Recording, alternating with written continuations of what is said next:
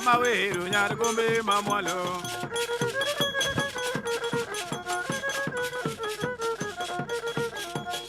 Naga Samaweru Nyargombe, Kuchibe Naga Samaweru Nyargombe Mamwalo.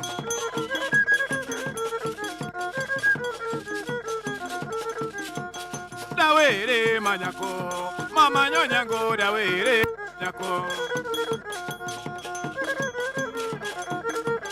Da pare Manyako, Mama Nyonyango, da pare Manyako.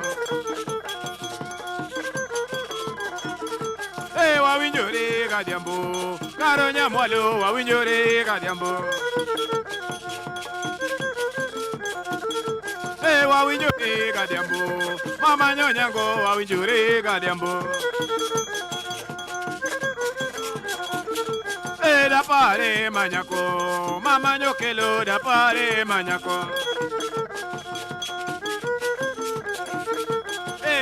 La made me water, il se go come baby winjo kachuni gombo ja vera tumni agwata.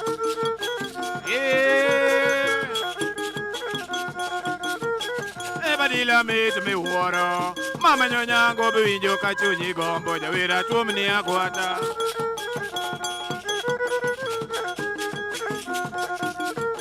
Apio lunga ani wenda, apio lunga ani wendo, weni nyamama na apio lunga ani wenda.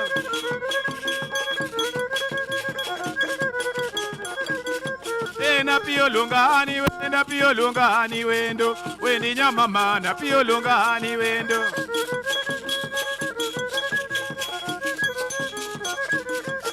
Jabero lunga ani wenda, pio lunga ani wendo, weni nyamama na pio lunga ani wendo.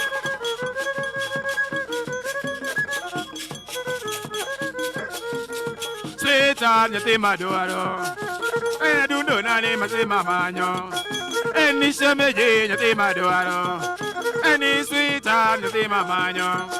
Ebu paro donjo kionge nyajodongo, any sweetheart nyate maduaro. Enya mama yo nyate mamanyo, any sweetheart nyate mamanyo. Adundo nani nyate maduaro, enya manyo. Sweetheart nyate mamanyo, enya adundo nani nyate mamanyo. Udora wera wera, de pinja wera wera, ba wera wera, de pinja wera wera que no más.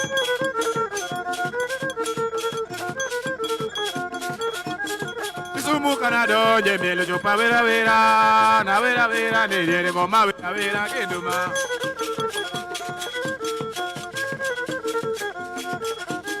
Salobi canado, je me lo chupa wera wera, ba wera wera, de goma wera wera que no más.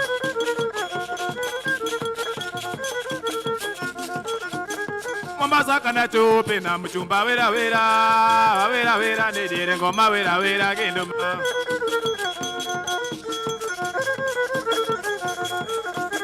Kisumu kana chupe mielo chupa wera wera, wera wera nedire ngoma wera wera kendoma.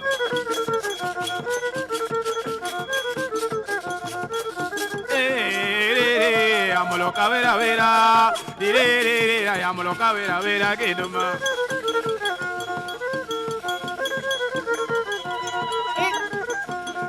Can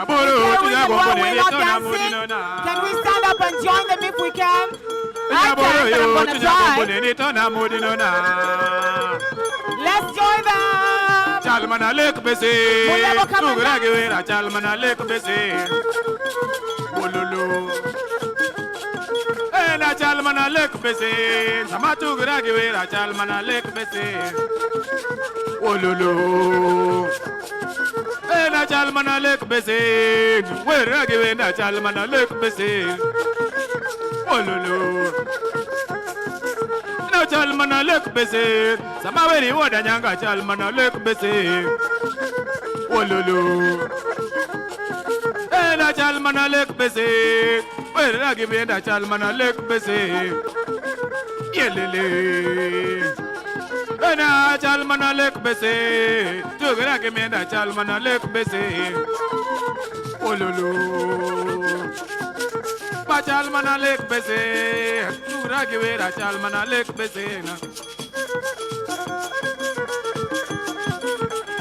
chalmana lek bese, tugra gwera chalmana lek bese. Whoa! Eh, na chalmana lek bese, tugra gwera chalmana lek bese. Tilele. Na chalmana lek bese, tugra gwera chalmana lek bese. Wololo. Na chalmana lek bese, tugra gwera chalmana lek bese. Na chalmana lek bese, tugra gemenda chalmana lek bese. Wololo. Na chalmana. And that's how we do in Africa, right? That's how we do in Nairobi. Sasa. For those of you who are not dancing, we know you can. We know you do. But you're just shy. But thank you so much for all of you who came up and supported our amazing dancers. Let's give them a hand of applause. Another magical hand of applause. Thank you so much. Once again, good morning, everyone. My name is Doris, and it is an absolute honor for me to be your host today. For those of you who weren't here day one, I am from Tanzania. I live in Rwanda. And my kids go to school in Kenya.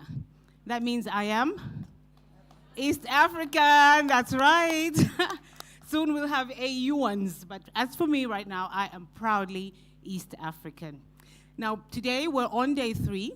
Before we get started, I'd like to acknowledge all those who made it possible for us to be here today. You didn't come here too magically. You came here, it was the work and the support and the partnerships of very, very important people. Number one, we'd like to start with our hosts, our gracious hosts, KICC. Where are my KICC people? Where are they? Are you here? Okay, they're not. Yes, let's give a hand of applause to KICC. This is the iconic KICC. I don't know about you. As for me, it was my first time to be here. Not in Nairobi, but to be here in these premises. So it is an absolute honor, Santeni Sana KICC. And of course, Zuri Events. Give a hand of applause to Zuri Events. Under the guidance and leadership of the one and only Kezi Mukiri. She is the visionary behind the My Summit, along with her team. They're scattered all over the venue. Please, let's give them a hand of applause. Thank you. And of course, we have event partners. There are so many, but allow me to just name the ones that I can right now. We have niche partners all the way from South Africa. We have ACBE, the members of ACBE. We have MPI Africa and the Future Leaders Forum. We've got the Kenya Association of Travel Agencies. We've got Hotel Online. We've got Sachi. We've got Bombers of Kenya. We've got ICA, of course, one of the partners to do with association where our industry is in. We've got the UN Economic Commission for Africa. We've got, oh my goodness, we've got SRC. We've got so many partners. Let's give them a hand of applause. Listen, you can't do anything without a partner. Now, Kezi has shown you her partners. Who are yours?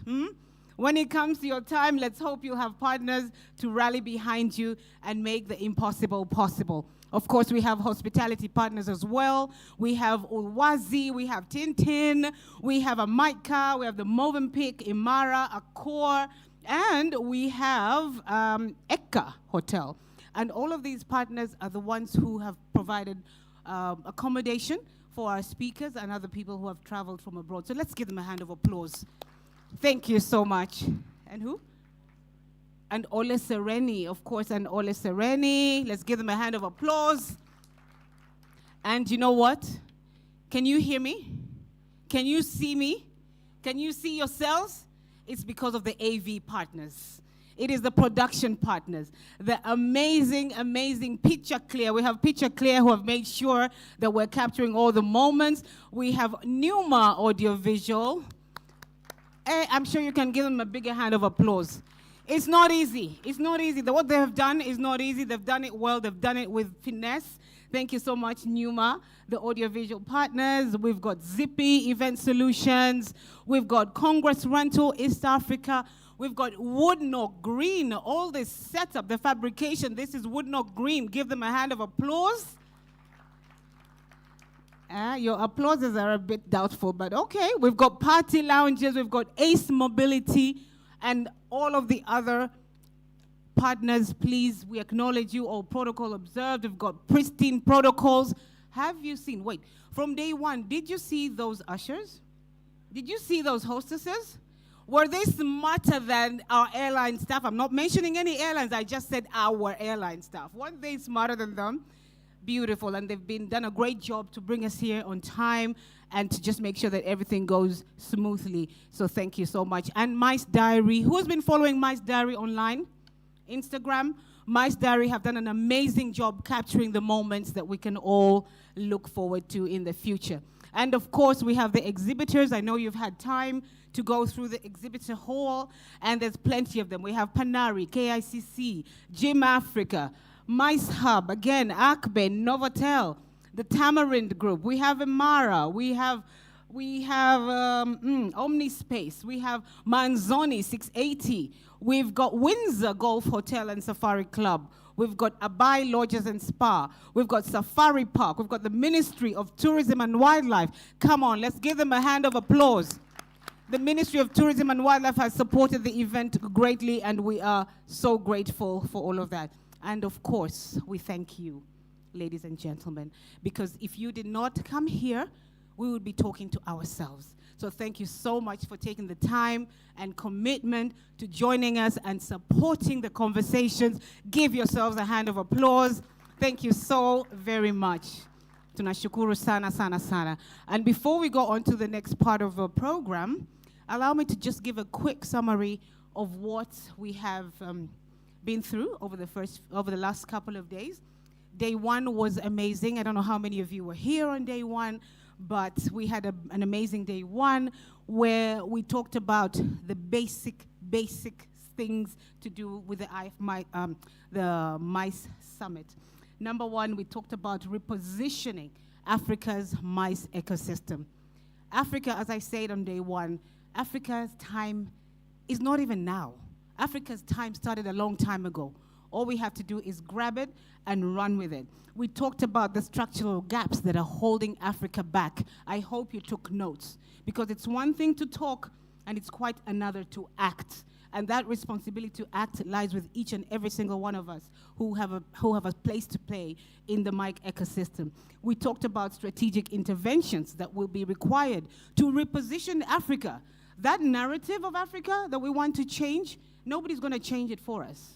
We have to change it ourselves. So it doesn't matter who you are, doesn't matter what part you're playing in the MICE ecosystem, it is your responsibility to play your part to change that narrative. In the words of President Kagame, he did say this recently, that it is time for Africa to recognize the giant that it really is. We are giants in Africa, and we need to start taking responsibility for that. We also talked about the success stories, organizations that are doing great in the MICE space. We talked about the AfTA alignment. Listen, we can't do trade. This event has the caption, catalyzing trade and investment for Africa. We can't catalyze trade if we don't know the trade policy that is around Africa. If you don't know about AfTA, you need to start knowing it now, because that's the only way we can strengthen trade in Africa. We also talked about sustainability. The world right now, the only language we speak is sustainability. We have to do our practices in a sustainable way. I'm glad here at this event, as you can see, we're trying to minimize plastic, and you've all been very gracious coming with your disposable bottles and filling up water in the dispensers. We're using non-plastic, and you've all complied with that. Thank you so very much. We've tried as much as possible to we've reduced the use of paper. As you can see, we have not printed the program or anything like that. It's again conserving paper. So we talked about sustainability and how important it was. We talked about leveraging cultural heritage for world-class MICE experiences. If we're going to say that Africa is big, if we're going to be proud of Africa, then we have to give authentic experiences that are purely and typically African. Okay, we have plenty of it. I'm glad that today's tour will take us to Bomas of Kenya. You'll be able to see more of what Kenya has to offer in terms of the cultural heritage. And then day two, of course, we talked about a very important topic, that Africa is a magnet. No, MICE is a magnet for Africa's economic transformation. We talk about agriculture, we talk about health, we talk about IT and technology, but all these conversations cannot take place in the absence of MICE. So as long as you're in MICE, it means you are facilitating these conversations. You are enabling someone to come in from the west of the world, to come to the east of the world, to come and discuss important issues around any industry. And when people meet, they talk. When they talk, they agree. When they agree, they trade. When they trade, economy blossoms. And that's what, as MICE players, that is what we are facilitating. So we need to live with that understanding. And that was brought home beautifully by the niche partners. Where is she today? She's not in here today, but she brought up a really incredible presentation that gave us all the pointers that we need to do to recognize what MICE is. That was from Londi Kumalo. She's not here. We also talked about building investment pipelines. Africa is it's investment ready, but then are we really? We discussed all those points. What do we need to do to make Africa ready from an investment perspective? There are people out there willing, ready, and able to come and invest in MICE in Africa. But are we ready? That's a question you will leave with yourself today and hopefully come back with an answer next year when we convene here again. We talked about technology. None of this would have been possible without technology. What are you doing to be techno-ready in the future? If you're not embracing technology in any way, shape, or form, you are going to be left behind. Don't be afraid. If you're going to be afraid, bring in the millennials and Gen Zs in your teams. They will make sure that you are techno-ready, but just know this. Technology is the way forward. And so much more that we spoke about. And with that, I'd like to just say we are officially starting day 3 of this forum. I hope you're ready. Brace yourselves. It's going to be short, sweet, and exciting. Thank you so very much. And as we continue, Mulemo, are you ready? Are you ready, Mulemo? Or must it's okay? All right. Before we bring Mulemo up, remember we had the amazing MICE Greeting Forum. Do you remember that? How many of you took part in that? The challenge. I did. I better win. I did. How many? 1, 2, 3? No, seriously? 1. I'm counting them, Kezi. There's 5. How many again? Please put 2 hands. Some are trying to chomeke their hands. Okay, 1, 2. You took part, and myself. Okay, we took part in the greeting. We've got some amazing giveaways, and so if you didn't take part, I've only got one thing to say. Sorry, because you're going to miss out. Thank you so much, Kezi. Karibu sana, and let's give away those amazing prizes. Thank you, thank you. I hope that Doris wins one of these prizes, because we need to show her around Nairobi. This Rwandese, just so that she can tell the difference between Bomas of Kenya and the National Park, where we are going later tonight. But next time we'll make sure that we will take all of us to the Bomas of Kenya. So the city tour is around the city of Nairobi this afternoon. That city tour will go into the National Museum. If you've never been to the National Museum, it might be a good time to jump on it. But if you did not RSVP yesterday, sorry. Yo. Okay? Right. So I'm here just to keep my promise. Yesterday we wanted to give these amazing complimentary vouchers that have been extended to us by our gracious partners. For everyone that has participated in the MICE Challenge, made a commitment for greener, more sustainable events, we are very privileged that you would partner with us and with the rest of the industry to make this happen. So allow me now to call on stage a representative from Novotel, their core group. Yay, he's coming. He's coming.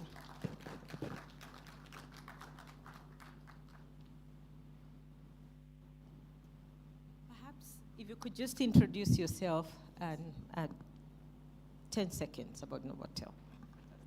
Good morning. Yeah, it's on now. Good morning. I hope you're enjoying the day.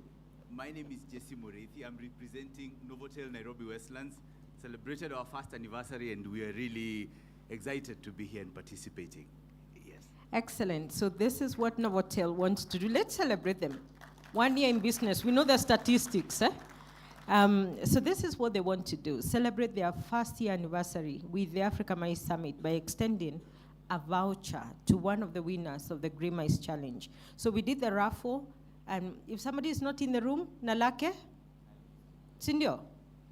Ashley. Do we have Ashley? Email address ashley@experiaagency.co.ke. Ashley, go in once, go in twice, and it is gone. Okay? Thank you. All right, Vincent Njero. Is Vincent in the room? Who told these people not to come? It could be one of us here who told these winners not to come. We have Sarah Kerubo. Oh my goodness. So guess who this goes to? The person that was earliest in the room.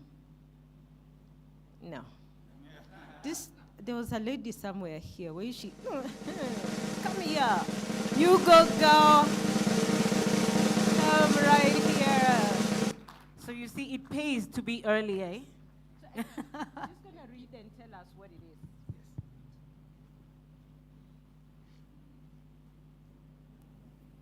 It's complimentary dinner for two at Trunk and Tandoori. Yes. Yeah. Yes. That's our gastro bar on the 11th floor. Wow. Wow. Karibu sana. Yeah, you have a +1? Yes. Just checking. All right, and then we do have, thank you so very much.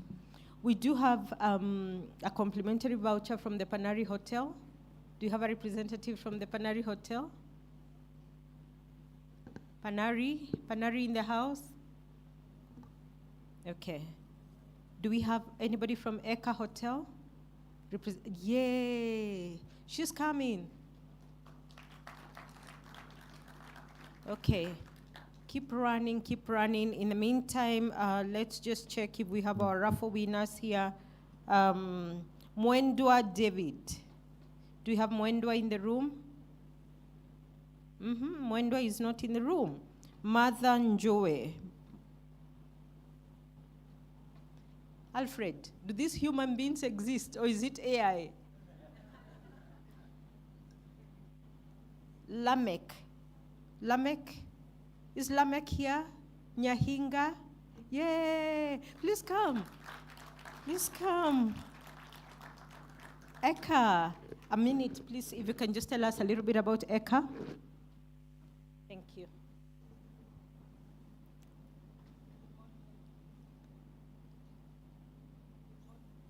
Just hold it.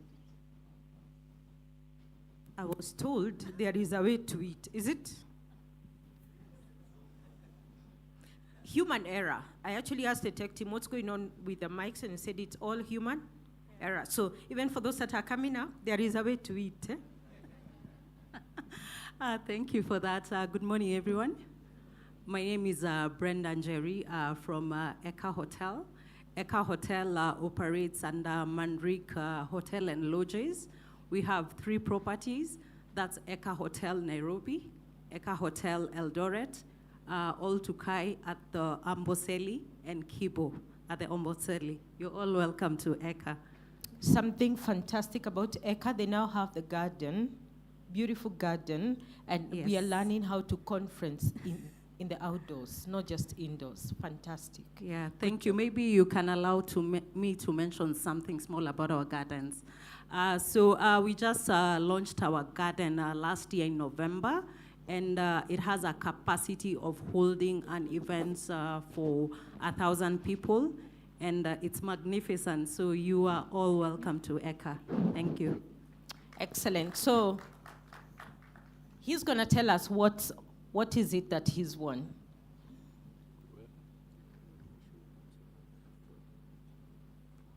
Accommodation for two on half-board basis. You see that question I asked before? I'm not asking it. Congratulations. Congratulations. And then lastly, Movenpick. Who will take this one for Movenpick? Not in the house. So we'll do that a little. Oh, you here? Oh, you'll do it, Akko. Yes, just come on and represent your brothers.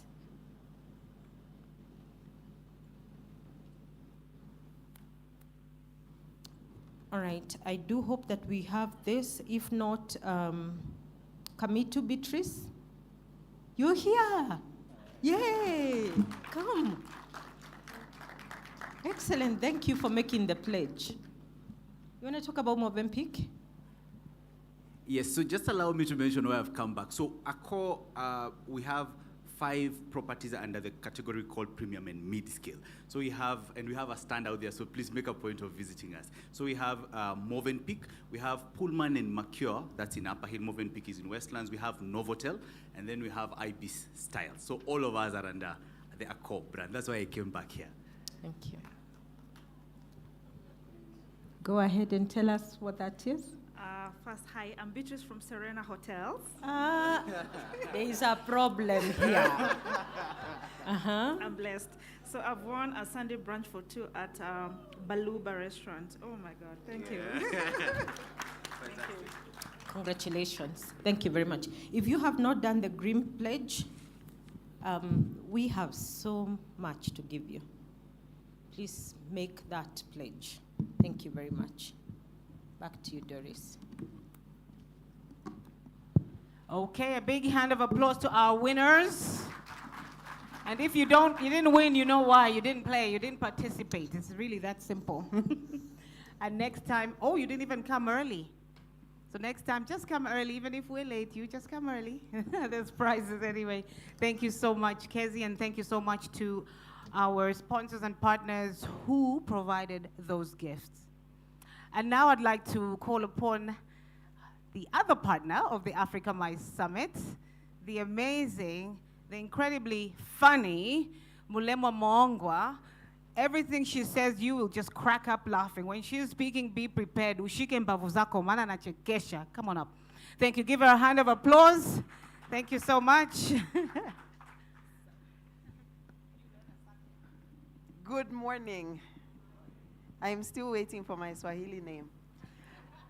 So Kezi has a way of making us work, and this year, those of you that were not here on day 1, we did mention that the MICE Summit is built on 3 pillars, innovation, sustainability, and people. So I basically thought I had the easier conversation, which was the people element, and this was the theme she came up with.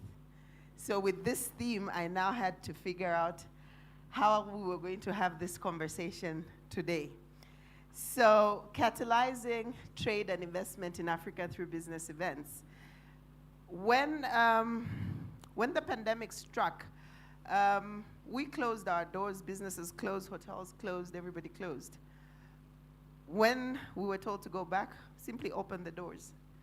There was one part that was never considered. Lives stopped. Jobs were lost. People were affected. We didn't close and stop eating. We didn't close and stop needing money. But when businesses closed, there was no way of living. We literally buried people during the pandemic that we worked with. And so I think as I'm getting into my presentation, I would like to share my personal story.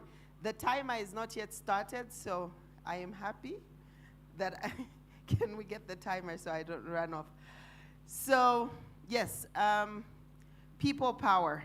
I think we're all here today, and I'm hoping that the conversation that we're going to have, which is a conversation that has evolved from the time I was given this slot to the time that we're standing here today, it keeps evolving, and you'll see why.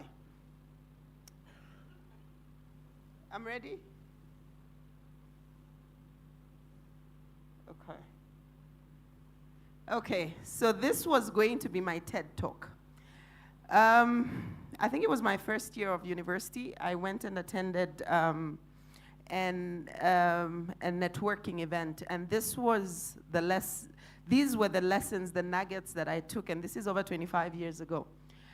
The speaker said, if you want to have 1 year of happiness, you grow grain. If you want to have 10 years of happiness, you grow trees. If you want to have a lifetime of happiness, you grow people. I saw this in living color this morning. Where's Dr. Beatrice? There she is. So she had a group of people by the entrance who were taking pictures together. And so at the end of that picture, I did have a chat with somebody that was standing, and they told me she taught him and taught Principal Utali. So please stand up to the two learners. Or who else in this room has been taught by Dr. Beatrice? Let's start from there.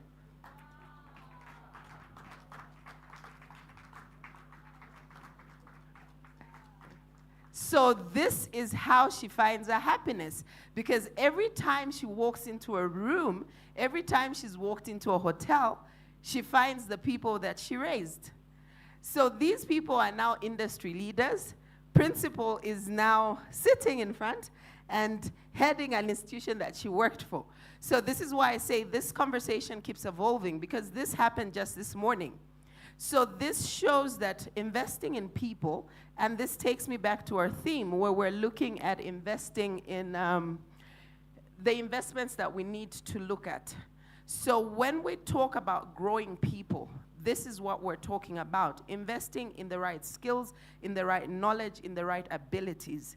Now, the last part of this slide is dig your well before you're empty, before you're thirsty. Kezi has proven to us, because she dug a well, put all of us in there, and now she's been drawing from us. So her network is so powerful that it doesn't just go within Nairobi. South Africa is here, Rwanda is here, Tanzania is here, Zambia is here. We are all here because she invested in us. She invested in us in this little story. Earlier this year, I got an email that had a red reminder of urgent. So when I looked at this email, it said, we need you to submit your bio because we've been trying to reach you for the last 2 months. Why? Oh, you are a finalist in this award. So I sent through my bio, as I do most of the time. And when they announced the 25 trendsetters for the meetings industry in the world, I was named as one of the 25. Now, this is a picture that would not have been possible if not for the Africa MICE Summit. This event that we're attending today started for me in 2019. 2019, I had a 1-year-old child, and I had been looking for a platform of conversation that was going to speak to me. I want you to understand where I'm coming from. I started out in life from the time I was young, top 5 student in all my classes. And I was always told she's going to be the family lawyer, she's going to be the family lawyer. Went through my pre-law. Before I did my LSATs, which is the law school admission test, in my first year in school, I worked for an events management company. I was working with a lady that needed to take maternity leave, and she left me to run her business. And this was something I did part-time in school. By the time I was getting to the end of my school year, I was never going to be a lawyer, I knew that. wasted a lot of my parents' school fees, but I wasn't going to tell them that because they believed I was going to be a lawyer. So I took a gap year before my LSAT, and I've never gone back. So when I took the gap year, I said, I'm going to find myself, which was something very risky to tell somebody that had paid so much school fees, but I needed to do that. So in my first year, I made so much money, and I was 22 years old at the time, that I was able to take 5 of my friends on holiday. And all the money finished. Forget about entrepreneurship or planning. All the money finished. But that was the power of the events industry. I was navigating a territory that nobody had ever gone through. This is about 2004, and I am in my formative years, rebel without a cause. My parents are, always putting me as a prayer point to change my life or go back to school. So I knew I needed to go back to school, but I needed to go back to school to do something that I loved. I needed to find my purpose in a space that I loved. But that was not possible. There was no event management school. So I found some footing in South Africa, thankfully. They had a conference and event management diploma, which I went and did, and still nobody took my job seriously. So fast forward a few years, I was growing older, I was a parent, and I had been carrying shame. I was making money, but I was not educated in comparison to my friends. So I was looking for a way in which I could find a way that I am an equal, because intellectually I was not inferior. So what I chose to do with my life was, by society standards, not good enough. As an events professional, I was not educated enough to stand next to my peers that I had gone to school with. So what I then did was to find a way in which I was going to make my parents proud, but still in the events industry. So I started pursuing professional pathways of learning in the industry. And that's how I came across the MPI, which is the Meetings Professionals International. They too didn't have a program that was academically allowed in my family circles as good enough.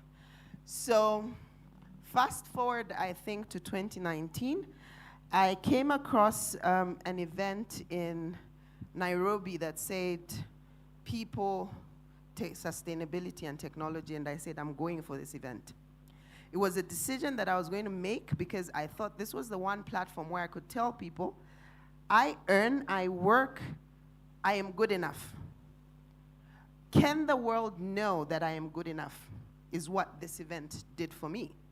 So came here, wore my t-shirt which says meetings mean business, and met Kezi. And we've never left each other since. It's been 7 years of me and Kezi. And so when that award came in recognition of you are a trendsetter in Africa, it wasn't because we'd gone to lobby. It wasn't because I had put out my name. I didn't even know there was a nomination. It was because the work Kezi and I have put in over the last 6 years at ridiculous cost to ourselves, where we probably need to be mentally checked. But we've traveled far and wide, not because we had the resources, but we believed in something. The people that we spoke to in the pandemic, we were expected to drive an agenda in rooms that had never known what MICE was. The trade and investment agenda, everybody, the G20 is a MICE event. We are not in that room. MICE is not in that room because of how we have positioned ourselves, the people factor of our sector. In 2020, the AU did estimate a 55 billion loss to travel and tourism, with 2 million jobs in the first 3 months of the pandemic. Now, this statistic is very interesting because it says absolutely nothing. Who are these 2 million jobs? Who exactly lost a job? We gather people. Who counted the team that puts up the tents? Who counted our waiters, the ones that do not have the qualifications, the informal staff, the ones that make this possible? Nobody counted those people because they are never counted. A critical component of the industry is lost because we are an industry that thrives on experience. We're an industry that thrives on talent. We are a highly illiterate industry. That is God's honest truth. Now, until we get to a point where we allow ourselves to have the uncomfortable conversations, we will not progress. The MICE sector is going to remain where it is. We will not get into the rooms at the G20 where we are positioned as a key economic player. Because when you enter a room, I am speaking to Dr. So-and-so, Professor so-and-so, and I am trying to have a conversation, and they ask me, what is my qualification? I'm not an economist. Do we have tourism economists? How many of our schools are preparing tourism economists? Because if we're going to have these conversations, it has to be among equals. Because that is how decisions are made. On facts, thank you to Londi, now we have some data that is going to help us open these doors. But we need to rethink tourism. I know we don't like being part of the tourism, but I'll show you why we need to be because of what education says about us. So tourism, as they've told us in school, is moving 24 hours, less than 1 year. That is the definition that they're giving in the school. So if I've traveled here, I came in on Monday, I am leaving on Friday, I've been here for a business event, but I will be going to the park, so it's a pleasure. I've been on business and leisure, right?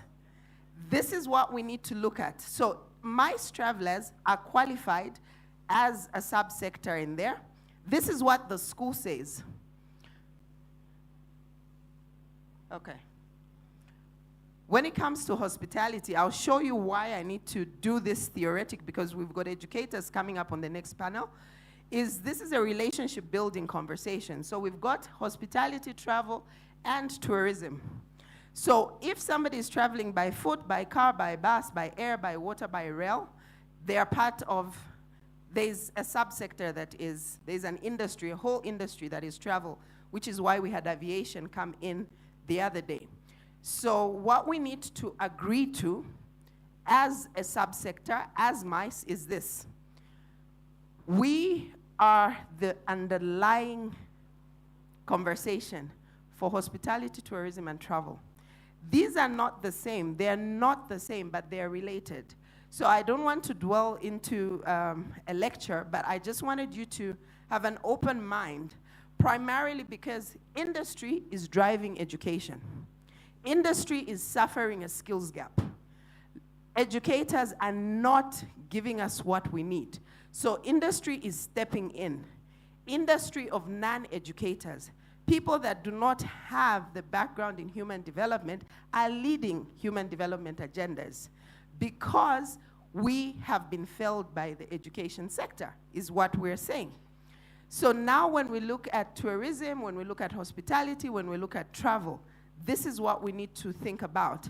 The World Trade Organization did tell us, without the necessary resources, a destination's attempt to either build, maintain, or manage its competitiveness is likely to be limited. ICA is here.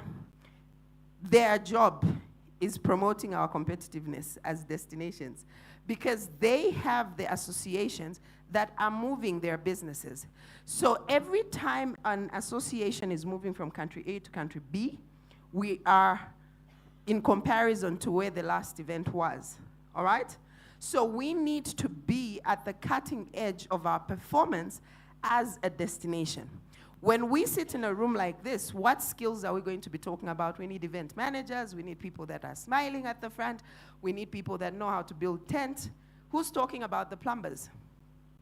Because when I wake up, I'm at a conference, when I wake up in my hotel room and I have a cold bath, that is a problem. That is a problem.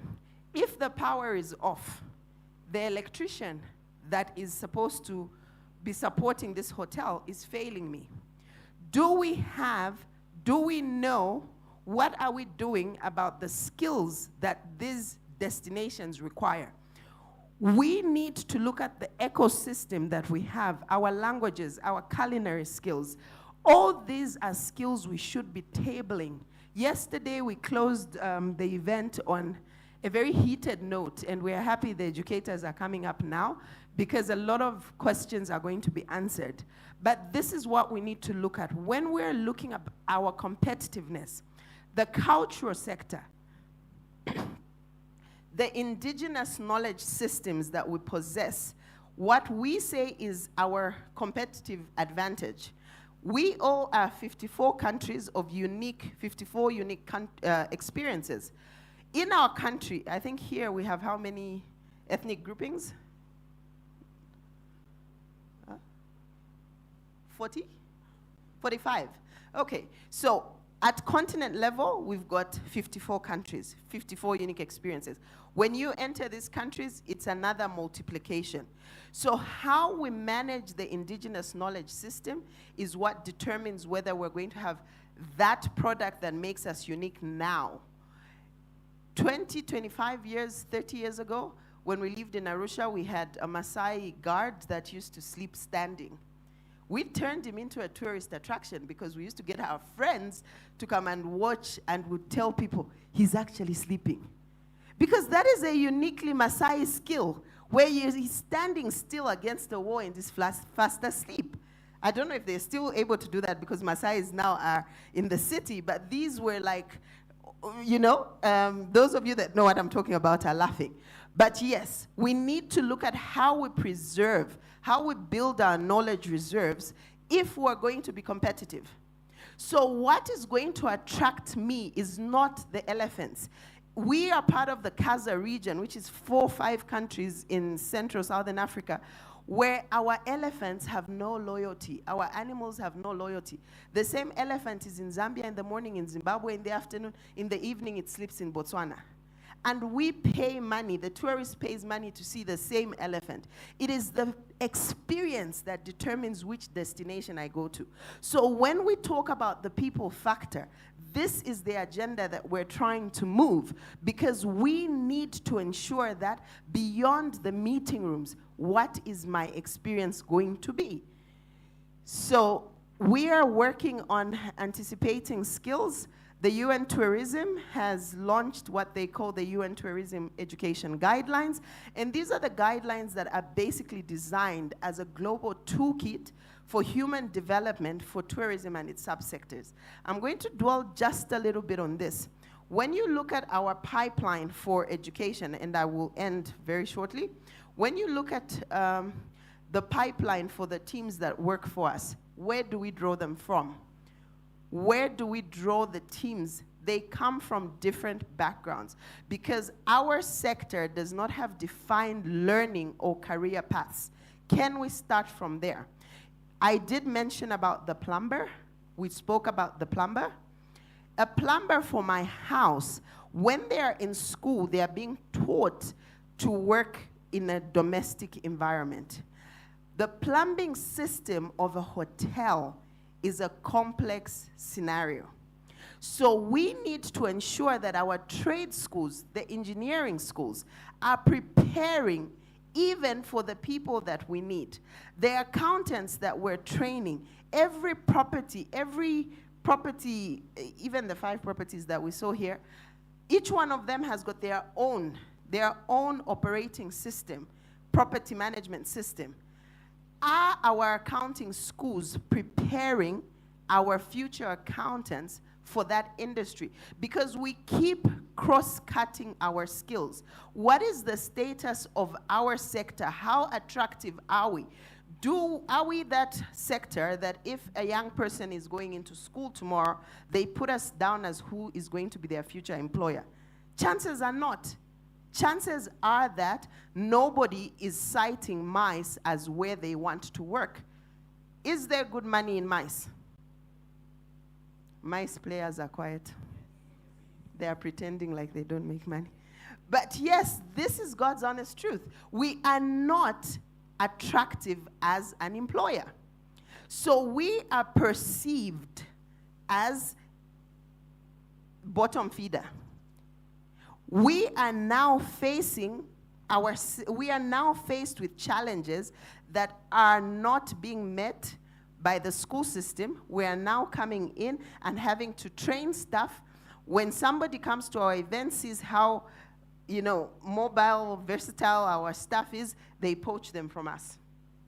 We lose staff, and that skill goes, the training that I've put into this child goes, and now the next time the next employee walks in, I'm not interested to train them because they'll just leave. Why isn't our school system, the pipeline that we're feeding from, integrating what our needs are? Because we are a key economic sector. We have proven from COVID, there was 55 billion that this sector lost in 3 months. What is our value today? When we know that value, when we know the data, we're able to go and sit and say, this is what we need. We are sitting with the highest unemployment rate in the history of humankind at tertiary level. At tertiary level, not at dropout level, no. Our graduates from the school system are facing the highest unemployment rate, where we are facing our widest skills gap. Until we're able to do things that is going to be able to bridge that conversation, because the job and wealth creation potential is there. If we have teams, it takes 6, 12 months, 18 months to build one event. One event. When we have, if you look at the world's leading events, 2-3 years, one person is employed only for that event, because that is the value. They have teams of 300 people working on that event. The day the event opens, the money has been made. That is the conversation we need to shift when we're looking at how we're catalyzing business events on the African continent. As I conclude, I would like to leave us and leave the panel with a starting point for 2026. What are our current and future human needs? When we know that, it will determine our interventions. This is not an answer that the Africa Mice Summit has. This is why we've brought people into the room. I stand today.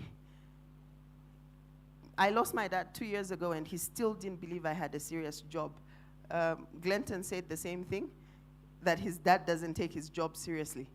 We need to do something differently that is going to make my child be happy and proud to work in the events industry.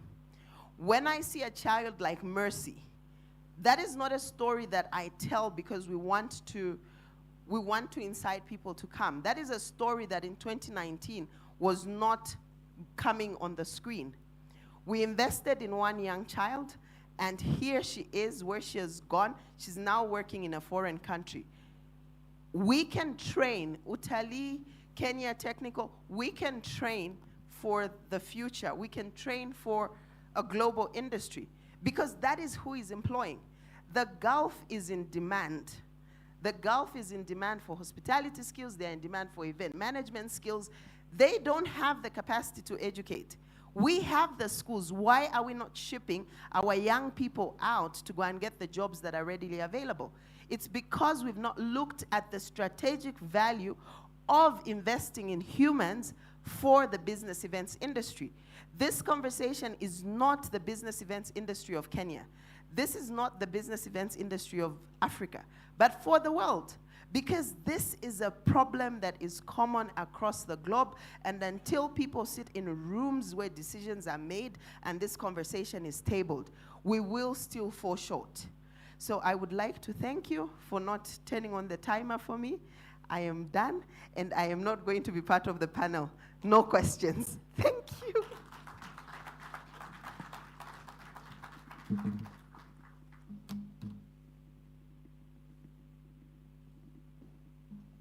Another round of applause for Mulemwa. Honestly, Mulemwa, I didn't know what to expect. But I did say something, guys, before she came up, that she can talk herself a storm, and she did it. But she did say something that is incredibly important. If the world doesn't know the value of this industry, it's not their fault. It's ours because we're not talking about it enough. Okay? I'm in the industry, I'm a professional conference organizer. I can say something, Mulemwa. My daughter told me the other day that, Mom, I want to be like you. I want to do what you're doing, because she can see the effort, she can see the impact, she can see me traipsing all over the place. Okay, in fairness, she probably thinks it's cool because she thinks all those events are doing it cool. I don't know, but either way, we have to do something. It's a very important industry. It changes economies. It catalyzes trade. If our governments don't understand it, which they don't, it is our fault. So Kezi and everybody else in this industry, let us continue convening. Let us continue talking. Let us continue acting. And let us continue making that difference. Thank you so much. Another hand of applause for Mulemwa. Thank you. And so, without further ado, I'd like to welcome our first panel discussion of today. We only have, we only have one today. And for that, I would like to welcome the moderator of the panel, Jeffers Miruka, who is the head of from the Association of Kenya Business Events. Give him a hand of applause. Thank you so much.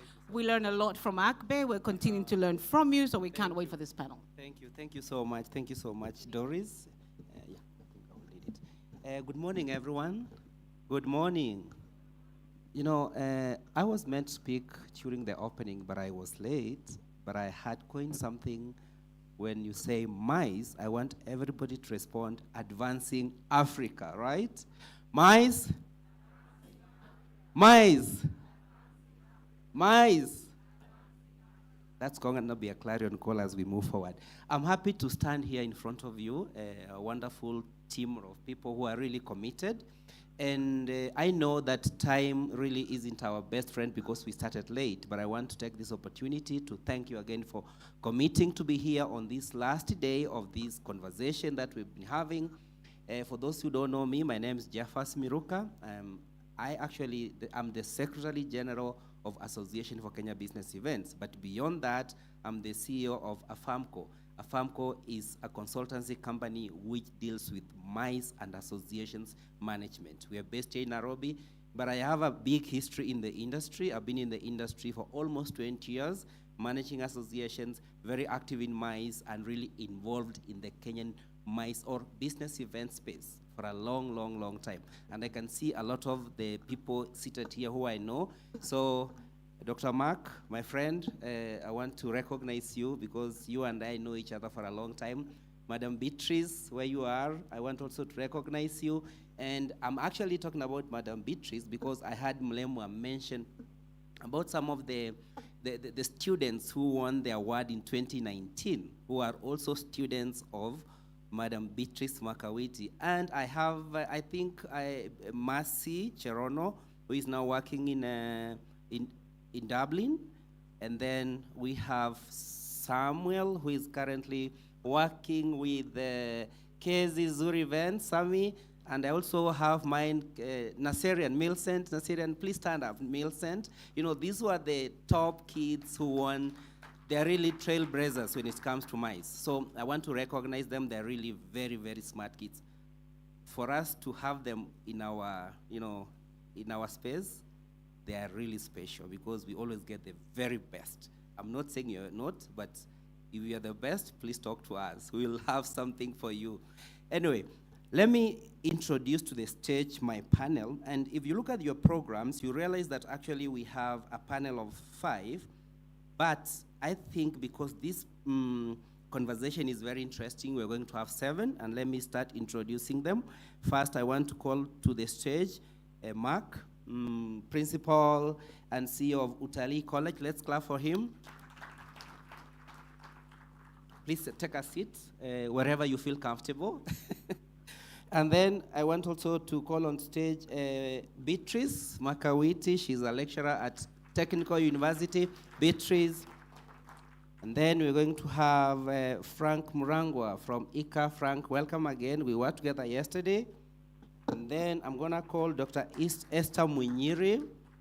Dr. Esther Mnyiri, karibu sana from Global Tourism Resiliency and Crisis Management Center, Eastern Africa. And allow me to call Glenton de Kock from Saki. Glenton, we worked together yesterday. So this is actually gonna fill. Allow me to call upon Cosmas Kimanzi from Strathmore University School of Hospitality. Cosmas, is he here? Okay, he probably is gonna join us. And finally, allow me to call Alex Matimu Madhenge, Head of Marketing, Kenya Wildlife Service. Is Alex here with us? Okay, it seems like, oh, Alex, karibu sana, karibu. You're gonna tell us more about KWS Training College. Karibu sana. So, we're waiting for Cosmas Kimanzi from Strathmore University, but as you can see, when Cosmas comes, I'll stand up. So, am I allowed to sit? Okay.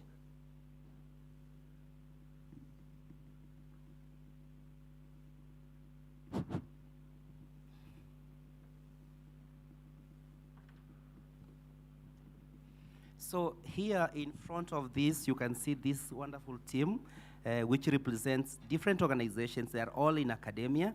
And I want to start by asking them to introduce themselves. You should hear from them, say their names, who they represent, and then we can pick it up from them.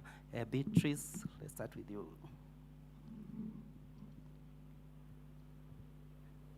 Good morning, ladies and gentlemen. Good morning. I'm Beatrice Makawiti, a lecturer in the Department of Hospitality and Human Ecology at the Technical University of Kenya. Thank you. Thank you so much. Good morning, everyone. My name is Mark Ogendi, Principal, Kenya Utalii College, which is a premier institution doing human capacity building for the industry. Thank you.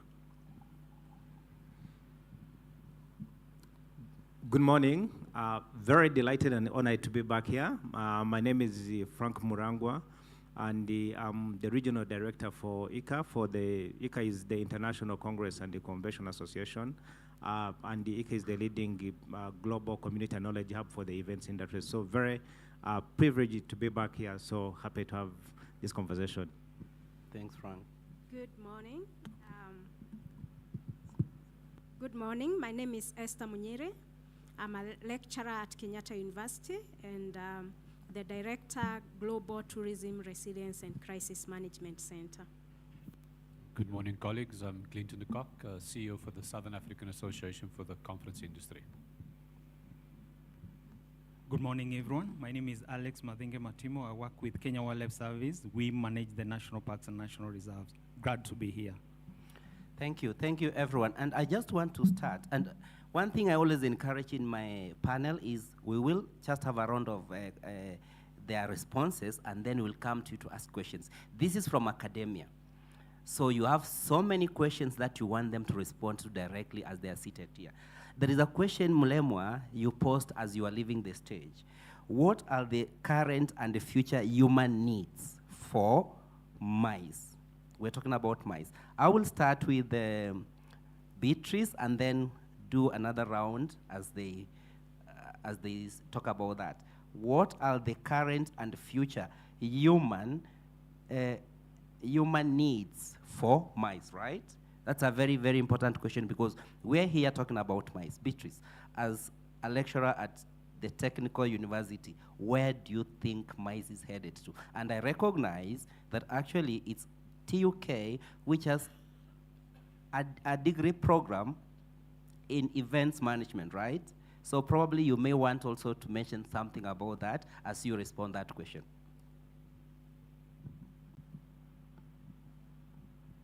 Thank you, Jeffers.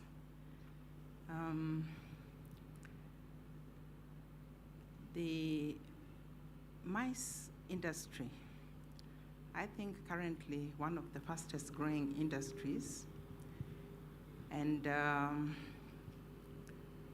the Technical University of Kenya basically saw it fit about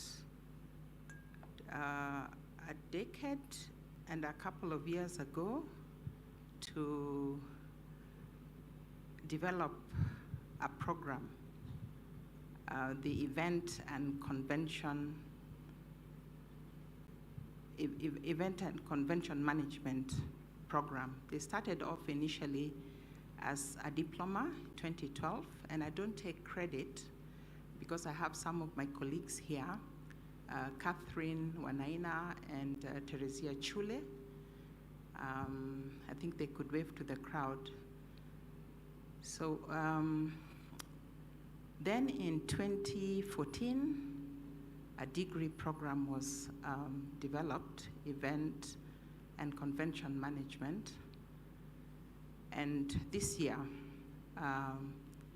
we will start with our first students at master's level. And technical university basically trains for the real world. We train, we are practical. It's a technical university. And the interesting thing about the MICE industry is that the skills that you need today may not necessarily be the skills that you need tomorrow, because it's really a fast-moving industry. And other than the theoretical aspect, what we also do is we train the hands-on aspect.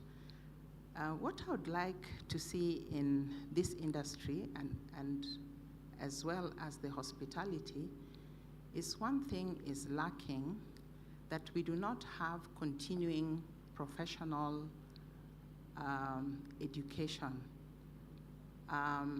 So other than what we teach, it would be imperative that we develop or we come up with a school that provides the students with the professional aspects of the trade, and it should be continuing, like what happens in human resource, people who study procurement, people who study accounting and finance. For me, that's where I would like our training to traject. Thank you. Thank you, Beatrice Mark. From the perspective of Utalii College, which a lot of us in the industry in Kenya and actually in some places around Africa have gone through. I have to tell you that I've been to hotels around the world, especially in Africa, when I say I'm from Kenya, and then they say, we were students at Utalii College. So is that something I'm sure you feel proud of, but in MICE, what are you doing, especially to make sure that MICE is also growing strong in terms of the knowledge that you disseminate? Thank you so much. Good morning once again, colleagues. I want to appreciate Jeffers and the partners that we are working with in ensuring that we have a properly trained human resource for the industry. And of course, I also applaud and appreciate my senior, Madam Beatrice Makawete, for having trained so many of the professionals we have today in this region. I can assure you, Kenya Utalii College is a premier institution leading in hospitality and tourism training. And of course, currently, we have picked up on events as a course that we need to do. So far, we have not been doing degree programs because we are a tertiary institution and we have been doing diplomas. We are looking forward to partnering with so many institutions so that our graduates can also be able to grow. Now, looking at MICE, we know today the workforce for the industry, about 50% are young people. And we need to grow these people and ensure that they have proper certification, they have the skills has to be developed. And for prosperity, we have to look at innovation. Now, innovation in this industry is something that is very important because we really want to ensure that in Africa, we feature ourselves at the top. 3 P's that we need to look at is the people. So we have to develop the human capital efficiently and give a proper justification on what we are going to do.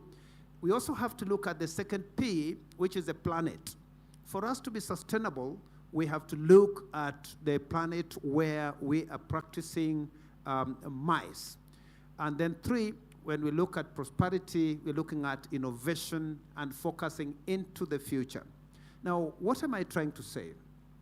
The industry requires professionals who are able to give the experience my sister was talking about earlier. The experience our visitors receive in Kenya when they go to Masai Mara and they go to Rwanda, and I'm happy my colleague Frank is here. We really need to do things strategically and work together because the entire destination requires professional staff to work in the industry. Now, we are looking at certification for the industry players because if you are not certified, then you are just going to do normal things. So competition will actually give us what we expect to do.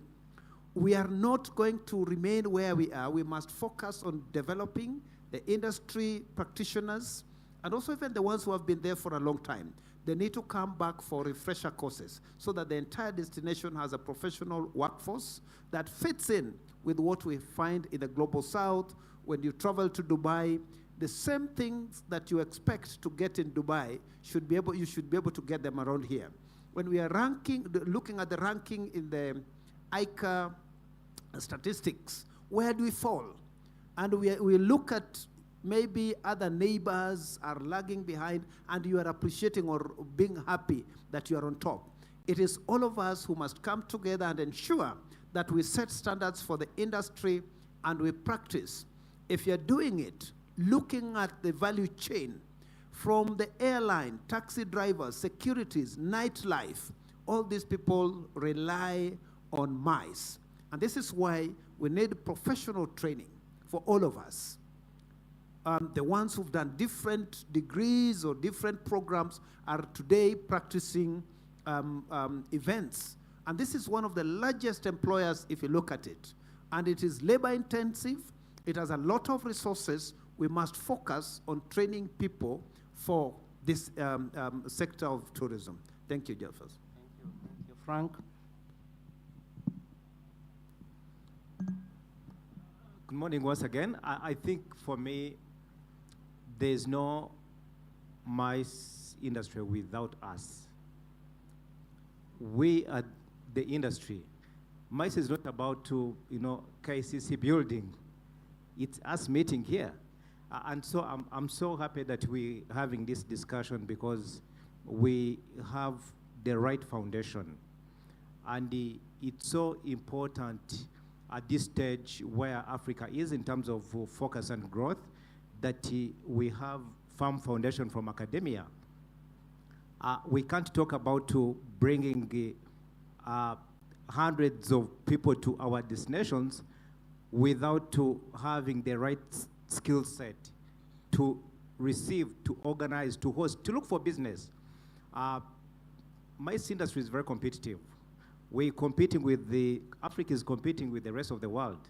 Kenya is competing with South Africa, with Germany, with US. We're competing for the same business for global events. And if we're not ready, we don't get, part of the cake. And there's no better way to do it than having a ready industry. And that comes really from academia. And so looking at where we are, I do strongly believe that human capital development is very important. And for a long period, we've been challenged in terms of having the right people in the industry. And I think really Madam Lemwa emphasized it. When you look back 5, 10 years, even just before the pandemic, get to see how many people that were getting into the industry and how the industry was affected during the pandemic, you could actually appreciate how many people were employed by the industry. And so how do we get back and support and ensure that we even get more business? So I think really this panel allows us to be able to go into the details, but also understand the role we have as a sector from academia point of view, so that we train people that are ready to take over the industry. So I'm very happy to be here, but also from the association, which we're going to talk about, to see how do we align, how do we support each other, where are the gaps, how do we complement each other, and that's why we're having this discussion. So very happy to really get into it. Thank you, Frank. Esther, from the Kenyatta University's perspective. Yeah, thank you very much, Jeffers. Now, on this question about the current and future needs of the mice industry, well, according to us, what is there and what has been there and what we see coming strongly is innovation. Innovation, and particularly technology. Now, I'll give it with an example of what we do. Global Tourism Resilience and Crisis Management Center is a UN tourism initiative that was established in 2017 in Jamaica. Jamaica being a country that is so much affected by crisis. Whenever crisis hits, their tourism industry is so much affected, and it contributes to a huge chunk of their economy. Now, when His Excellency, the President of the Republic of Kenya, visited Jamaica in 2019, this center became one of the take-homes. And during that year, as the first satellite center was established in Kenyatta University, and that is what we do, where we work, where we have been based since 2019. Part of what we support, okay, we are in charge of 14 countries of the Eastern Africa region. Then we do research, capacity building, policy, and communication related to resilience in the tourism industry. So during COVID, we supported the industry, particularly the tourism industry, to see what could be done to recover fast. And in fact, Kenya was among the countries in the world celebrated for recovering very, very fast, because stakeholders came together and worked together. And the center consolidated lots of documents that I believe many of you came across. Now, that's the power of people. People can come together and have wonderful impact, wonderful results when we work together. And we saw that during COVID. Now, what also we have been doing under human capital strategy is that we have been looking for top-tier students in our institutions. We've started with East Africa. So under a program called Future Leaders Challenge, headed by UBAT, it's a program that takes place across the world. We have these challenges happening here in East Africa, in Southern Africa, in South Africa itself, Johannesburg University, in Morocco, in Saudi Arabia, in the UK, and now we are going to the US. And Zimbabwe also participated. So what we do is we select 4 top students in their final year of study, put them together for 3 months, ask them to come up with a solution in our industry, particularly tourism generally, and hospitality, and of course touches on mice. And they compete between the various institutions. And we in East Africa, we hold our challenges in Strathmore University, so we meet up in Strathmore University. In April, we had 15 schools from the East Africa region, from Kenya, Tanzania, Uganda, and Rwanda, who competed. And the very best are we are taking them to Dubai to also see how things are done globally. So there we meet with other regions, other top students from the other regions, and they also compete in solving our challenges in this industry. And these challenges are not just today's challenges, but challenges in the future. If you were in a room where these presentations are done, you'd bear me witness that our thinking and the thinking of Gen Zs is completely different. They have the solutions that we are struggling with today.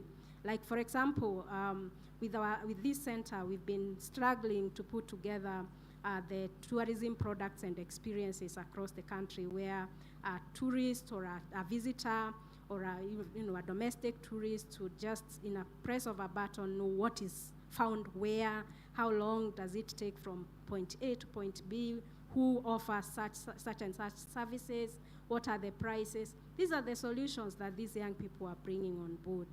And for 6 years, we have been putting things together, and we are not still there. But once we involve these young people, they can solve many of our challenges, not only today, but also in the future.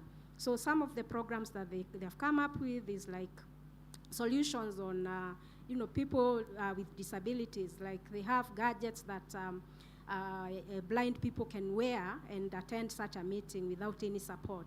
So it's like, just like the way vehicles today are able to be detect obstacles ahead or which path to pass. That the same way, these gadgets are able to direct this blind person so that they don't require any support. So with us here, and thank you to the organizers, Kezi, Mulamo, and the team, we were able to bring 5 of those schools, top schools that have been competing, whom we are going with to Dubai in February next year. And we appreciate, and this is an open program for all. Eventually, what we want to do is, across the world, we want to create a human capital strategy so that we see if Africa has excess human capital in hospitality, tourism, MICE, then these young people can be shipped, can be taken elsewhere. But then we don't take them until we have overcapacity, we have enough for ourselves. So there are quite a number of other programs. Also, we have Placement International, where we take top students also to the US for one year on paid internships. And thanks to the organizers, also we have a booth that we can learn more about here. Thank you very much. Thank you. Thank you so much, Esther. That's quite insightful, and there's a lot of information. Prepare your questions for Esther and the rest. Glenton, from the South African perspective, where do you think MICE is headed to? Do you have institutions which are specifically growing, minting MICE students? So my sort of response to that is normally the following is that you're not going to get a trained tourism or event student that theoretically is trained into the industry, right? Because the miss opportunity is that the theory doesn't match the practical. And I think that's for us as a structural challenge, our push into the education institutions as how do we try and change curriculums, like change the way that people are taught. Because if you look at the meetings and events sector, particularly from a South African perspective, you need a project manager, you need somebody in logistics, you need a marketing and communications manager, you need a software engineer. Because some of the aspects Esther's sharing, a lot of that is in the IT space.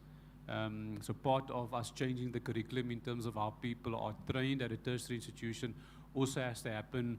And I was sharing with Frank last night, my desire in life still remains to become a chartered accountant. So part of what we are hoping to achieve from a South African perspective is how do we get experienced professionals in the meetings and events industry or the tourism industry speaking to a potential chartered accountant. Because how many of our events are managed by budgets first? So if you can't read a budget, what now? So I think the future of what we need to consider for ourselves, both in South Africa, is we need to speak to young minds that understands that this industry is as sexy as a mining and the finance sector, right? Because the finance sector will take, or mining institution will take a financial person, and they'll make an effort to go and find that financial person. As the meetings and events industry, or as a tourism industry, we have this unfortunate structural challenge that is both in the institution and at a mental level, that we believe that the tourism student is the student for the industry. And maybe just as a show of hands, those that are in this industry but have got no tourism or meetings and events qualification, formal qualification. Wow, okay. Yeah. So, I mean, two lawyers organized this event. I mean, there you go. So my point being is that if we talk about the future, and I think I've shared with many of you, back home in South Africa, and I was on one of those calls earlier before I came onto stage, is we try and influence how students are trained back home so that they are ready. And then I try and get a lot of our professionals to become guest lecturers during the course of the year. And we're hoping to change that cycle for 2026, that we actually speak to the students in the first year. So give them the rundown of what's actually happening in the industry and tell them what's happening now, because by the time you speak to them in their second or third year, you would have a sense of the readiness there. Because we have the unfortunate thing as well, is that students come to us in their final year to do shadow work or in-service training. To unbundle the way that they've been trained takes you a year. And then they figure out that this is not for them. Because two things, we don't tell students that this is a 24/7 business. You work 7 days a week, you're going to be away from your families, and then the worst is we don't get paid well. People want to get paid well, but they might not want to work hard. In this industry, you don't get paid well, but you work very hard. And if you work very hard, the money follows, and you meet a lot of good people as well. So ours back home, Jeffers, is to just influence curricula, change the structure in how we are training formally, but come into the space that says at a practical level. And what we've done from an association side is figure out which events we can start putting students on to those events, so that they can also learn while they're studying as well. Thank you so much, Clinton. Alex, you are from the Kenya Wildlife Training Institute, right? Thank you. I'm from Kenya Wildlife Service, which previously used to run and own Kenya Wildlife Service Training Institute, which now is an autonomous organization known as Wildlife Research and Training Institute. So it's no longer under Kenya Wildlife Service, but since its inception, it has been under Kenya Wildlife Service. For us, we manage the national parks and national reserves, and national parks and national reserves are basically related to MICE, because this is where most of the MICE will take place, or most of the conferences. And also, in terms of your question, the national parks and national reserves are good training field, especially for exposure for those students who have already been trained. So we really support MICE, and we are happy that we are having this discussion. Thank you. Thank you so much. Is there anybody with a question, a follow-up question from what you've heard from our panel here? Yes. Mics, please. You stand up, you say your name, where you are from, and then you ask a question. And if you're asking any of the panels, please specifically mention their name and address, so that they can address it directly. Yes, good morning. I hope I can be heard. My name is Andy Nyakindo Utula. I'm an events and convention manager by profession, an aspiring MICE consultant. That's why I'm here. And I've developed a passion for MICE advocacy as a result of the likes of Akina Kezi coming to our school. This is a question that will start as a comment. I am one of the people who benefited from TUK having the degree, the events and convention degree.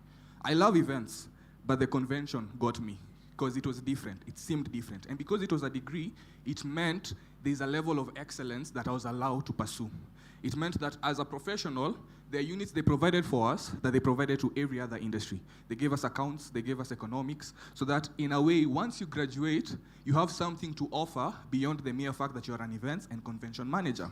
So I could stand here and say, what more can you give to us? What more can you give us as people who have are starting to be in the industry. But my question is, what challenge do you have for people who have gone through your system?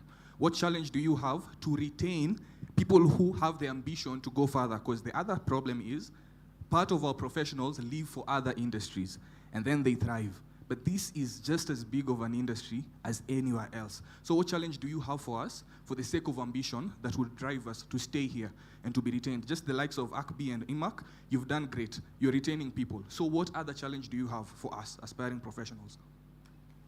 Good question, and I could probably ask Madam Beatrice and Mark and Esther prepare your answers for that question. Can we do the answer before we go to the next question? Okay. Mark, can we start with you?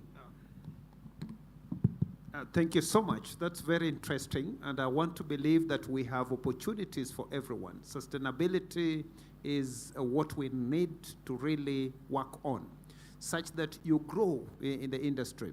Now, for example, if we say that we just talk this year and wait for next year to talk again, it will not work for us.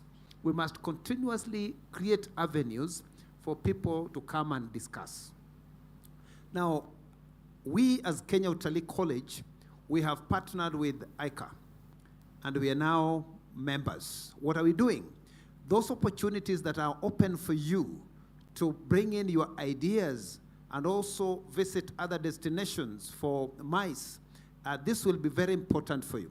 Now, we're saying that the moment you have finished your degree, you can come and have training at Kenya Utalii College, which of course a lot of recruitment agencies, both local and international, are coming to Kenya Utalii College. They're only looking for that certification from Kenya Utalii College. Why?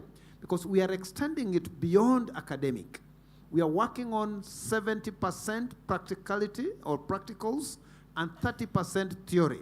Now, this gives you an opportunity to extend into the future what you want to have done. So we are going to work together with other institutions. I think we are not in competition. If we talk about technical university, Kenya Utalii College, Kenyatta University, Strathmore, and all this, we need to come together and agree that these are some of the things we are going to do, because I believe all these institutions and even leading hotels, they got their origin from Kenya Utalii College.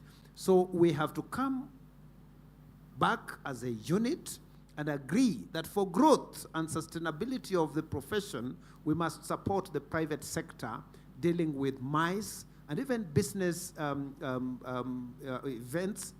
It is a big industry that we must support. So this conversation may not just end where we are, but it should be created in such a way that getting your feedback, we should work with that to progress the industry and make it a real one that can employ you for years and years.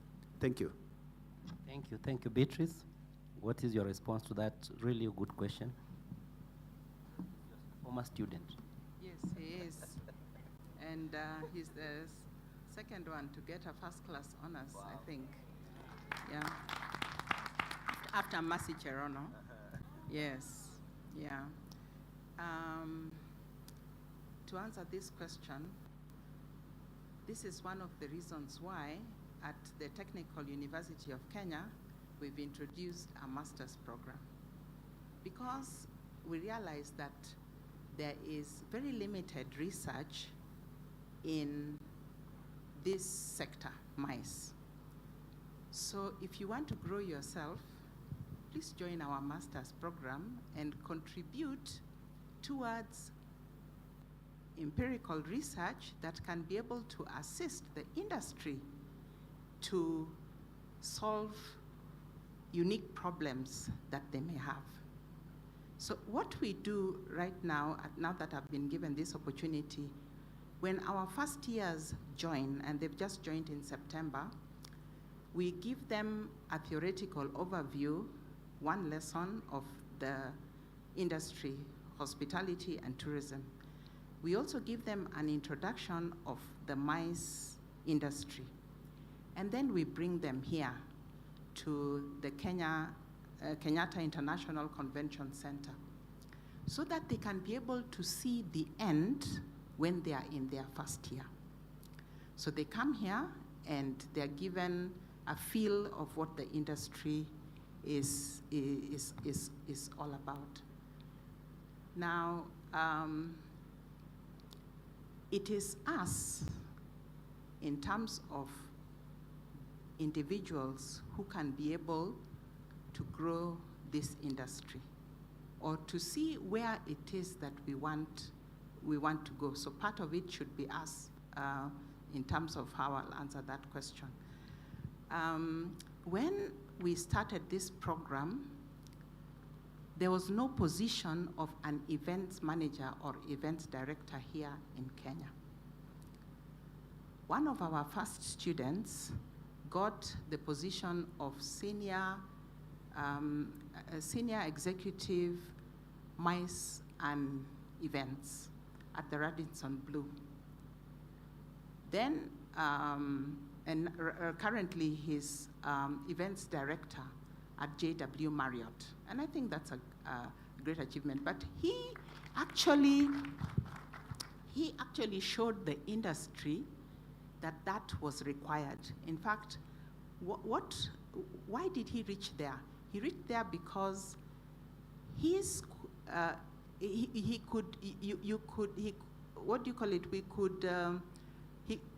we could plug and play him. He was not a banqueting manager. He was an events manager, events director. He saw things from a MICE perspective, not only taking care of the F&B sector. As we train our students, we would like them to be in operations, but we also want them to be in marketing, but we also want them to be strategic. What does strategic mean? You monitor the environment, and the environment is interesting. These days it is, people want green events, people want all the new stuff, innovation, AI, and all that. And what we do in our program is we have our students volunteer, and we encourage them to volunteer their services. This year there was the TED, we had a TED conference here taking place at Trademark, and 22 of our students were involved. And they were interviewed and found suitable, and they had a very good experience. But after they've had that experience, they also come and share, because not all the students got the opportunity. They share their experiences, and then another lot is given opportunities elsewhere. So Otula, it is us to ensure that we make ourselves different and better, so that we can be able to grow ourselves in this industry. Thank you. Thank you so much. Let me take the second question as we continue, so that we don't stay in one question for so long. There was somebody behind there. Yes. Your name, where you are from, and address the question to the panelists. Yes. Good morning, everyone. My name is Mary Kimeu from Ecotourism Kenya. Finding it ironic that we have an increasing number of hospitality and travel graduates getting placed outside Kenya, and yet from our discussions today and yesterday, and even from our experience at EK, we are complaining about the service gap, about the service quality gap. What could be the disconnect? Wow, so another good question. Who wants to respond to that question? Alex, you, Glanton? Well, I'll share from a South African perspective. So I was sharing yesterday late afternoon that I'm always fascinated with the AV teams, because back home in South Africa, and I know my colleague on my left-hand side, Frank, we've got AV companies that have exported their skill sets. So to circumvent that right now is we've actually got an AV, dedicated AV school that one of our largest companies have started, and they're putting training through there. The challenge that you have to have is, and that's I think part of what I can speak about in my personal experience, when you're in the tourism or in the meetings and events industry, you are a global citizen, right? And if you are good at what you do, somebody's going to make you an offer that you can't refuse. Right? Now that hampers destinations. So in certain parts of my home country, South Africa, service levels, because I've privileged enough to travel around, I can see service levels drop.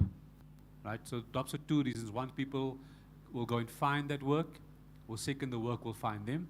The third is that the demand in a certain parts of my country is not high enough for service people. Right? So there's a combination of many things as to why people move in the first instance. What we need to do from an industry side is we need to build the demand, speak about the things as we speak in this morning, and ensure that we don't lose the skill. But I'm yet to find a country where I don't find a South African in my industry that either worked with me, and I had a colleague that worked with me in February that's sitting now in Saudi. And I go like, why? Like, stay at home. Well, it's part of the career and it's part of the individual choice to make that. So I think the difficulty that we have is the retention part, but there's also the law of working in a foreign country in the hope that you're going to come back. Right? And I know that Frank, from their own experiences, I mean, and Frank and I have worked together for many years now.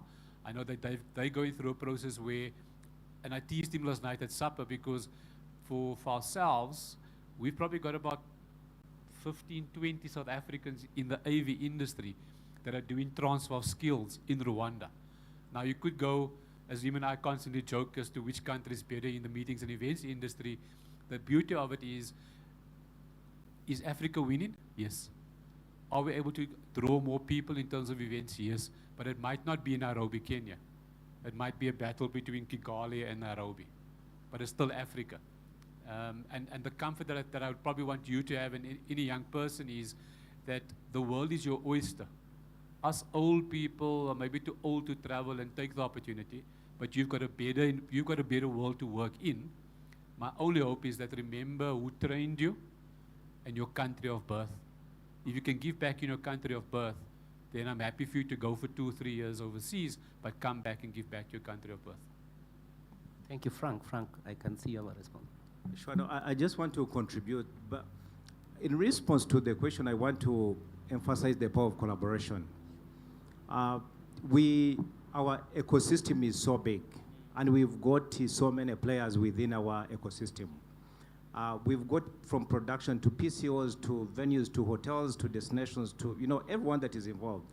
And one of the beauty about our industry is that you're able to borrow and learn from each other. And you're able to get ideas from your other PCO and using these events to learn. And so from what I've seen really happening on the continent, there's huge interest and thirst for growth. But we didn't have a platform where we're able to share. And taking an example of this platform allows us to connect. You're able to know that in this room, we've got a number of PCOs that are able to deliver. We've got a number of production companies that are able to deliver. And you can connect and be able to borrow ideas and learn from them. And from ICA's perspective, what we've done is to enhance and support the knowledge gap and skills and the services in the industry is to do partnership. And that is really collaboration. That's the power of our industry. This year we launched 2 initiatives, and the ICA Uni partnership is one of our biggest achievements this year, where we've established partnership with the UTALI in Kenya as one of the training institutions for the industry. Happy to share also that we've initiated partnership with the Zambia Institute of Tourism and the Hospitality Studies, and these are championing and changing the mindset and the understanding how our industry works. And so with those milestones, we're able to influence. Remember our role here, and Doris talked about it. We need to tell the story. We need to show the value of our industry. If people don't see the value of what the industry offers, then they can't even, pursue their career.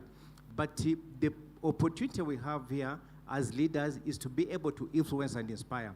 I'm sure there's so many young people in this room that want to set their feet in Kezi's, shoes.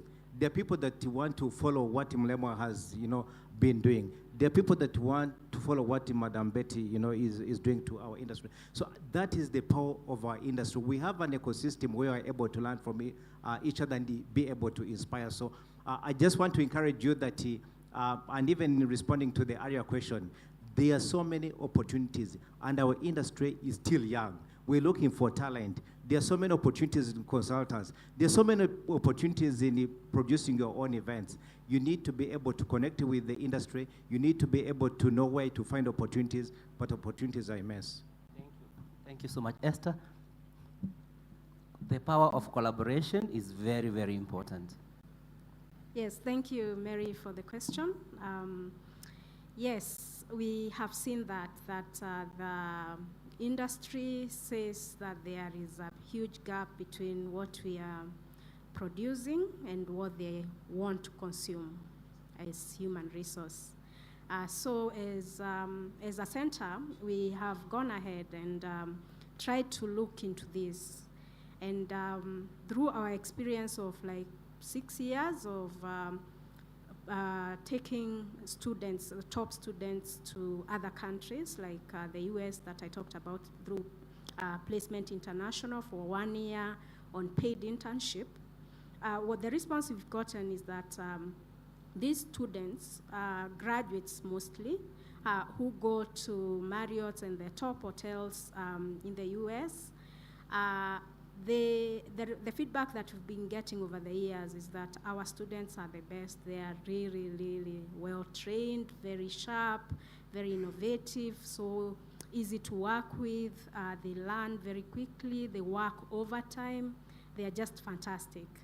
And once they come back with a sack of money after their time there.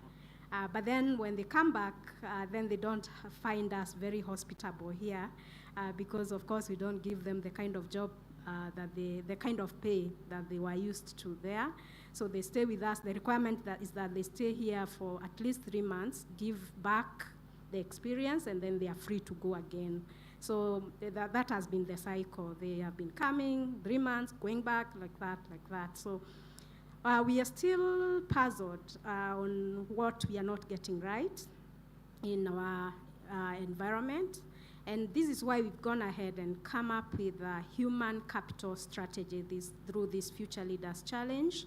And every year we bring together educators, various universities and colleges that offer these courses, and together with the government and the industry.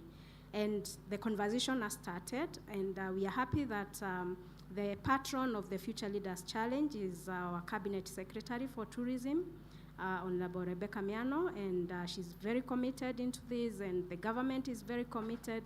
And actually, a quick action that we are taking, and that we should be ready by May next year when we meet in Strathmore with all the universities and colleges within East Africa, is that we will have come up with, of course, the human capital strategy, even if it's a draft, but also a platform where you, the industry, can put into the system, into some system.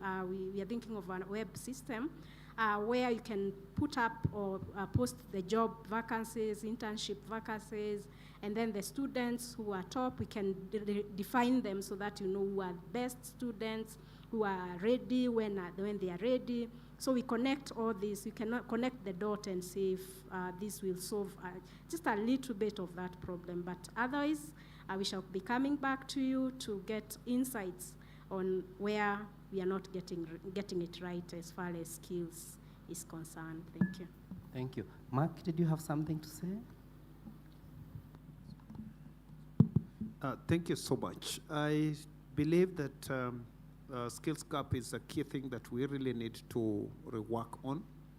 And one of the key items that Kenya, as a MICE destination, really needs to focus on is the operationalization of the Kenya National Convention Bureau so that everybody can be able to be part of it.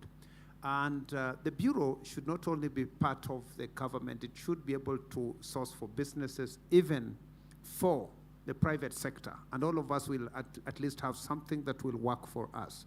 I know it has worked for some countries like South Africa, Rwanda, and other destinations that are focusing on MICE. Now, what are we supposed to do to bridge this gap in terms of quality service. Visitors that come to our country or any other destination, they want to experience the best. They want to receive the best service that they receive everywhere, from the airline taxi drivers to even up to the food that they are consuming. Now, this is where we need to have a very good conversation and ensure that we set standards. So once we set standards, the standards we set will be used by any other destination. For example, if you go to Diani, the service that our visitors receive there should be similar to the ones we receive at new destinations like Naivasha, Mombasa, Nairobi, and whichever we are doing. Now, this is a feedback we are receiving positively, that we as a premier institution doing this trainings and capacity building for the industry, we will be ready to do it. Now, in terms of partnership and ensuring that we walk the talk, the MICE industry is one of the largest industries that gives us a foreign exchange, and it affects everybody in transport, in security, in the suppliers of of the items that we are using. It is also enhancing innovation. Now, if you look at where we are today, after this event on Sunday, it will be completely different. And this tells you that we have a lot of opportunities for each and every person here. I will open up our doors for partnerships. And of course, sometimes because of time, we may not talk again. But I want to welcome you to the 50th anniversary celebration of Kenya Utalii College next year. I would want to see all of you there next year. If it is possible for us to partner with you, because we are the largest training institution in human resource for this industry, we want to work with you. And we'll be glad for individual visits and even creating partnerships with different countries and institutions that train for this particular area. Thank you, Jeff. Thank you. Before I come back for more questions, I just want to ask a question which is really very close to me. In terms of standardizing the industry, every MICE practitioner in this room, they have their own standards, like, you know, this is what we expect from our business, or this is what we give to our customers. How can the training organizations like the institutions of higher learning help the industry in terms of setting the standards for the industry? Because yesterday when we were having a similar conversation, we realized that, you know, there is nothing that stops you on calling yourself an event planner just by probably, you know, having tents and start supplying tents, having chairs and start supplying chairs. But Madam Makawiti, in terms of setting standards, let's start from TUK, and then I'll come to you, Alex. At your training institute, standards, how can you help the industry set standards? In this sector, I think it's Tourism Regulatory Authority that is charged with that responsibility for setting standards. And I think they can be able to work with the institutions now in terms of the structural standards. But in terms of professional standards, it would be important to have a body that will develop programs. So just like the accountants do the CPA 1, 2, 3, up to 6, and they have their academic, but they also have their professionals. So we need something like that. And thereafter, in order for you to continue bettering yourself in the industry, we have continuing professional development, training. And of course, this will be seminars or workshops. And in order for you to continue considering yourself that professional, you'll be required to have some minimum standards. So I think that we can be able to help. But you see, each institution is, in terms of the program criteria for universities, we have to get approval from the Commission of University Education. Then you also have TVET, then you also have other colleges. So we need a body in our sector that should be able to help us in terms of the professional. That's my Thank you. Alex, professional standards. Thank you so much. Much appreciated. I totally agree with the Daktari that first, for the facilities, the standards are set by Tourism Regulatory Authority, that is TRA, and I have participated in several forums whereby we were coming with several standards, not specifically for MICE. I think, yeah, we participated in one for MICE. I think it has not been put to the public, but something is being developed. In terms of career development and progression, I totally agree with Madam that we require a body, all associations that now will look at the progression as well as to ensure that even the practitioners they continue upgrading their skills so that we can have well-aligned professionals who are learning the industry. Maybe also to add to Mary's question, I think also when we come to service delivery, it's not only about the training of those people who are offering the services. We also look at the facilities, yeah? Are they supporting service delivery? I may be very well trained, but when I come to work for you, am I empowered? Am I getting the relevant exposure? Do I get the relevant facilities and equipment? Am I even well remunerated? I like what Dr. Munyere said, that when they go out there for international placement, they are one of the best. So training is good, but do we have the right exposure? Do they get the right support? Because that also might be a problem. Thank you so much. Thank you. Frank, you have something to say? Jeff, as I want to add to what the two panelists have shared, I do believe that the industry needs to drive this, needs to drive the standards. There's no person that knows what is needed from the PCO perspective and the events experience than Kezi or any other PCO in this room. So we're going to have governments, policymakers to help us ensure that regulation is effected, but the actual drive needs to be done by the industry. But I also want to encourage benchmarking. Look at IAPCO. IAPCO is the International Association of Professional Conference Organizers. This is a global association that deals with events globally. How do we talk to them? What do we see what they do? How can we borrow certain requirements for us to learn from and be able to align with the global standards? How can we work with the venues? There's association for venues globally. How can we join those associations so that we're able to learn from venues that have existed for the last 20, 40 years, but are hosting global events?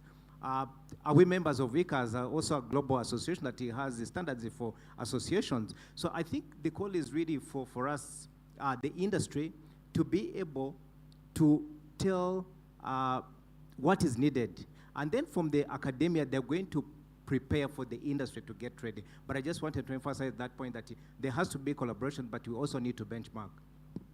Thank you. Any question from the audience? Yes, let's start with you.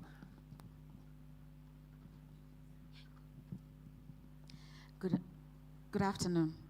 Marie Mumbi is my name, in tech travel, and I think this is the best forum. In fact, it should have even been yesterday.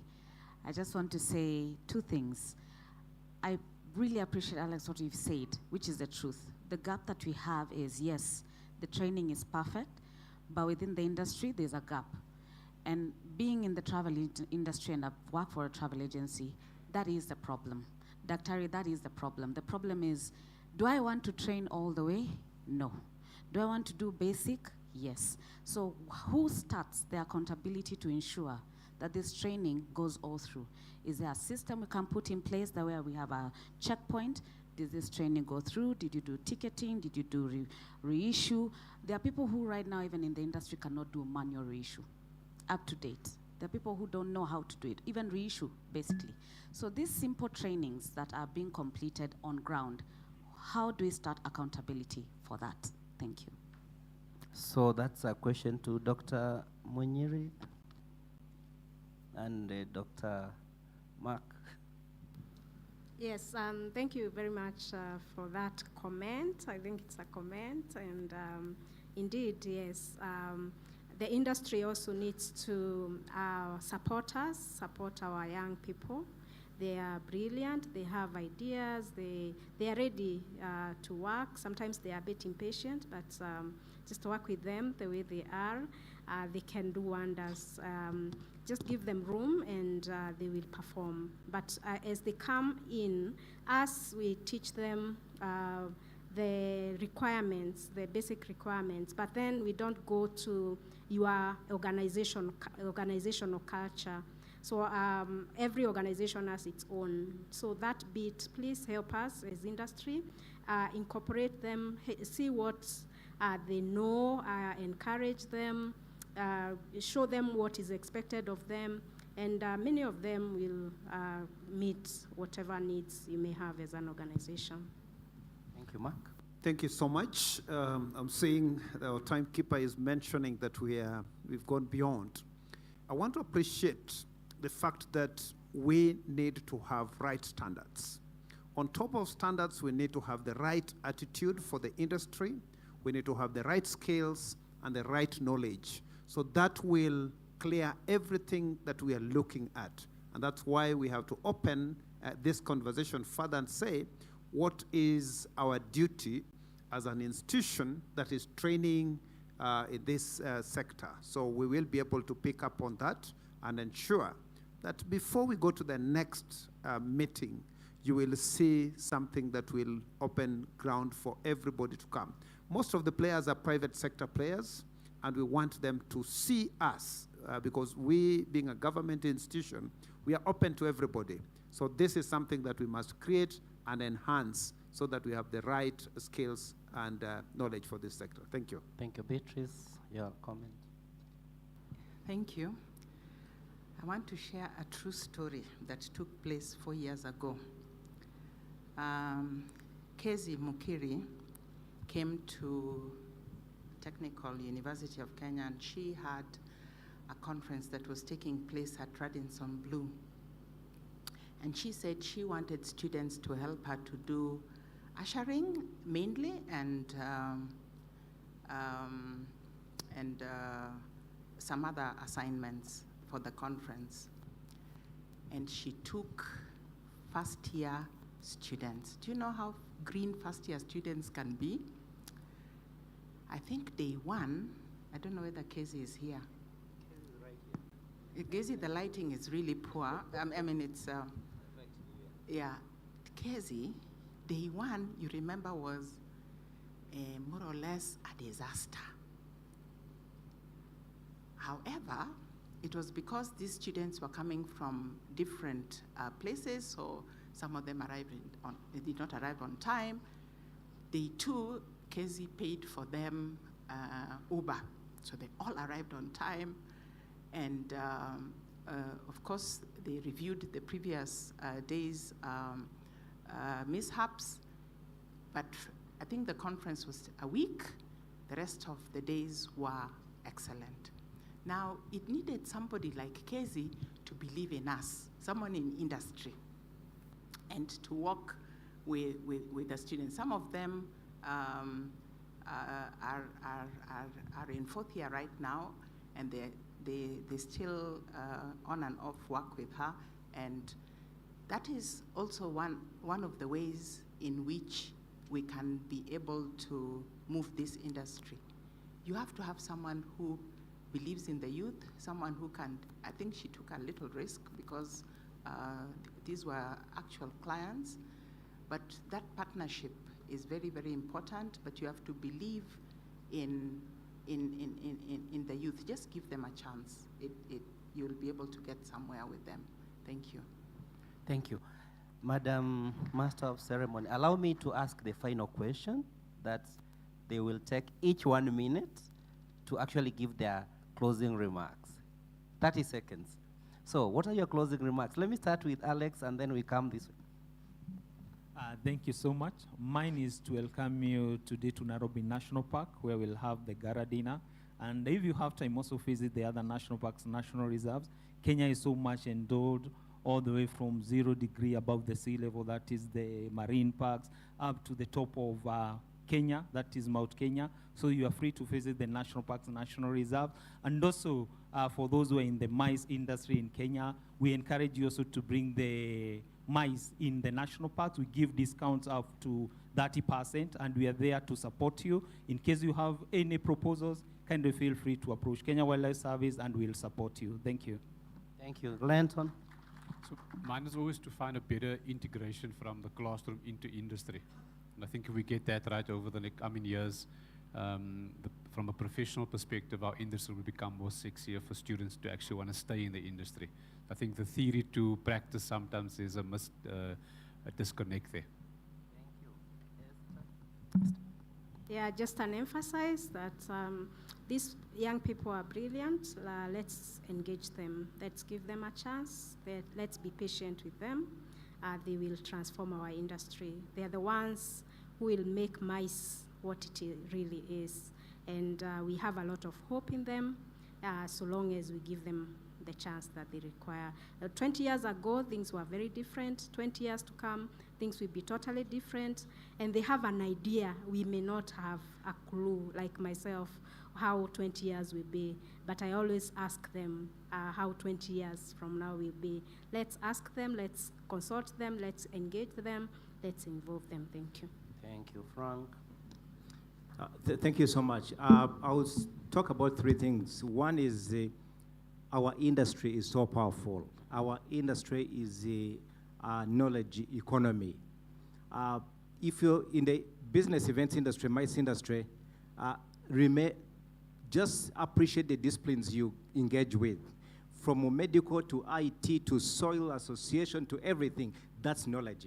And that's why we're here to learn. So I would really like to encourage, especially the young people, this is one of the most important sector that exposes you to so many things and so many opportunities. So I want to encourage you, keep on going forward and keep on learning. Thank you, thank you. Mark? Thank you so much for the young people here. I want to believe that I'm the greatest person of mentorship. Betty taught me when I was green in college, and I'm having a privilege of sitting with Betty on the same stage 30 years down the line. Dr. Esther Munyiri taught me at KU when I was doing my master's in hospitality and tourism. Frank here, we worked with him in Rwanda so many years ago. Jeffers, we have been in tourism for so many years. I believe that mentorship works for everybody. Thank you. Thank you, thank you. Beatrice? Since we're in the MICE space, if you need qualifications in MICE, the Technical University of Kenya will offer you that, even if it is on part-time basis. Yes, we do have classes at diploma, degree, and at master's level. Asanteni. Thank you. I want to thank all of you for your time and for your commitment and for your contributions. But from me, I want to say that if you are here and you haven't gone to the booth of Association for Kenya Business Events, this is the opportunity. At ACBE, we are the ones championing the MICE industry in Kenya, private sector driven. So please make time to speak with my team at the stand, learn from what we're doing, how we're going to collaborate. We're willing to sit with you longer than this and really give you call it a la carte, responses to your questions. So thank you so much, and thanks for listening to us. Over to you, Madam Zubira. Thank you so much. Could you please all clap our hands together for Jeffers and the team? Could you please all rise for a group photo? I don't think the clapping was enough. It was about human capital. We've learned so much. You can all gather in the middle for a group photo, please. Please don't leave the stage. Yeah,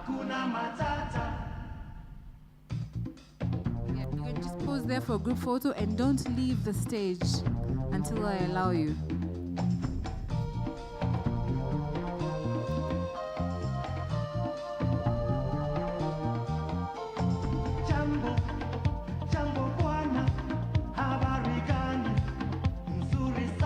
Great, thank you. And you can have a seat.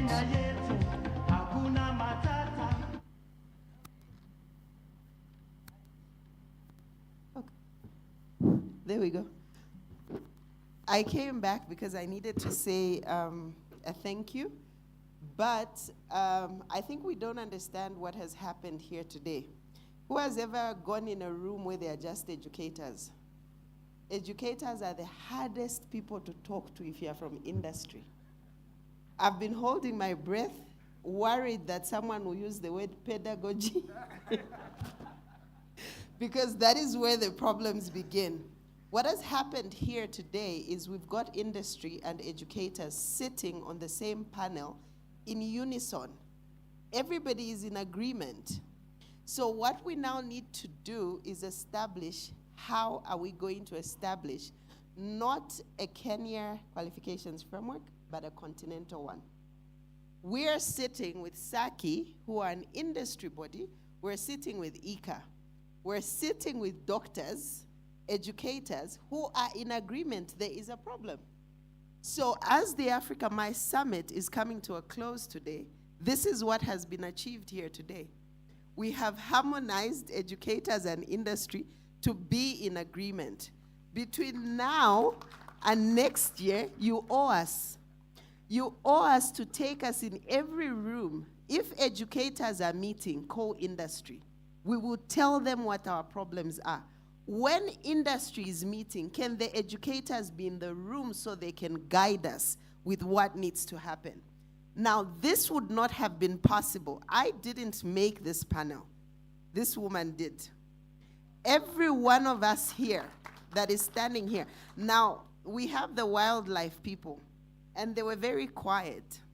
Kenya is selling globally. They will put their elephants, their giraffes. I have always said I want to see one classroom where they are dissecting an elephant.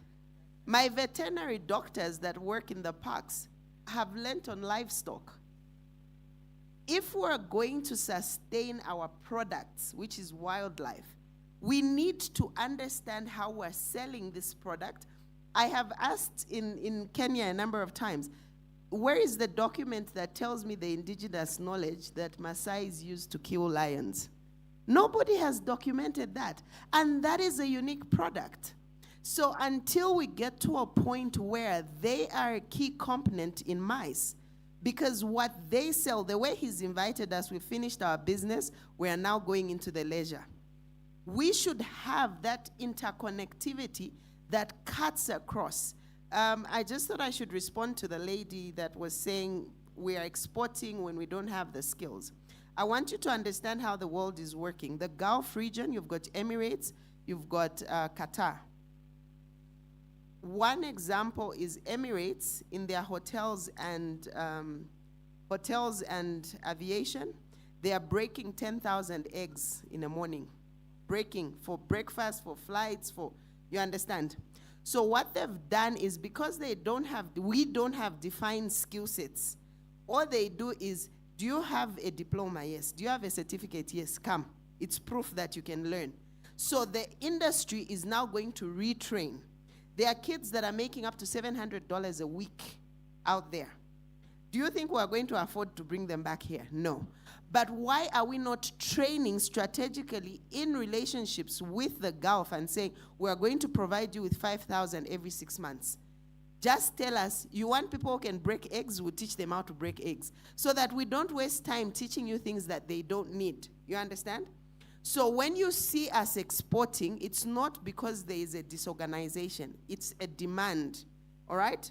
So they will take anybody that has got proof of competence that they can learn. So with that, I would like to appreciate you, Kezi, for being so thoughtful and being extremely strategic, because what we have achieved here, I have not seen in a lot of conversational spaces. We've got industry, we've got educators that are in agreement about our needs. What we need to do is going into next year is between now and, when is the next one, you let us know, but between now and then, everybody owes us time. If you are sitting, this is why you were held in a hostage situation.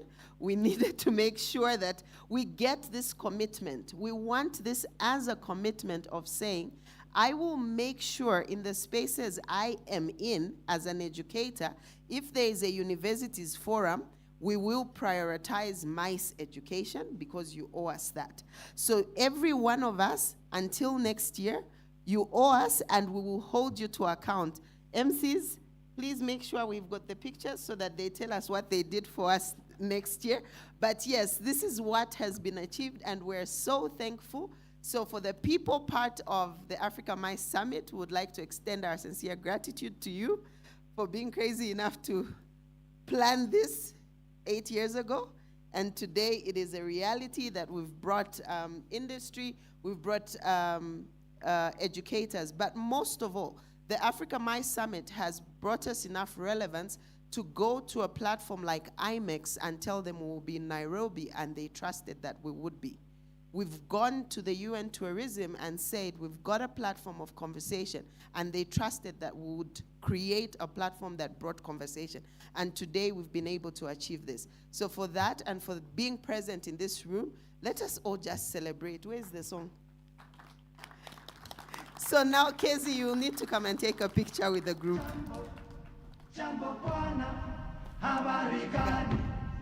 Oh, this is officially our anthem. Okay, now.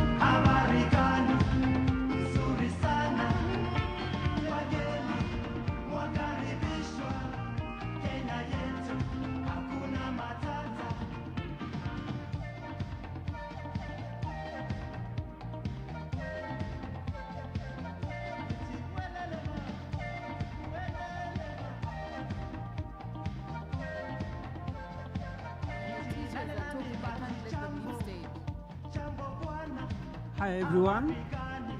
Hello, hello. Let's try.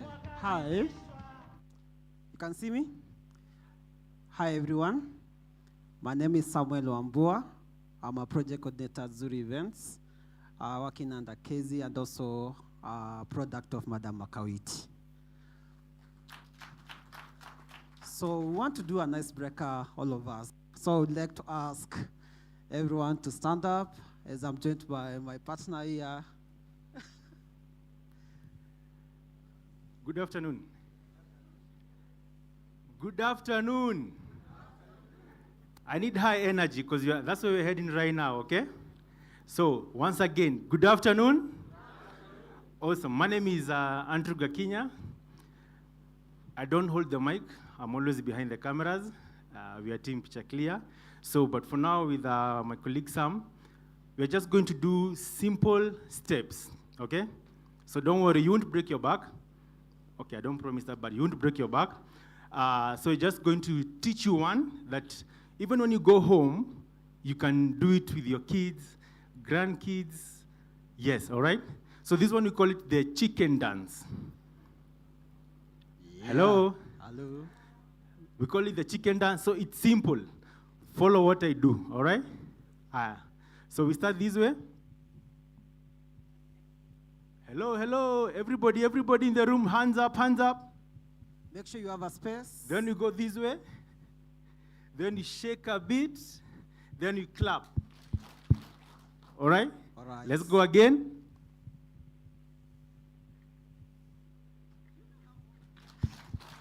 All right. All right, DJ. Cue it.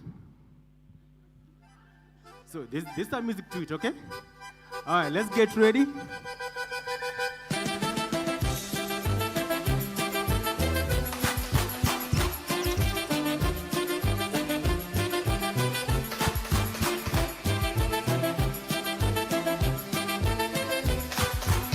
Hold it a bit, hold it a bit. I need the energy. Just hold it a bit. I need the energy, okay?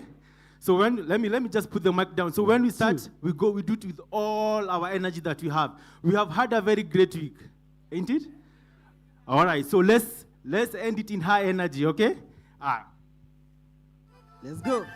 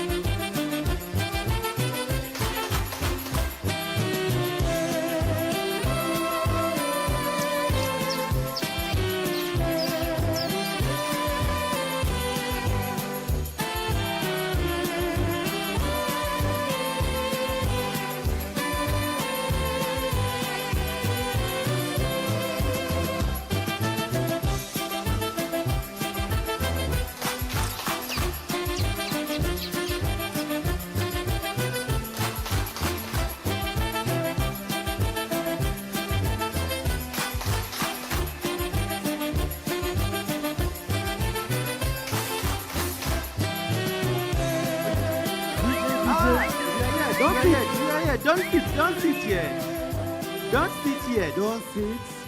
That was the easy bit. So on this one is just celebrate everything has gone on well and give God the glory. So we're going to do a hype dance, okay? So stretch a bit. Give yourself a space. Give us some space. So yeah, give yourself a space. All right. Nice one. So we're going to start. Sam, you ready? Huh. So this one is called it's a kid's song. It's a South African kid's song by DJ Oskido. I think probably you've heard it. You haven't heard it? You're going to hear it today here, and you're going to dance, okay? All right. Cue it. So we're just going to show you the beat. Oskido. Happy to kidogo.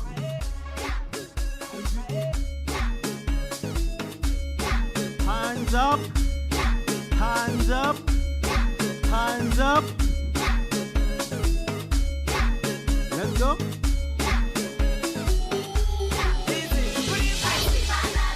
Start it from the top. Please. Start it from the top. Start it. From the top.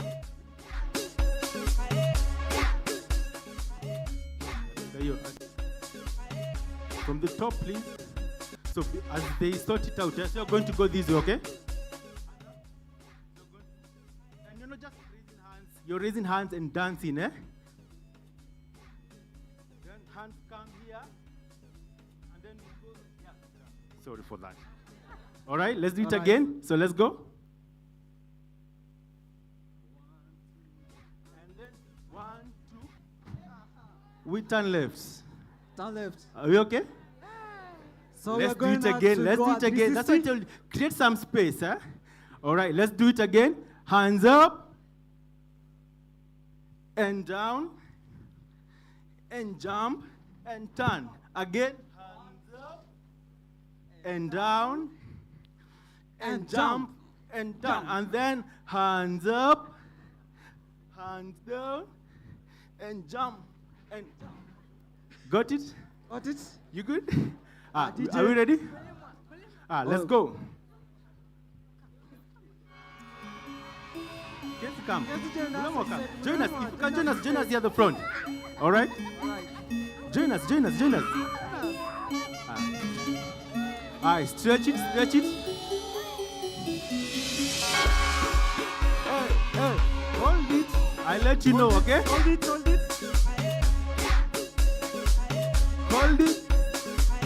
Hold it. Let's go. Let's go. Let's go.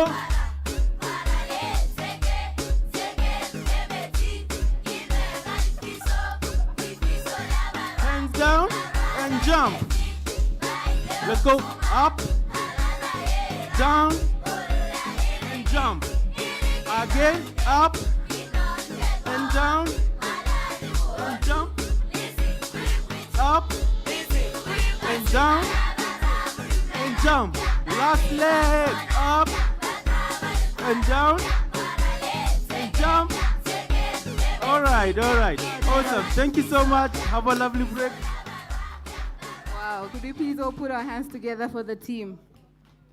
Thank you so much for energizing us. Thank you so much, Team Technical and Sam, for energizing us. And yes, we're geared up for the next session. Allow me to begin by saying Antonio Guterres once said, Africa is unstoppable. That unstoppable spirit is alive right here at the Africa MICE Summit. Before we head to the next session, allow me to recognize Her Excellency Ms. Kutemba Foloshi, who is the Tourism Attaché from the Republic of Zambia. Could you please stand and just rise, and we see you. And she's wearing the flag, Tourism Attaché of the Republic of Zambia. Thank you so much. We're humbled. You've been supportive throughout, and you've been close to me. Thank you so much. We honor you, and we appreciate you. Having said that, we're going into a session to just look about what's happening around the continent, as we've been hearing Africa, but we really don't know what's happening where in details.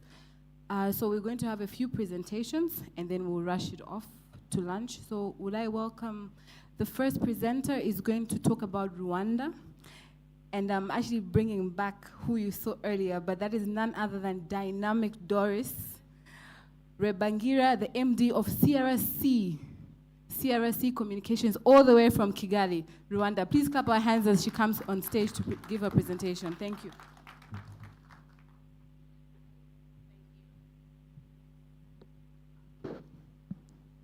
We need ambulances, Kezi.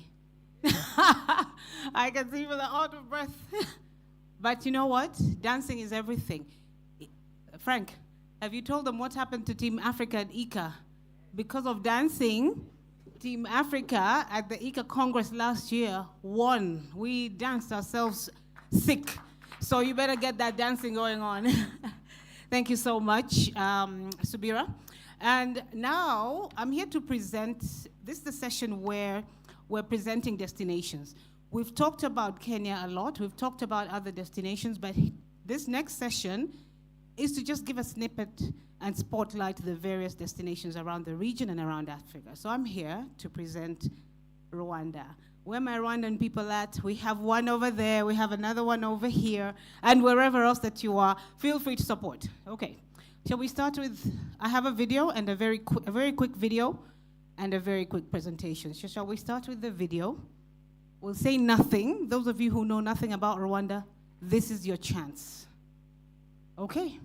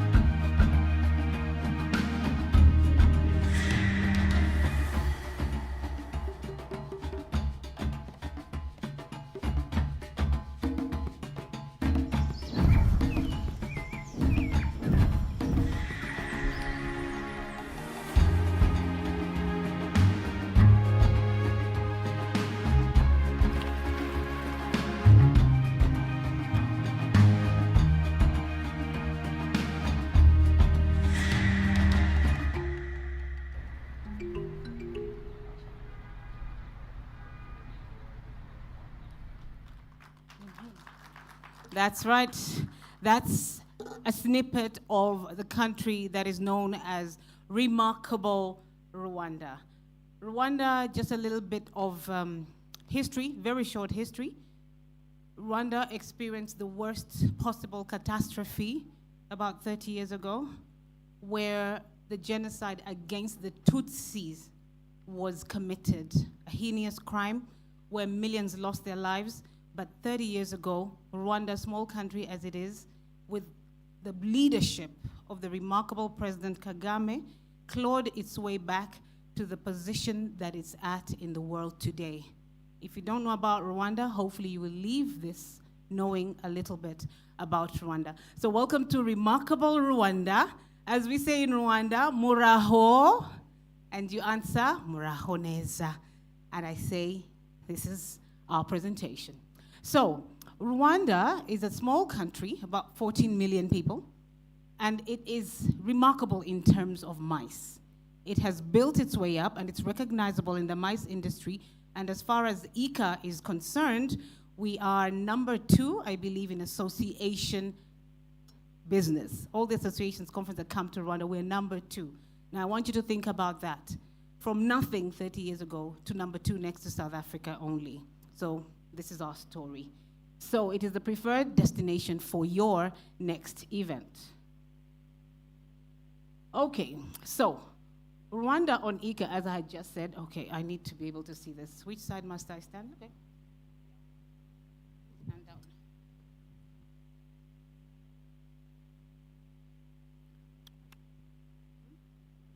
Yeah. Is it okay if I stand here? Oh, let me stand here. Okay. So Rwanda, as far as ICA is concerned, has held more than 1.1K events since 2014, and more than 170 events, association meetings in that country alone. Now, the mice industry is governed by the Rwanda Convention Bureau, which is a specific body formed by the government specifically to market the destination. As you know, where mice is concerned, you first market the destination, and then you market the product and the services. So Rwanda is governed, the mice sector is governed by Rwanda Convention Bureau, which joined ICA back in 2013. And back then in 2013, Kigali as a city ranked 9th and Rwanda ranked 13th in the World Association ranking. Now we're gonna skip all those years. From 2013 to 2023, from the city being ranked 9th, now Rwanda is ranked 2nd, only to South Africa. And again, as a country, ranked 3rd, maybe those have changed, or 2nd, with 2025. So I'm sure the ranking has changed, but just so you have a perspective of how far the country has come. Now, in terms of asking yourself, but seriously, why Rwanda? Why should we care about bringing our event to Rwanda? Rwanda has built an ecosystem, a very strong ecosystem that supports the mice and the business events ecosystem. So, first of all, most importantly, visa on arrival. There were sessions here we're talking about last week where visas are becoming an issue. We can't travel and we can't grow the mice industry if going and traveling into that country or different countries is a problem. But Rwanda is the first country in Africa to have the visa on arrival for all visitors. You just get over there and you get your visa. And this is free for 30 days as long as you're AU, Commonwealth or Francophonie countries. Number 2, why should you bring your conference to Rwanda? Ladies and gentlemen, let me tell you, it is one of the safest countries in the world. Absolutely, categorically so. So safe, such that if you're a woman jogging in the middle of the night in nothing but your bikini, trust me, you'll jog from point A to B and no one will as much as bat an eyelid in your direction. That is how safe Rwanda is. In terms of corruption and ethical behavior, Rwanda has a 0 tolerance on corruption and has been voted the 5th least corrupt country in Africa. You fill the gaps for yourselves. 5th least, we're doing good, and I think by now we're probably right up there as the 3rd. Throughout this conference, from day one, we've been talking about sustainability, we've been talking about conducting our events in a green way. Rwanda is already on that track. ranked amongst the 15 most greenest destinations in the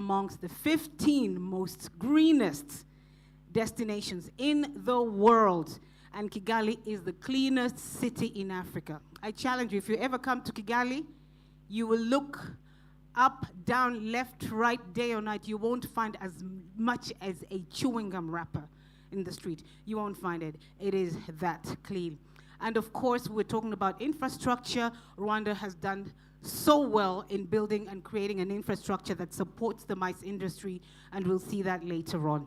And of course, the last but not least, Rwanda, the second best country for ease in doing business. You get to Rwanda, you know exactly what you're doing, exactly how much your tax you're paying, when you're paying it, and that's all because of the ethical ecosystem that is on there. Now, those are just a few of the incentives that we talked about for you hosting your event in Rwanda. But of course, remember I talked about the Convention Bureau? If you want to host your event in Rwanda, the first place of contact really is the Rwanda Convention Bureau. Through the Bureau, it will facilitate your site visits. Give you an example. You want to host your event in Rwanda. You've never been there. You don't know the hotels. You don't know the convention facilities. But the Convention Bureau will invite you and your team and facilitate end-to-end site visits so you know exactly what the destination has to offer. Not only that, Rwanda, the RCB, will also negotiate a percentage discount of all tourism products for your delegates when they come. Remember Mulemo said, for mice, people come for business and then they end with leisure. As long as you've gone through RCB, they will negotiate up to a 15% discount for all your delegates to go and visit the leisure packages, okay? Now let me skip for all the, you'll see this, read this for yourself in the interest of time. Okay. Now, where is Rwanda? As far as the map is concerned, and as far as we all know, it's a tiny country in the middle of East Africa. Getting there, easy. We're well connected. We have Rwandair, which is the national airline that connects quite a lot of cities in Africa alone, and also Europe and the US. We also have Turkish Airlines. We have Qatar, we have Brussels Airlines, we have KLM, we have Kenya Airways coming into Rwanda, Ethiopian, Egypt Air, and all of these offer connectivity for you and your delegates round the clock, okay? Okay, why am I going backwards, sorry. Now, in terms of mice, again, Rwanda are not number 2 by chance. They're number 2 because they worked for it. The mice infrastructure is booming, it is growing, and that's a quick snapshot of all the convention centers that are there. And these are just some of them, but let's go to the next slide where we'll see them one by one. Top of that is the Kigali Convention Center, which has a capacity of 5,000 and exhibition space of 9,000 square meters. That is massive. I think we can take, I don't know, maybe into perspective, if you look at that exhibition space that we have over there, times that by 10. That is probably the space that the Kigali Convention Center can occupy. The picture that you see there is one of the many, many international congresses that have been held in Rwanda. That was the WTTC Global Summit that was held in 2023. The next convention center we have there is the Intare Conference Center. Has a capacity, plenary this is, of 3,000 and an exhibition space of 8,000 meter squares, okay? That is also huge. We have a picture over there for you to see. And then we have the absolutely amazing BK Arena, which is along the sports city. Because Kigali is heavily invested in mice, there is a strategy to build sports tourism alone. And on that stretch of that road is a new city which is called the Sports City, which is led by BK Arena. This arena has a capacity of 10,000 seated delegates with an exhibition space of 20.870 meter squares. That is huge, that is massive. And if you see the picture on there, we were honored to hold the FIFA World Congress. Now, if FIFA can come to you, you know what next. If they can bring the World Congress, next they're going to bring the FIFA World Cup in Africa, in Kigali. Then we also have the Kigali Conference and Exhibition Village.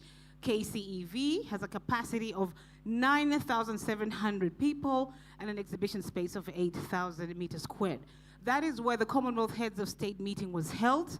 It is big, it's an open space, so you can create it and build it however way you would want it to look and feel.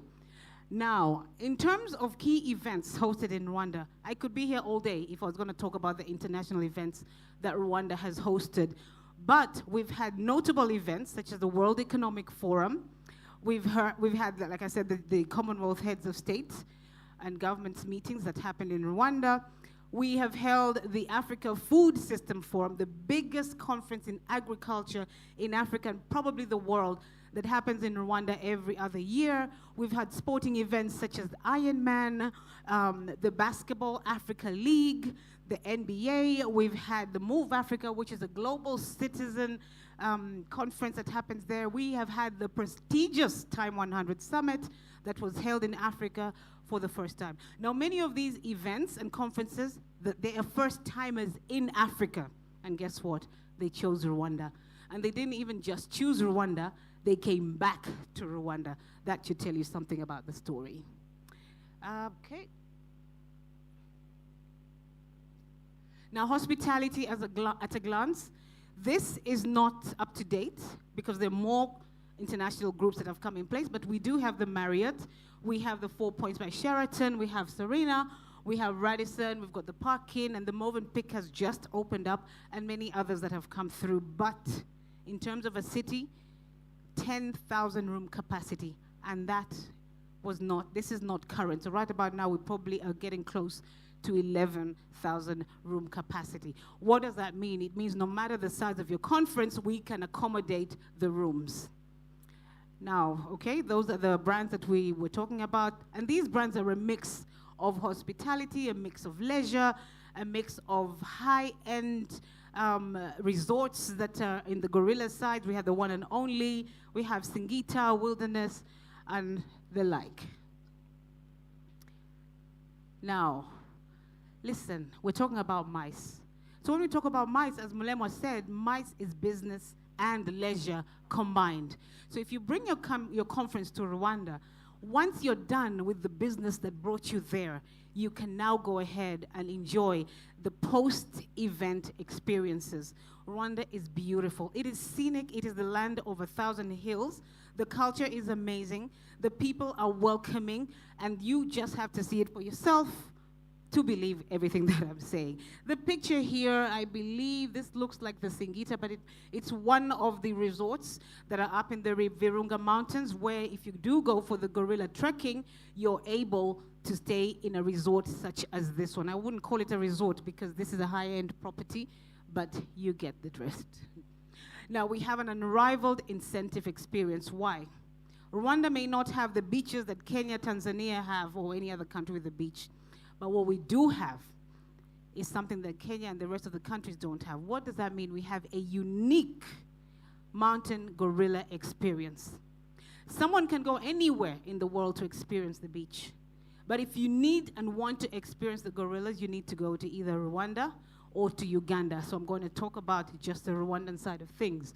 Again, we have the Kwitonda Lodge by Singita. We have the Bisate Lodge, beautiful lodge. That's the lodge over there that you see that is built in the middle of the mountain. So you have an experience that you feel as if you're amongst nature. And all of these lodges, by the way, they're built sustainably, they're eco-friendly, they have sourced locally, both material and people, so they're right up there in terms of sustainability. We have the One and Only Nyungwe House and all the rest that you can see there. These are not the only ones, but the ones that are featured in this presentation. In terms of tourism and wildlife, yes, we do have the Big Five. We have a wide range of bird species, the mountain gorillas, and so many other experiences that one could have once they're in Rwanda. Okay?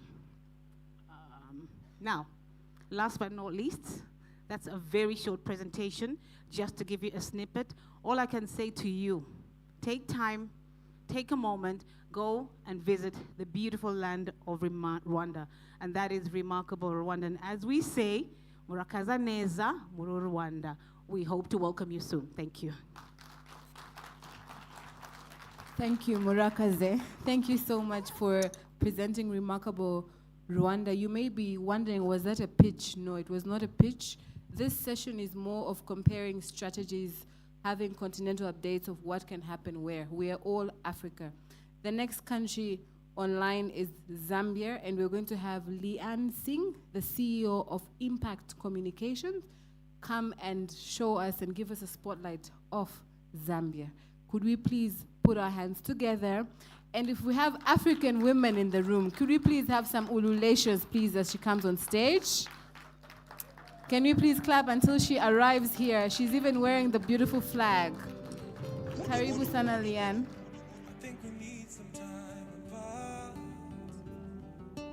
Lately we've been fighting too much. The last few days. Okay, that's good. I just want to say thank you, first of all, to Ketty and to Muriamo for such a fantastic My Summit. It has been unbelievable. From the time of 2019 to reach here, it is amazing.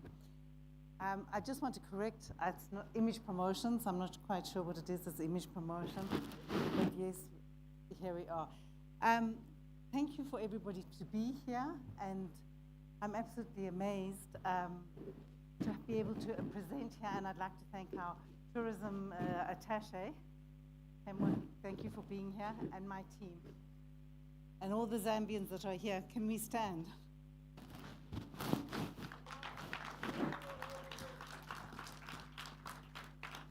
Thank you. Okay. Well, thank you very much for this presentation on Rwanda.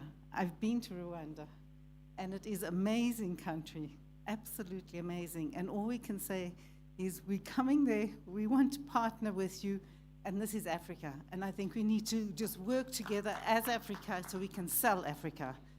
And that is really the focus, and I think that coming from Londi's presentation, where we really can do a lot more, I'm loving to be here and loving to have the network that we can work together and really make ourselves stronger.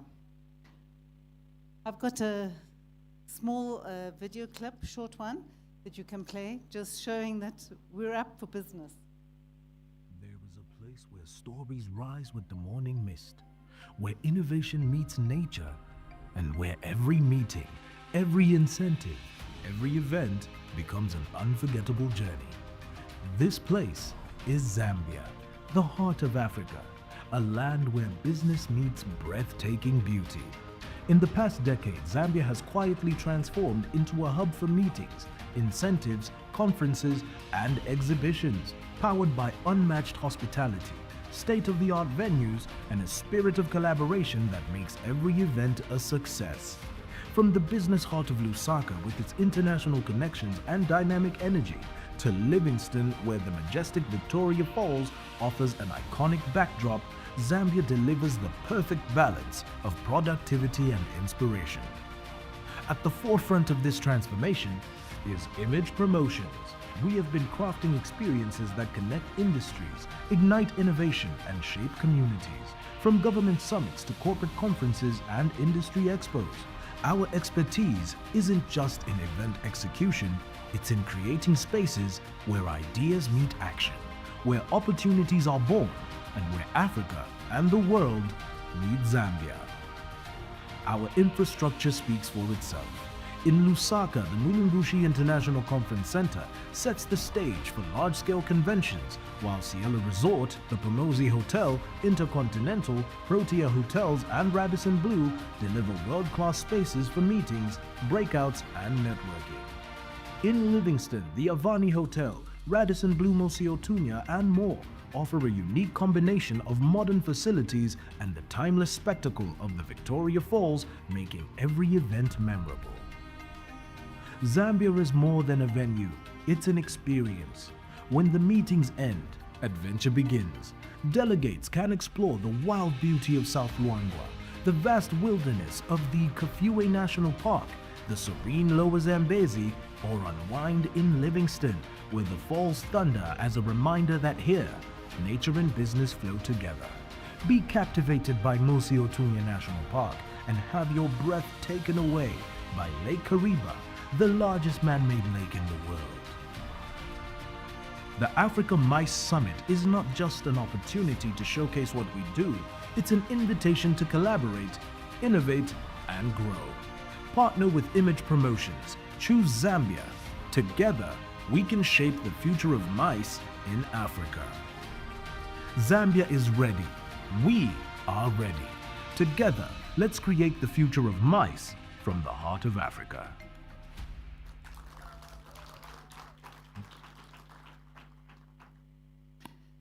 Thank you very much. I think when we prepared the video, we actually didn't anticipate what we were going to look at, but it's fantastic to see that we're talking the same language, even though before we even got here. So I'm really happy to see that. I think we've been sleeping for a while.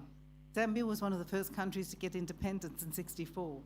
And we've been very busy making sure the rest of Africa has got independence and everybody else is very happy, our neighbors down south and things like that, and we've ignored ourselves. That's changing. We're there, we're going forward, we're open for business.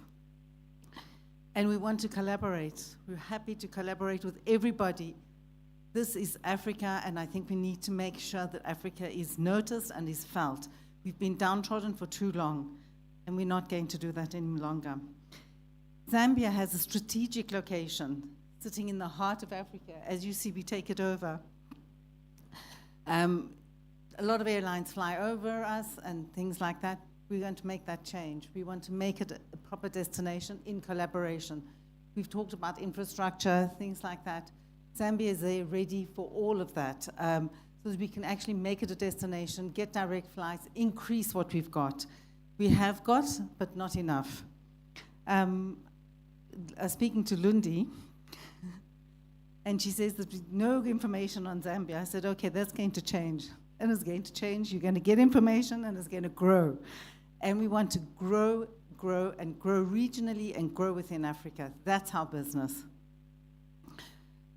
We have a new government in power since 21, and there's a lot of change that has taken place in the country. We've also waived visa fees.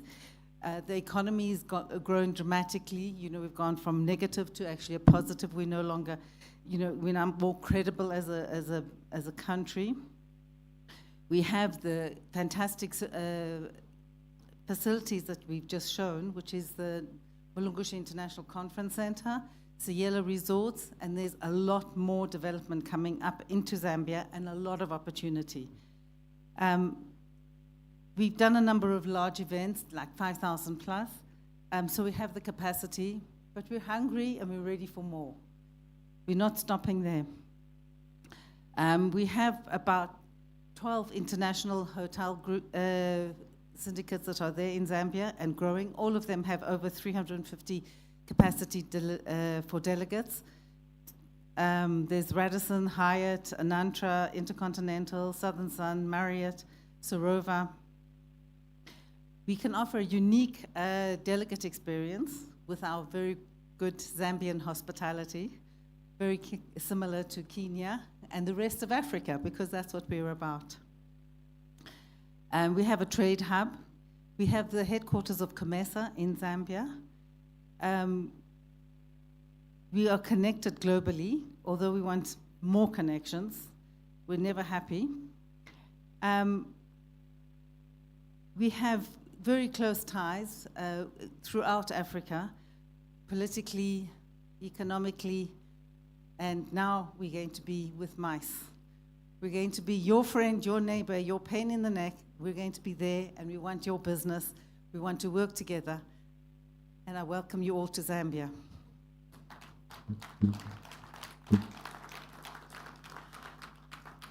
Katie, I've got something specially just for you.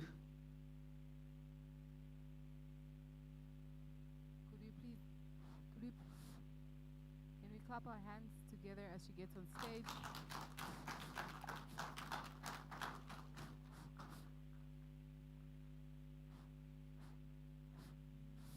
Let me just say something about Zambia. I don't know why this country is very close to my heart. I've never been to Zambia. you're feeling mercy on me, eh? So I only have one sister. And a few years ago, her family had to relocate from Nairobi for work. And she moved to Zambia, to Lusaka. And she lived in Lusaka amongst these people for 5 years. And all those 5 years, I kept telling her, I'm coming. I'm coming. And I never made it to Zambia. And post-COVID, she had to move back to Nairobi to have a baby and never went back to Lusaka. So I feel very indebted. And I am typically a promise keeper. So I will definitely make my way to Zambia. I know. Thank you. So thank you very much for this.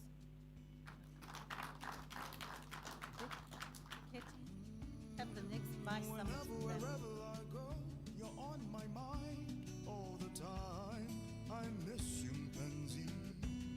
I miss you, ma chérie.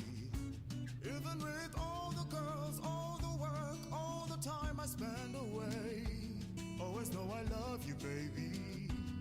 My one and only. My days are long, my nights so cold. I miss your love. So we reached out to all the African high commissions, would you believe it, in preparation for this summit. We knocked doors on every single high commission or embassy, African countries with embassies here in Nairobi. And of all of them, Tunile hosted us at the Zambia. Tunile is, I'm so sorry, Kutemba. I'm so sorry. Kutemba hosted us at the Zambia High Commission. And we had moments of discussions around the impact of mice and the opportunity for diplomatic missions to engage, because every one of them have got a tourism and a trade attaché sitting here. And I want to say thank you publicly. The day we met, Kenya was preparing to meet with Zambia at the stadium the following day. We did them justice. So we honor you, Zambian delegation. Thank you for your partnership and for your friendship. Thank you so much. Before she sits down, this is our Beatrice. This is our Dr. Beatrice in Zambia. If you find anybody that works in mice... I'm Trevor Noah. Where is Trevor Noah? If you find anybody that works in mice in Zambia, she probably, or they probably worked with her. I worked for her once. So if you ever want industry experience, please, we will export her. Thank you so much, Mrs. Singh. Wow, thank you. Wow, thank you so much. That was amazing. And it's interesting to learn that Zambia is the heart of Africa. How many people knew that? That Zambia is the heart. Okay, only four. Okay, very few people. Okay. Thank you. So now that we know, we've heard there, now we're going to our hosts, Kenya themselves, and we're going to have a spotlight from Tasneem Adamji from Africa Quest Safaris. Can we please welcome her as she comes on stage? Let's keep clapping until she arrives.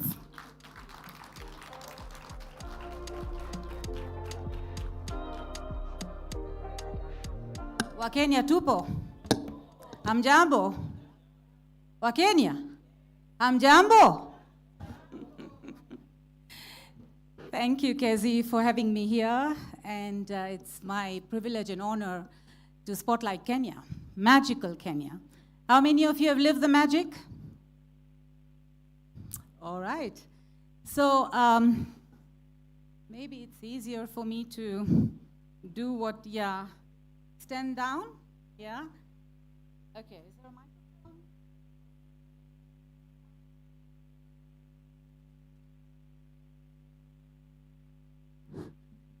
Right.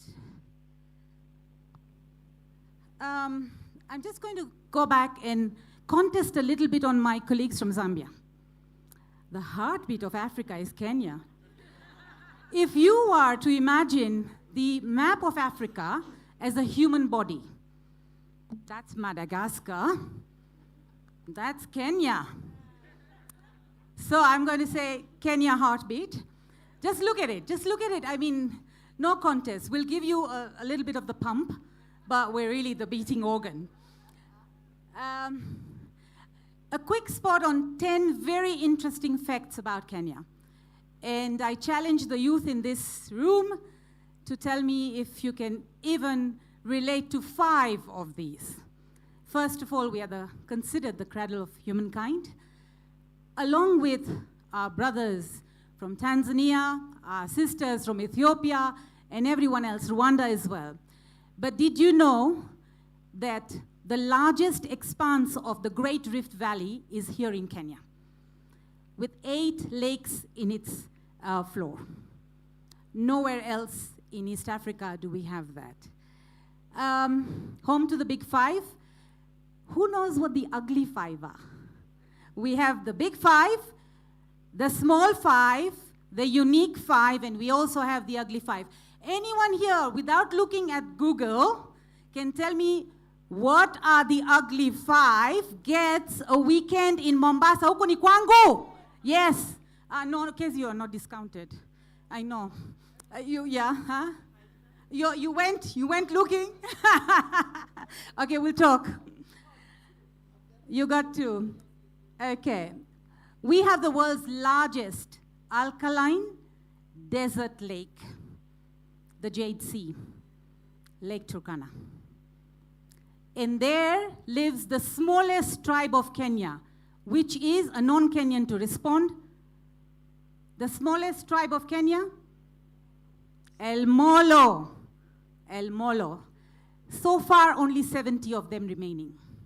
Yes, because they are now intermarrying with the other Turkana and the Rendile tribes, so we're losing their natural genes. Yes, yes. So, Nairobi National Park, the only city in the world which has a national park at its city limits. So when you land, how many of you try to look out to see if you could spot a giraffe, a zebra? Very interesting fact, we do not have elephants in this park because they destroy the environment. So you can see them in the Sheldrick Orphanage, but not inside the park. Mount Kenya, of course, second largest mountain, freestanding. Now here's a very interesting question. Wakenya wote tupo? Tupo. Kenya ilipata jina wapi? Where did Kenya earn its name from? Taita.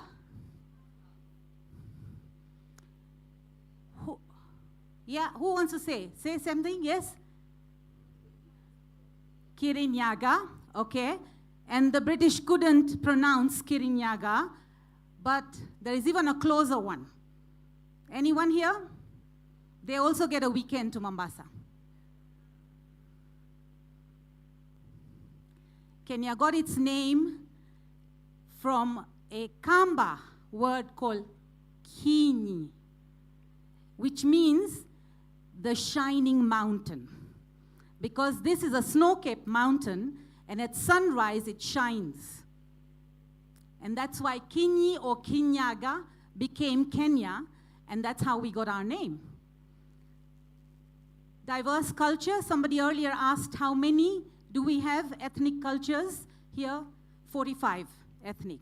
Each one with its own dialect, and some several sub-dialects, almost reaching 60 dialects.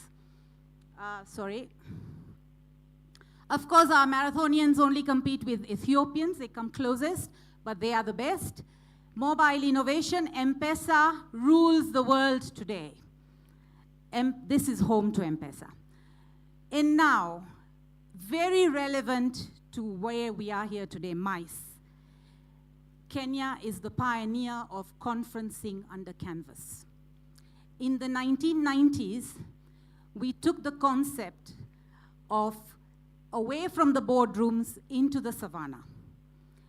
And that's how we started, actually, tents. And all these tents come from there, as in from that concept of the 90s. And my friend Anthony Shege is not here, he's left. Serena Hotels, a homegrown 5-star hospitality brand, is the one that started conferencing under canvas. The demand was, what can we do different? How can we do it? And in the late 90s, we started doing this. And I'm very proud to say today that those tents are also urban, as they are coastal, as they are mountainous, but a conference under canvas in the real savannah of Kenya is unequaled, it's unparalleled. It's absolutely amazing. We're also the region's, one of the region's largest producers of coffee, tea, horticulture, and as you've heard, also of human skilled labor. Our country, unfortunately for us, has signed some very major labor contracts with the Gulf. We're talking of export of almost 500,000 Kenyans in the next 10 years. So then again, the challenge lies with us, those of us doing business in Kenya. How will we retain that brain? We can't have a brain drain, of course. So what's the MICEscape of Kenya? What do we have? What do we have? What do we offer? We have, first of all, we are a devolved country. It means we have 47 counties. Every county has the ability to host a conference. In 2024, we hosted 700,000 people domestic conference. They could be inter-county, so that's a huge number, in comparison to only 40,000 international delegates for MICE. So the power of the local conferencing is huge and still remains untapped. These are some of the locations we can give you. The power of small meetings is very big. It's very big. Sometimes we're always looking for that big apple, right? We're looking for the 10,000, for the 5,000. Let me tell you, that 20 fills up hotels. Those 50 fill up hotels. I can only tell and vouch that post-COVID, we were one of the first countries to reopen for business on August 4th, 2020, to be exact. It is domestic conferencing that kept our hotels open. These meetings kept coming, and people, etc., to just Nairobi, Kisumu, Mombasa, Malindi, Diani. We have capacity in Nairobi of up to currently 10,000 if we are using external tents. When the Bomas Conference Center will reopen with its 3 brand new hotels and a conference center, we will be able to take 11,000 in one seating, in one building. Okay, so to the government of Kenya, we've got to say, they are already looking at MICE. They are investing in MICE. If there wasn't Nairobi Expressway, we would still be putting in 2 hours to reach KICC. So infrastructure development has helped, and now everything else that sort of falls in. Lake Victoria, Kisumu, host of AfriCity's 10,000 people in 2022. Everyone thinks Kisumu is a small town. Kisumu is a very big town. So, Third location for conferencing. Then we have Great Rift Valley with our Naivasha and Nakuru locations. The Highlands, which is Nanyuki. We also have Isiolo with a capacity of 2,000. No one thinks of that, but it's there. We have a conferencing capacity of 2,000. And then the Savannah, which is where my heart beats. Everything from Amboseli, Savo, Masai Mara, you name it. Anywhere where there is a national park, we can host a conference. And tonight, you'll sample a little bit of the MICE when you go to the National Park of Nairobi. Now, we can do a lot more than just dinners there. When we talk of MICE, What again do we have? Classified hotels? Yes. The Tourism Regulatory Authority of Kenya is a very active body and annually classifies. So they audit the hotels for whatever is relevant for their star category, 3, 4, 5 star, and then they make sure that they are adhering to those requirements. We have some superb homegrown brands. I earlier mentioned Serena Hotels, Sarova Hotels, Pride Inn. We have a lot of brands here that were homegrown in Kenya. And then we now have our new international brands, Accor, Marriott, the JWs are, Marriott are here as well. We are starting to see them come in, but more in the urban scape, right? And we slowly will have them going elsewhere within Kenya. We have excellent meeting facilities. I want to say, if this is KICC that has given this is excellent, Kezi. I love those chairs, very comfortable. We've come a long way. And this IT, this stage, is a sign of what we have and a lot more. Evolving culinary experiences. Nairobi is now host to more than 400 restaurants, giving you everything you can imagine and bringing to you a lot of organic farm to fork kind of experiences.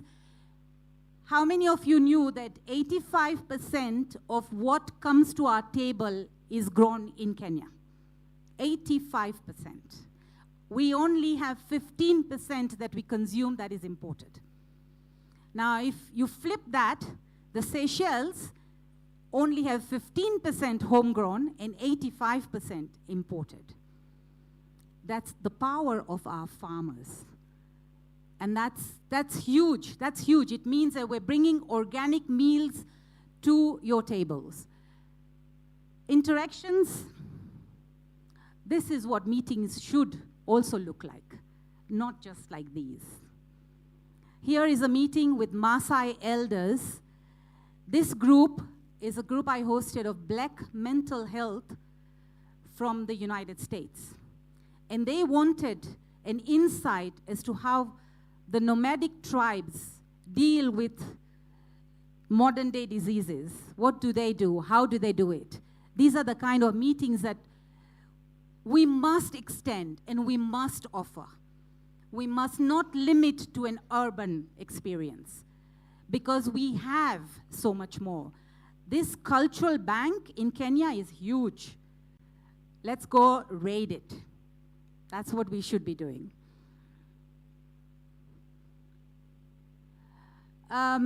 Knowledge transfer, again, we talked about this. Muluwe, you talked about it as well. Besides building our human capital, how many of us here have embraced mentorship? How many of us actually have taken under our wings 1 or 2 people and say, I will walk you for the next 2 or 3 years. Learn from me. I come from a faith which says, if I go to the grave leaving behind what's up here, that's one of my big sins. So let's share. Because when you share, when you teach, you don't lose. You actually learn much more. So knowledge transfer here in Kenya is also big on MICE. It means your meetings shouldn't be introspective only. They should also look at what else is outside. Who can we invite to speak? Who can we invite to walk us these 3 days we are here and tell us more about whatever they're doing, which is relevant to their industry, but in Kenya. And then we have created share values, and then the triple bottom line, which is profit, people, and planet. Is your meeting talking about this? Is your meeting leaving behind footprints, or is it just coming and then going away? We know the value and the power of MICE. We know that it has a superb trickle-down effect. That MICE delegate is able to bring his team, his family, and much more. You know, it's very easy to spread bad news, right? But it's very hard to win a customer who will go and talk to others about you, about your destination, about how wonderful it all was. So that's why the service levels always need to be looked at. And I'm very proud to say that our Kenyan hospitality, at Kenya Tourism Board, there's an exit survey that's carried out annually. And do you know what stands out when a client is asked, what will you remember most about Kenya? It's not the lion hunt. It's not the migration or the graceful giraffe. It is the people of Kenya. Always. Number one, the people of Kenya. Our Jambo really comes from the heart. The person who offers you something, they're doing it from the heart. There are always exceptions, like in everywhere and everything in life. But I believe globally we are known for our hospitality. So MICE in Kenya has come a long way. Our brothers and sisters in the region have overtaken us a little bit with convention bureaus, etc. I want to just say something.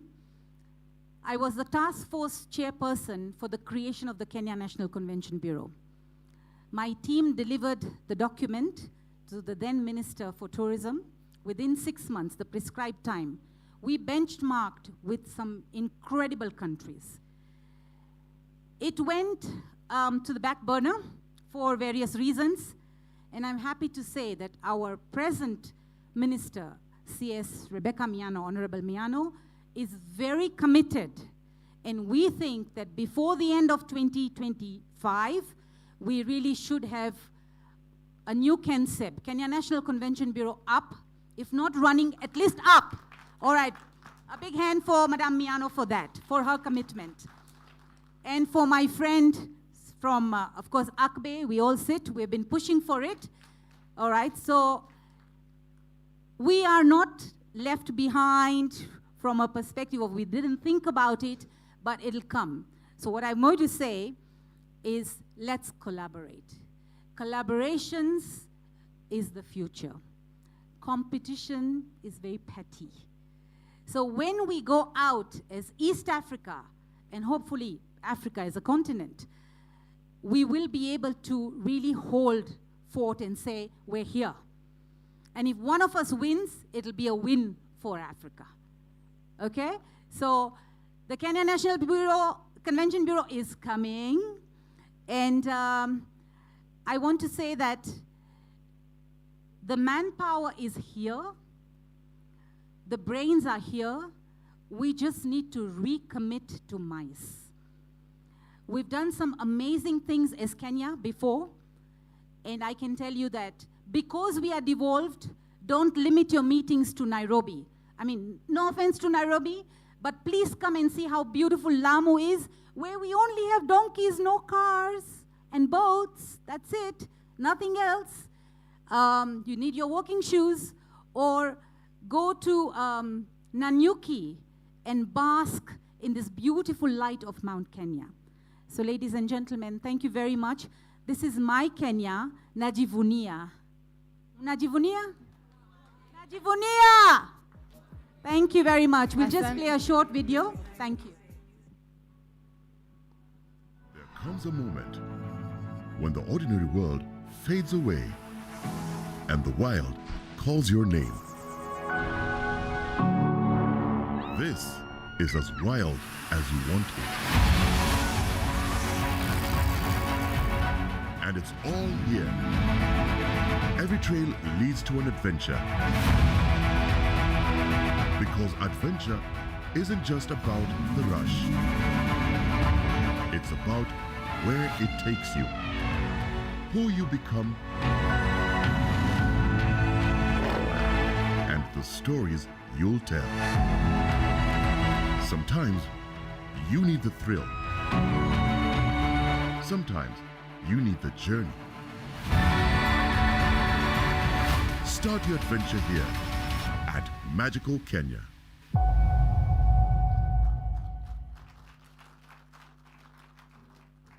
Thank you so much, Magical Kenya. Can we please clap hands for Magical Kenya? The Africa Mice Summit is so much magic is actually happening around. Allow me to just note that on the collaboration aspect that she mentioned, the partners for this, just to set up all this and the chairs you mentioned, have been done by 16, if not 19 partners, making sure the room looks like this. So that is a testimony of collaboration that Kezi is really putting forward.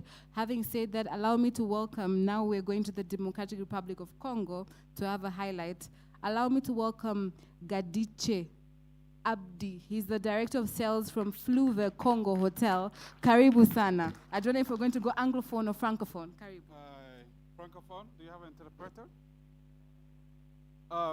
Honestly, I just came to represent my hotel, so unfortunately I don't have a video about Congo. That's a presentation about my new rooms, the Fluve Congo Hotel, which sits on the banks of the majestic Congo River. Yeah, and the hotel was opened in 2012, but the building itself exists since 1975. It was the Congo Financial Center that has been transformed into a hotel of 237 rooms and suites. I'm also happy to reconnect with industry friends and peers. Happy to you, Frank. Yeah, so what else can I say about Congo?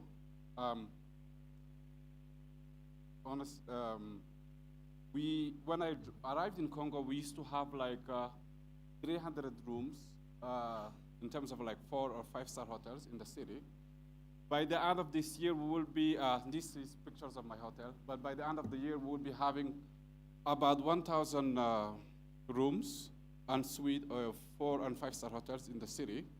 In terms of meeting capacity, the biggest meeting space used to be at my hotel, which has about a capacity of 400 seated banquet. But by the end of this year, we'll have, not in my hotel, but a new convention center that will be able to accommodate up to 2,500 people.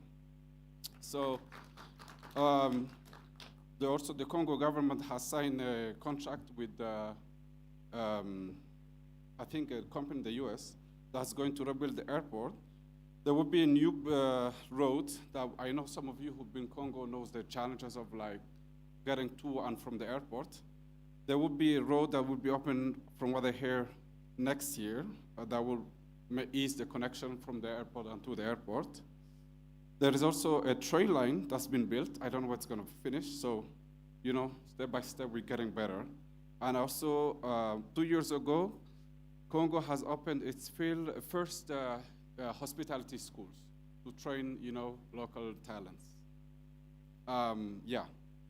So if you visit Congo, please feel free to reach out. Happy to give you my contacts. I work at the Fluve Congo Hotel in Kinshasa, in Label. Thank you. Thank you so much. Could we please clap hands for him? And just to add something on Congo, I believe many Africans in the room have enjoyed some Congolese music somewhere, somehow.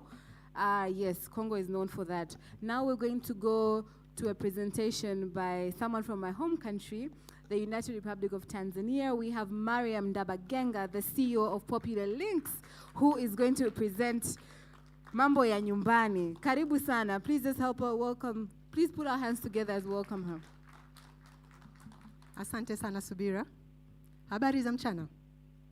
For those who don't know Swahili, Tanzania is where Swahili was born.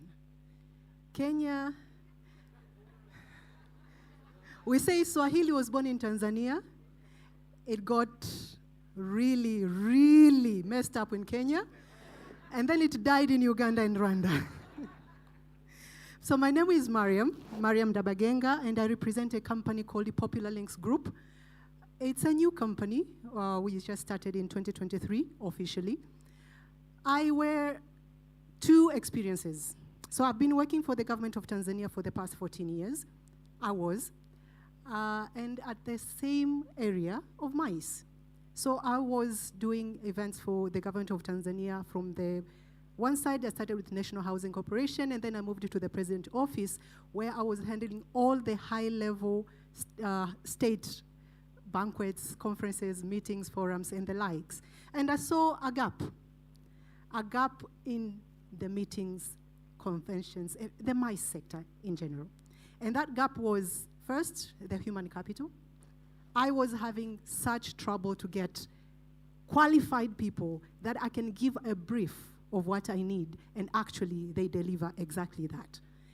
And the gap was not only on qualifications, educational qualifications, but also the exposure. And that gave me an idea. Why don't I start a company and fill that gap? So for those who are in the government employment, they might understand what happens in your family when you said you want to quit a government job. So I went through that, and gladly, MySpace, because MySpace, now the family is like, ooh, okay, we see where you're going. There is this cousin, can you take them on board as well? So it has been like that. Now, let me take you a little bit back into, there was a video that I provided. If you can just play that video in the background so people can see the beauty of Tanzania without the voice, because Kenya has bragged a lot. There was too much bragging from Kenya, from Zambia. Just remove the sound. Thank you. So while I'm talking, you can see that. That is Tanzania. We have everything you need.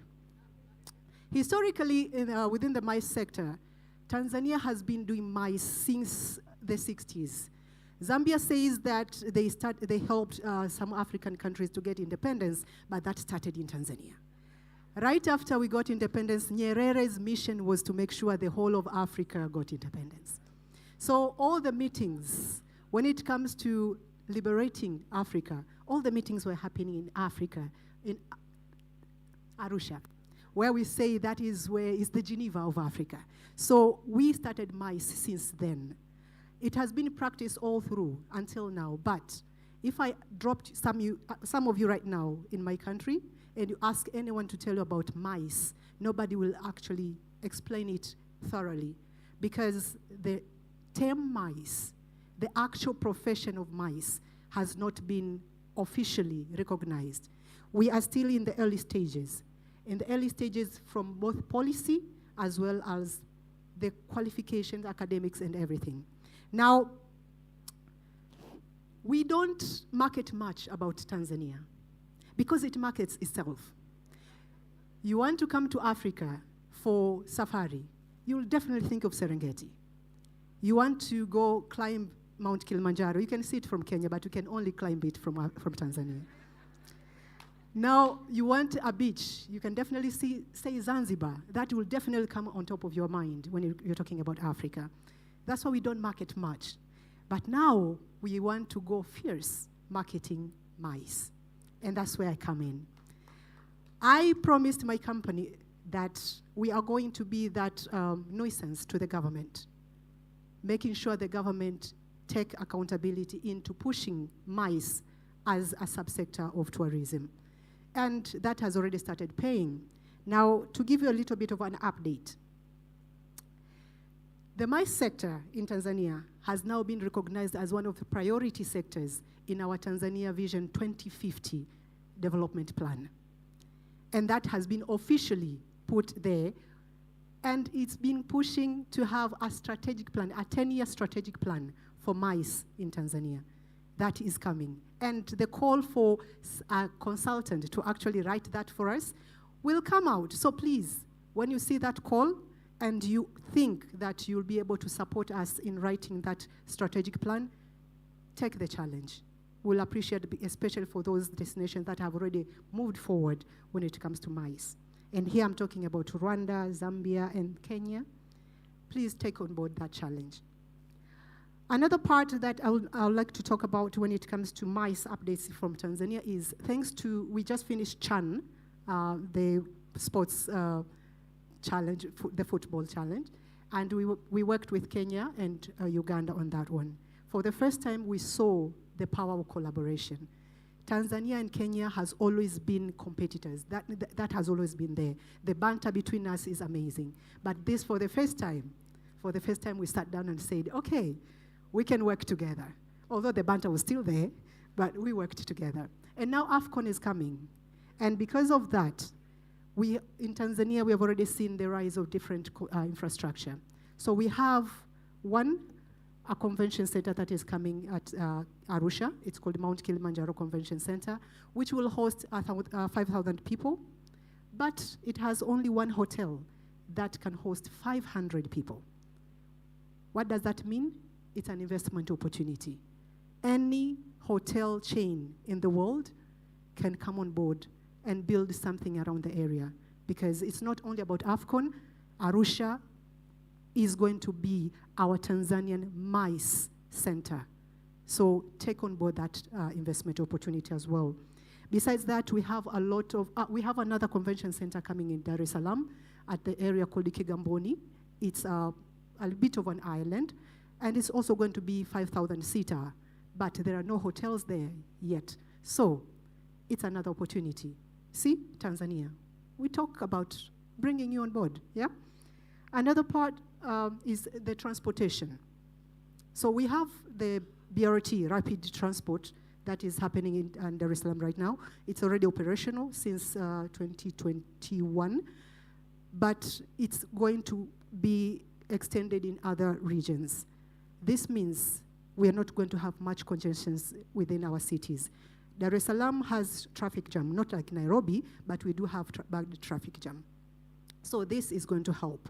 As well as the airports. We have different constructions of airports happening in Dodoma, in Arusha, in Dar es Salaam itself, and in other southern highlands parts of Tanzania. The aim being, the government is trying to push. For them, they want to push for leisure tourism. But for us, MICE experts, we said, okay, we are going to push for more MICE facilities to come to those areas so we can ride on the same wave. Besides that, when it comes to the human capital, which was what pushed me to get out of the government work to join MICE, we have one college. Like you have Utalii College, we also have our Utalii College. It's called National College of Tourism, but we call it Utalii College. But the only programs they offer are certificates program and diploma programs. And even this one for event management per se, it's only event management.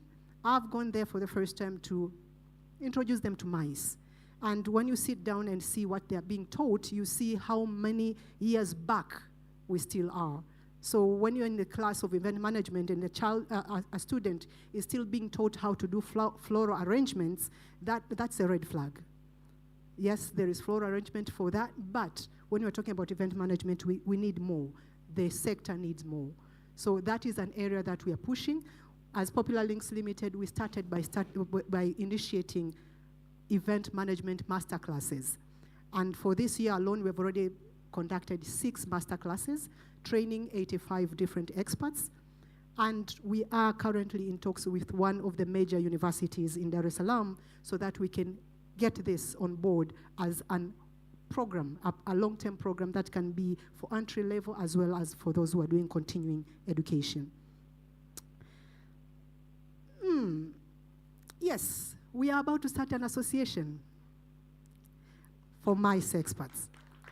And this is mostly because looking at the Chan, experience from the Chan started, and the only experts that we saw who coordinated the Chan itself, we had suppliers from France, suppliers from Dubai, not even from Kenya. And that, for me as an expert, it was really hurtful. Because we are there, but nobody knows much about us. Nobody takes us serious. First of all, because we do not have anybody as an association that says we are there and we have this voice. So we are pushing to have that, and we are in talks with ACBE so that we can have at least an experience of how they did this so that we can borrow that and implement it back home. And this will help us to be more official and tell the world that we are there. And also, our Tanzania Tourist Board has officially started a department for MICE with a manager who is specifically solely responsible for MICE. So this is one area that we are grateful for, and it's an update that we think it will help when it comes to pitching for different events to come to Tanzania. And lastly, also the Tanzania Tourist Board is about to join ICA as a member. So imagine you have a country that is pushing for MICE, but it's not a member of ICA. So now they are going to push to join ICA, but we said, okay, that is the government. Popular Links, we are also going to move that direction as well. And I'm already in talks with Frank so that we can join ICA and be able to push it from that angle.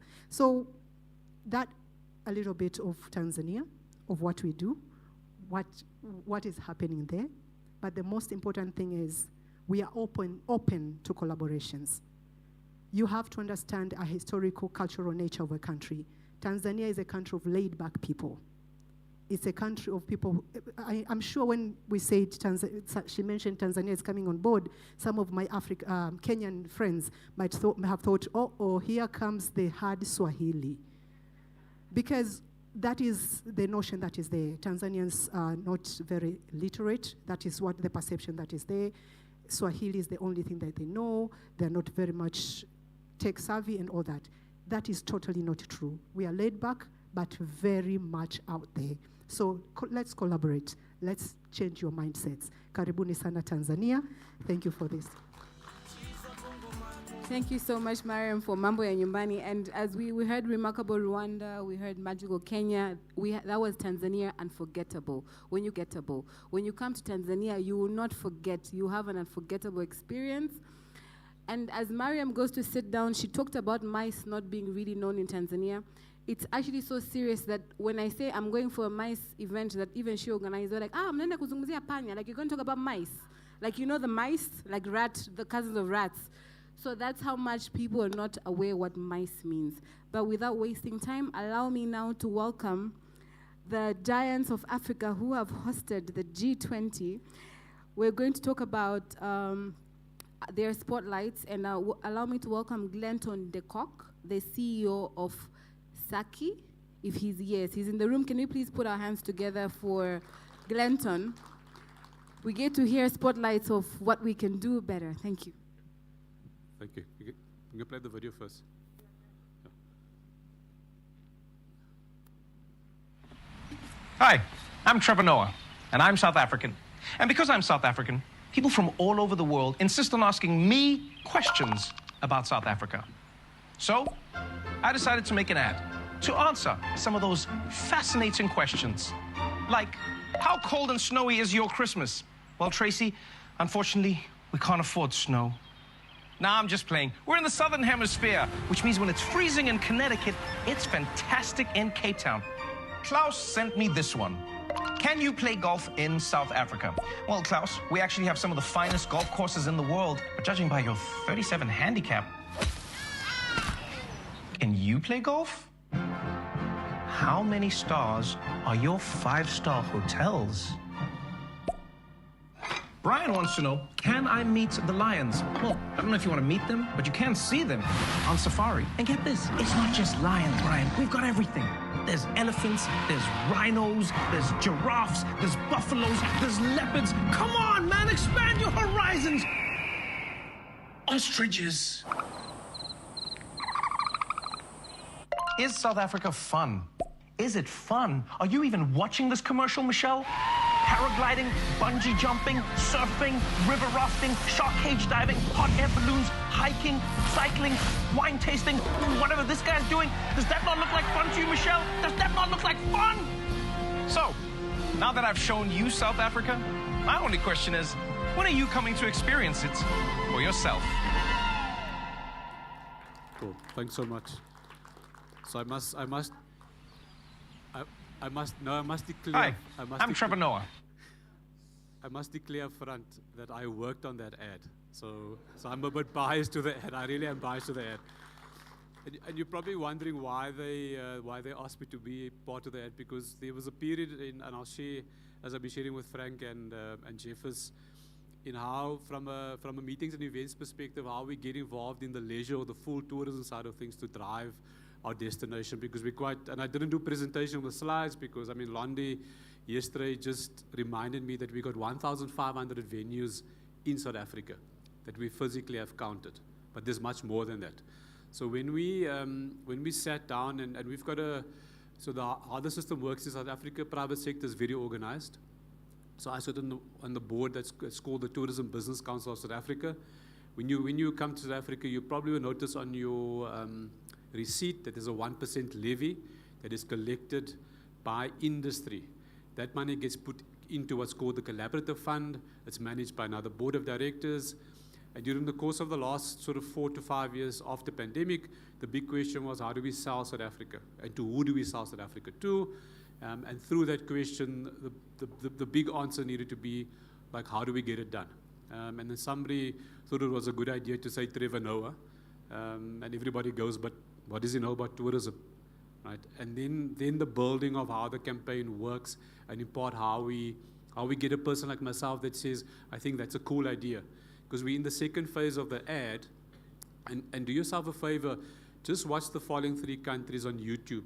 In the last couple of days, Switzerland just released their 4th version of the ad with Roger Federer, and they've got, if I didn't marry my wife, I would marry Halle Berry. True story. So they got Halle Berry as the visitor to Switzerland, and just watch how Switzerland is selling their destination with Roger Federer, right? So from a South African perspective, one of the storyboards that we're working on for the next phase of the ad is, how do you get Trevor Noah playing tennis with Roger Federer and them serving a match, and in different parts of the country, you can include our rugby captain called Siya Kolisi, because we did a domestic campaign with him that goes, I'm now in this part of the country, look how cool it is, right? And it's about how we've positioned ourselves from a private sector side, particularly SARC itself, in understanding that as much as we do a lot of this, what people do is they Google your destination first. They do that, right? And just as a show of hands, because I've been doing, this is my pet project for the year. Londi knows this. You don't have to put your hand up, Londi, but who's Googled themselves in the last month? Who's put your name into, it's fine, I Googled myself before I got on stage. Yeah, if you haven't Googled, so just Google yourself, see what Google says about you, right? And then you take the first 3 or 4 paragraphs, Frank, take what Google yourself, see what we say about Frank, take that first 3 paragraphs, copy that, put it into ChatGPT, or to Claude, or to Perplexity, or one of these AI platforms, and then at the front of that you go, who is Glenton de Kock, and what does he do for a living? And you click, obviously, enter, and see what ChatGPT gives back to you, right? And I was sharing this with Londi on sort of our one of our morning journeys, and I think I shared it yesterday. And I showed her a WhatsApp message from my sibling, from my dad. So we shared a photo of what I was doing here, and my dad's response was, "Is he calling that work again?" In terms of me physically standing and speaking to yourself. So why I did that was, all of us have taken photos. All of you have hashtagged. There is data that you have already given to ChatGPT, and you've been taking photos with each other. ChatGPT will give you a sense of who it thinks you are, right? And to encompass AI, and particularly why I've shared the Trevor Noah campaign in terms of how we are using particularly data, and obviously Londi shared some really good data. But the Trevor Noah campaign was not a mainstream media campaign.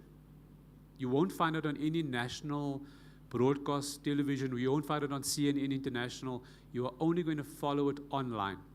And when we built the campaign, we built it for specific markets. So for some South African perspective, obviously the UK, Germany, Canada, the US, India, China, and parts of Africa. And every week on a Thursday, like today, and some of you saw me standing outside with my earphones on, we'd have a call for 2 hours just looking at the data, right? So there are two parts in this video that didn't work originally, right? And there's that little part with the rhinos. They're doing some funny business there. You saw that part there, Barry, right? The ad was taken down immediately in Germany because we didn't conform to the legislation in Germany, right? We then had to reorganize that particular 2 seconds, reorganize that for the German market, right? Then we found in the UK market, and particularly in Brazil, because of language, because of the way that the language flows. So he's doing it in English, but the ad is then effectively translated. So when the translation happens, it misses the words with the videos as well. So you see how the data goes fairly good and how the markets start doing this, and you have to ask yourself what is happening in the marketplace and figure out that sort of instantaneously as well. So we've got some seriously good data, and that's why the next storyboard with what we want to do with Trevor at a domestic level leads me to how and why I'm sharing with you the following. In South Africa, we've got a fairly mature market, which means that at a competitor level, if we don't collaborate on the continent, and I shared earlier with somebody that were in the room in terms of how we've been working from an association side and an industry side with many partners on the continent.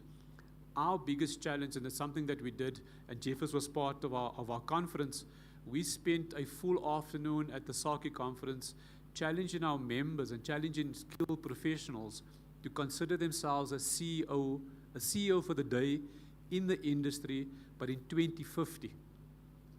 Because as much as we are convening these meetings, the delegate of the future is not with us here. Is not with us here. The type of meeting that delegate wants is not what you and I think it's cool to do. And that's the biggest challenge for us right now in South Africa is how do we utilize what we've got? And we've got some venues that have been very dated. So in Johannesburg, you've got Gallagher, which was one of the first out of the blocks that can do up to 10, 15,000 people. You've got Santa Convention Center that on any given day you can do 10,000 people there. Expo Center, 25,000 people at the same time. But all three of them were built in the 70s, 80s, early 90s. The Urban ICCU, which was the first private-public partnership, is also built mid-80s, which means that Cape Town ICC, which is 25 years old last year, is the youngest venue that we've got. So we've got a capacity challenge in where do we place the next generation of big events. Because if 25,000 is the max at the exhibition level, it means if we do an Africa Auto Week or an Electro Mining, we have to do a lot of these extensions to venues. So the point around how we're trying to position South Africa is matching it with our economic growth.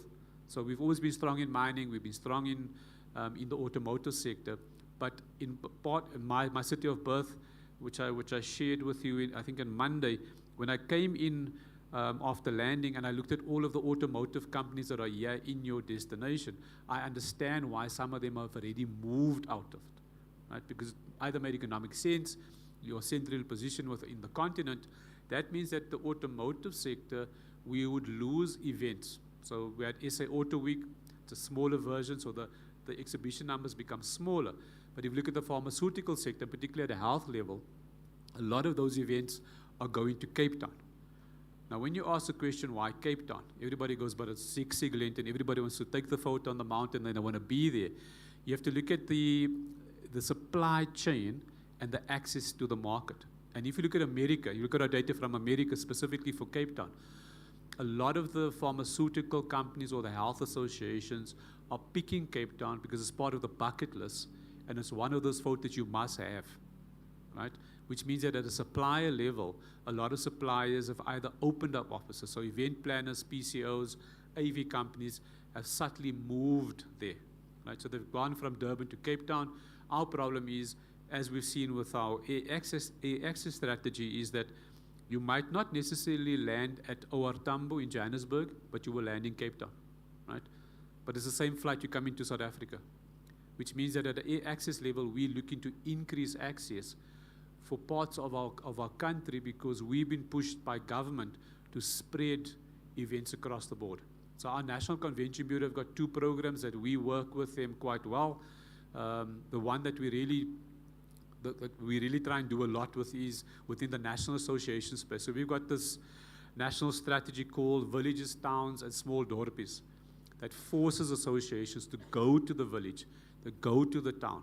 What we have done as an association to align ourselves with the government policy is actually deliver those events, right? Now, it's always easy for, and no disrespect, ma'am, from the High Commission, but I get into trouble back home when I say it's always easy for a politician to stand and tell us to do something. But when private sector does it, as I do it on a regular basis back home, mine is to ensure that you don't have this to and fro between government and private sector. Because ultimately government represents the citizens. The citizens are private sector. So when we've done our events in these villages and towns, and particularly one of these very small Dorpie or town called Addo, there is no event planner in Addo. There's no event planner there. There's no venue in Addo. There's absolutely no event Addo. There's like zero. When you talk about mice or meetings, there's like nothing there. So in 2023, you can get onto the SARCI website. You can click on the 2023 photographs there. The only venue we could find that could just about get about 140 people in was an old barn. Old barn, right? Got there, so we did the site inspection like we normally do. We get there. That's the only venue that they have. And I'm like, okay, we're going to do it. So I said, there's only two things I must do there. Just obviously, because what they used to do, they used to sort the oranges and lemons, because that part of the country, a lot of oranges and lemons there. That to get that sorted out. But we only had one PowerPoint. Now, look at yourselves over the last couple of days. The first thing people look for is what? Besides a Wi-Fi password, is there a PowerPoint? Because you open up your laptop, all of you register for events, but the first thing you do is you open up your laptop, you're on your phone, but you're at the event. I normally say to my members, don't come to my event. I'm telling you now, it's in July next year. Don't come with your laptop, don't come with your... And Jeffers was at our event this year. We do our seating a bit different. But the Addo one, three things we did right there. One is we activated the meetings and events sector. Because when you go to that part of the world, the Addo National Park, a worse year for them is 1 million visitors. A worse year is 1 million visitors. Right? 80% of that are international visitors. Now you and all of us have been on holiday. If you're going to that part of the world, you're not going to get up at 6 o'clock. You're not going to have breakfast by 7:15. You're not going to leave by 8:30. Right? So what do you think happens on the first day with our event? We start at 9 o'clock. So what do you think happens at the breakfast tables? Delegates are getting up and they're looking for breakfast. And there's no breakfast there. Because breakfast only starts at 9 o'clock. For the latest at some of the venues, right? And we have this influx of people that are very hungry now because they didn't have breakfast. And what was supposed to be the teas and coffees for the welcome became the breakfast for the first day. But over time, what's happened in that part of the world, they've built another venue. They've extended the one that we utilized, and that farmers turned that into a venue. They've got suppliers now that are delivering events in other parts of the country. The beauty of that particular National Association program is it has forced a lot of my members, but if we didn't do it as an association to go there first, people would not have found that out as well. And we've also started creating new services within the industry as well. So our challenge as Destination South Africa is, besides the regional spread, is keeping abreast of what's happening in other parts of the world, and also with our bidding approach, being far more aggressive for strategic bids. I mean, G20 is happening as we speak. I mean, our ministers having a ministerial meeting right now that ends off tomorrow. We've got the Cricket World Cup in 2027. We've hosted World Cup, probably do rugby, but there are other big signature events. And to help us understand that in me closing out for my last 5 seconds, the three things I want to leave you with when you're thinking about your destinations, and all of us have got beautiful destinations. What we need to really look at is, at a calendar level, all of us should know what is happening in our destinations at a meetings and events perspective. You have to know that, right? It's a lot of work. So if you come onto the SARCI website, I do it as well. I do it. Some of this information you can find over the internet, put it into a calendar. Because when you have a calendar of events and activities, you can see what's coming. You can reflect on what's happened. And when you're bidding for events, you know which time of year is the best time to bid. So do that as a starting point. The second is, which is something that Frank and I speak a lot about on the continent, private sector must organize itself. You have to organize yourself. We see the benefit of that. I mean, I showed you an ad that I should not have been part of, but we were part of that particular ad. If private sector is organized, you have clarity of purpose. And in that organization, which is my final point of saying what I say to my board, and Landi's just come onto our board from a SARCI perspective, is associations are not there to market your business. The association there is to drive with purpose the growth of the whole industry. Right? And we find that quite a lot. My members get angry with me when I speak about the whole industry. But if we don't show the value, as I've been speaking for the last couple of days, people won't join associations. Don't join an association if you want to grow your business and you expect the association to do that. You join the association for your business to grow in the collective, because everybody benefits from that. Because if you know what the calendar events looks like, many more service providers can understand where the business is going to come from. Keeping the calendar out of a public space, for me, doesn't make sense whatsoever. But let me close that by thanking Kezi and Maloema. You know, when you have a vision, you know, sometimes people think you're crazy when you have a vision. Particularly on our continent, like you have this, like you wake up one day, I had a dream or was a vision. The difficulty is, it's always I say this at home to my kids. I always say to them, it's easy to arrive. All of us would have arrived in your life, in your relationship, wherever you wanted to be. The most difficult thing is to maintain. Right? So I think we've arrived. And I think the challenge for all of us is how do we maintain in the coming years. Thank you very much.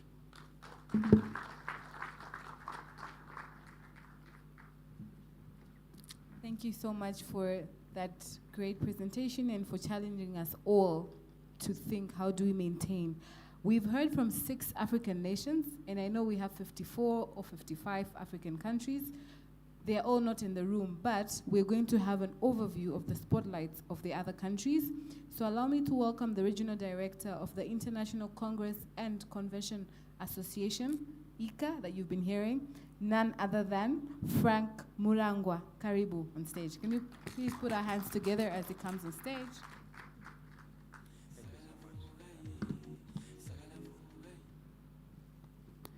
Good afternoon. I'm going to try to be quick so that we're able to save time. But I'm very honored again to be here and have this quick discussion. And I'm going to start. I'm very honored again to be here and have this quick discussion. And I'm going to start to tell of what has happened in the industry. And that story is about to, again, power of connection. Doris is in this room. I first met Doris, I think, in 2017 at Meetings Africa. And Doris was inspired with what was happening in Rwanda. And she never looked back. But we didn't just inspire. We worked with Doris. They came to Rwanda, we opened doors. That time I was working with Rwanda Convention Bureau, and we made it happen for Doris and the team. And today she was here representing Rwanda. So the power of connection is so important. Don't take it for granted. So I just wanted to emphasize that in this room, look around, the person you're seated with, if you don't have the contact, that's your issue. So I just wanted to really emphasize that and say, very delighted again to be here. Previously, before I joined the ICA, I worked with Rwanda Convention Bureau, and I was part of the team that showcased the country. And I'm happy to say that I'm a product of Rwanda, but now I'm representing the continent and representing you and working with you, and so delighted to work with you and continue to grow the continent together. From ICA perspective, we stand for 4 things. One is that ICA, as you all know, is the global committee for the events industry, and I earlier shared about that. And we very delighted to be in a central position where we're able to work with each of you and drive business. Our core pillar is the business focus. We're not just meeting. I believe anyone that is in this room here, you didn't just come for the sake of coming here.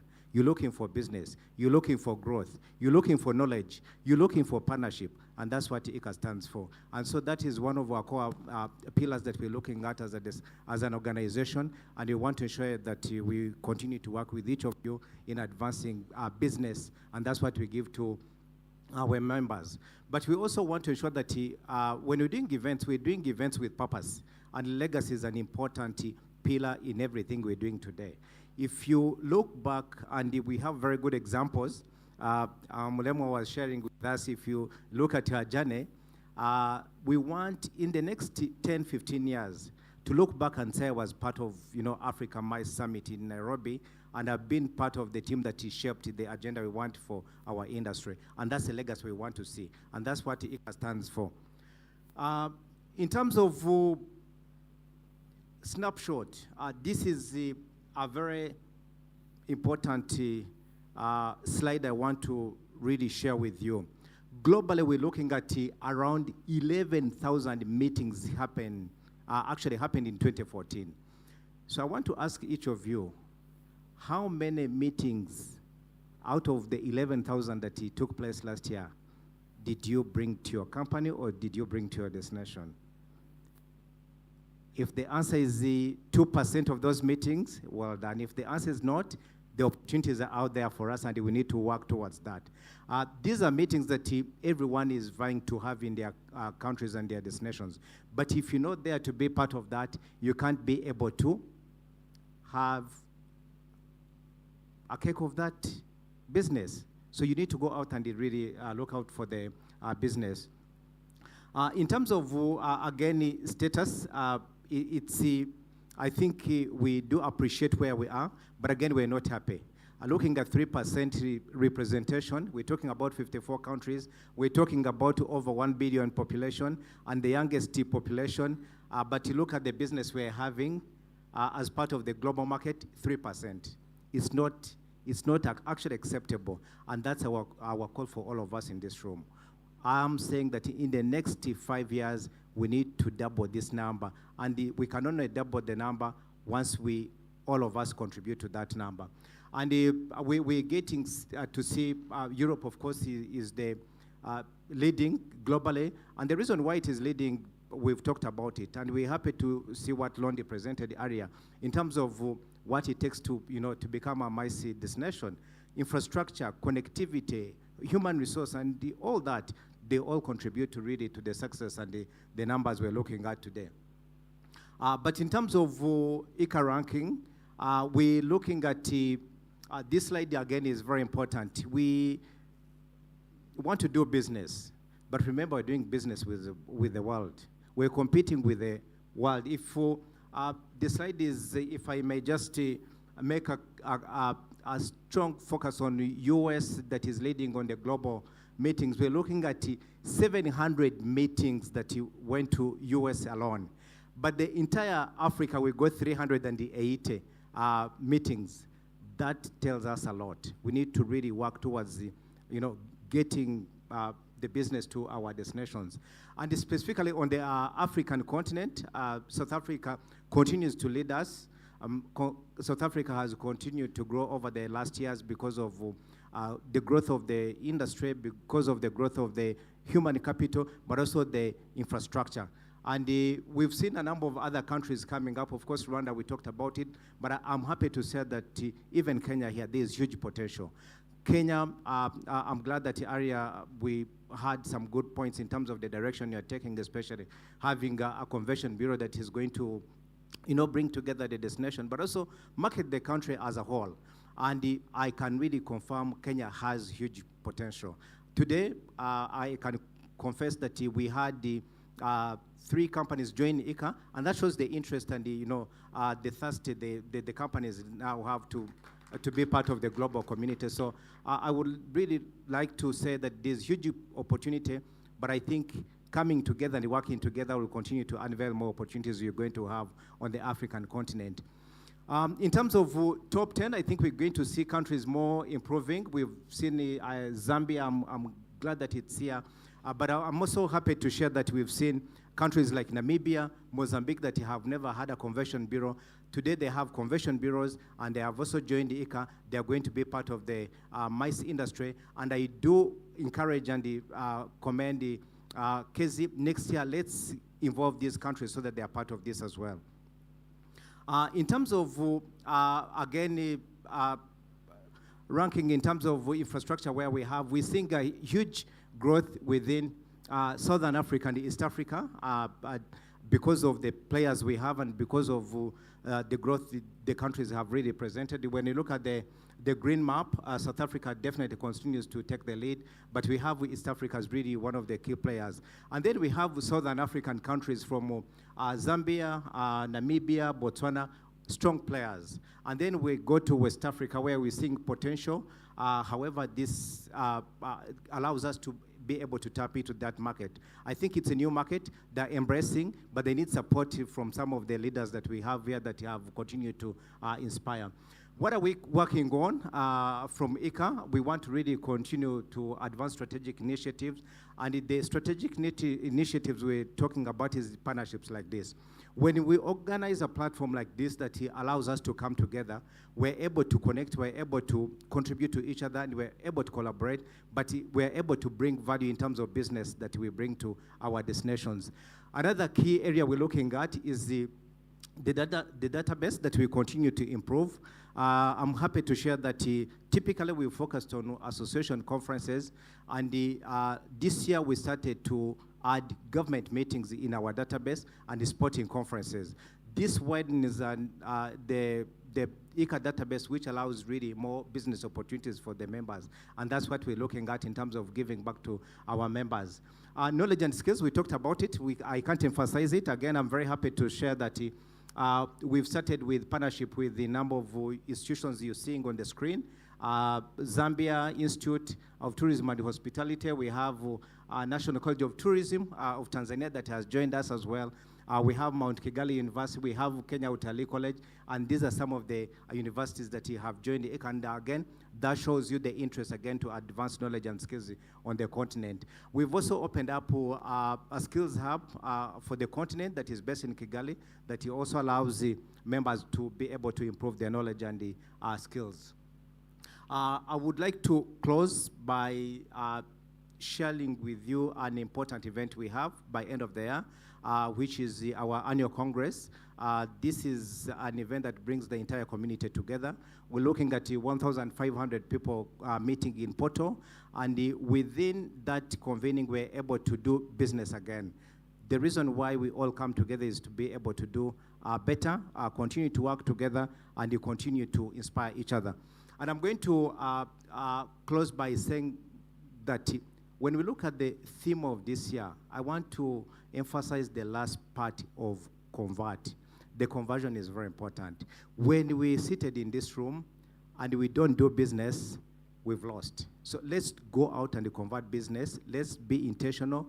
Let's collaborate. Let's work together. I thank you.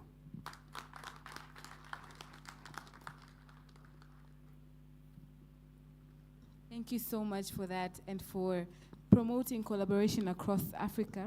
Having said that, I know people in the room are hungry. We will not waste more time, but we cannot go to lunch or close without having lessons and commitments that have taken place the past 3 days during the summit. Allow me to bring on stage Barry Clements, the Group CEO of Hospitality EQ. Please put our hands together as he comes on stage. Thank you. Let's continue the whole movement of not being at a podium, because now today we're getting to the action point and we need to move around and get things done. So guys, wow, what a 3 days it has been, right? It's been amazing, but all good things must come to an end. And maybe that's not a bad thing, because for those of you that have been here from the beginning, Tuesday I rocked up here in a full suit. Yesterday I dropped the jacket. Today, it's jeans and sneakers. Another day, and I would have been here in shorts and flip-flops. So, you know, maybe a good thing. But all jokes apart, we're now getting to the action part, and we need to get things done. I want to make sure that we are all ready for the action. So, I know we were made to dance. Please all get up. I'm not going to make you do that. But can we all get up, please? Just want to make sure we're ready for this. Great. Now can we please all try and raise our left arm? See, we've got a problem. Let's try it again. Can we please all try and raise our left arm? Guys, we got a problem. You guys are not listening. I said try. You're doing it. So can we please make sure that whatever we've learned here and what we are doing, we're not going to try. One of my business partners likes to say, hope is not a strategy. We are going to do what we have set out to do. Are we in agreement? Perfect. So let's have a quick look about what we've you can all sit again. Let's have a quick look at what we have discussed. This is not the right presentation. Don't know what's going on here. There we go. That's better.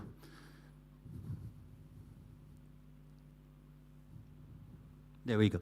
So a lot of people have tried to speak to me. We haven't had much time. Anybody wanting to reach out to me about what we discussed, my details will be there. Please feel free to connect, and I'm happy to help where I can.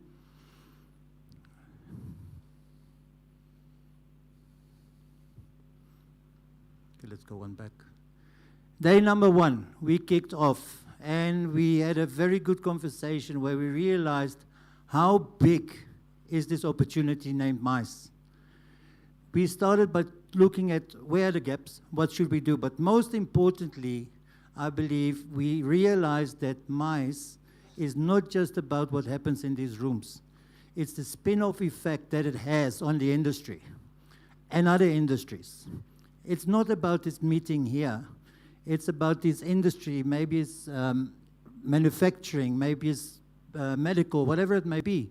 It brings a lot more attention to the country and has much bigger effect than we think it has.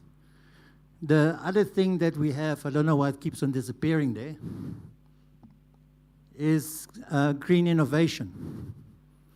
We need to be sustainable. If we're not sustainable, we get out of the market. It's a very important aspect that we have nowadays. And the same comes in with cultural. We have it in Africa. Let's leverage it. Let's make use of it and make it a big attraction. This is something that really supports the communities who need the attention and the support. So what do we need to do? We position MICE at the center of the trade agenda.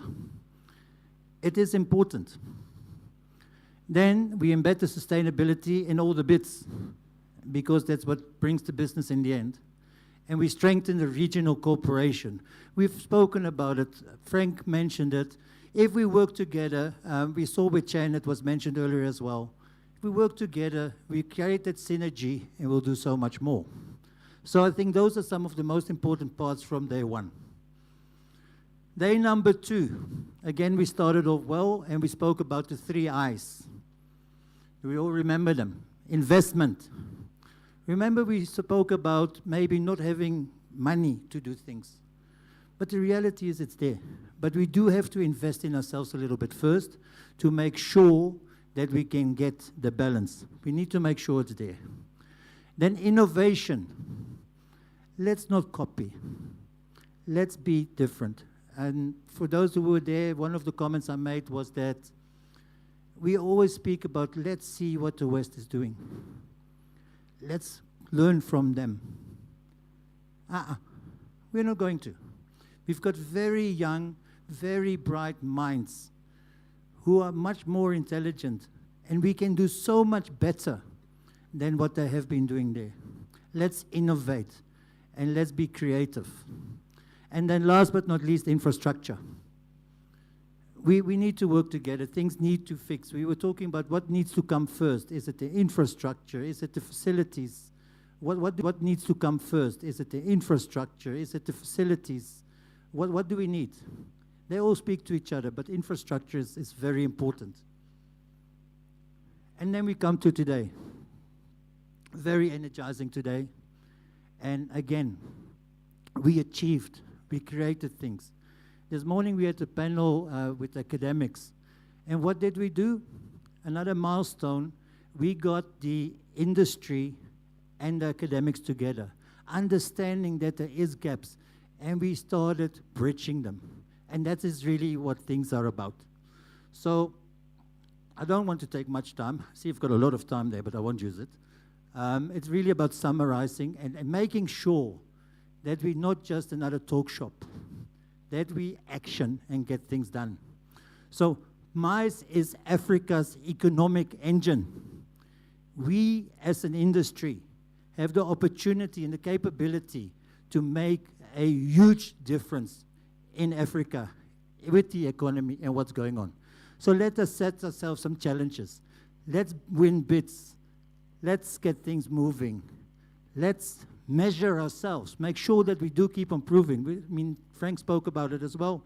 We need the numbers, we need the data. Let's collect it properly so we can make informed decisions. But bring that million people. I think, if I remember the correct numbers, about 250,000 so far of big internationals. Let's make it 1 million.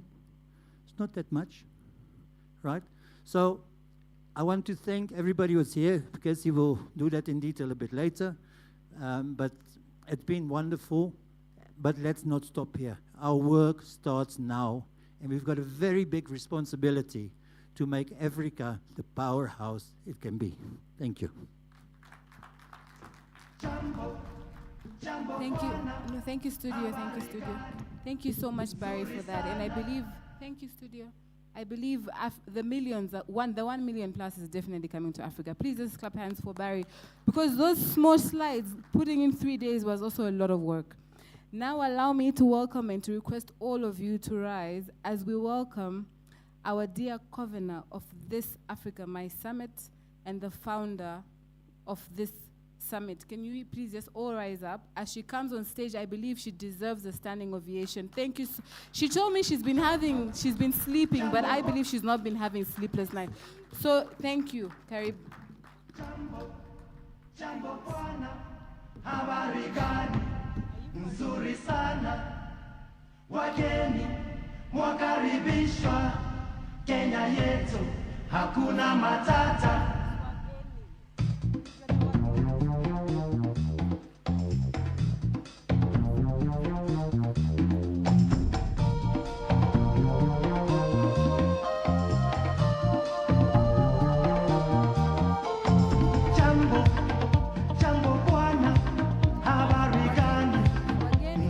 As long as you're not from Kenya, please bring yourself up over here. If you know you're not from Kenya, so calling South Africa, Zambia, Tanzania, Rwanda, Malawi, DRC, Djibouti, Azerbaijan, wherever, up here. Are you? Yes.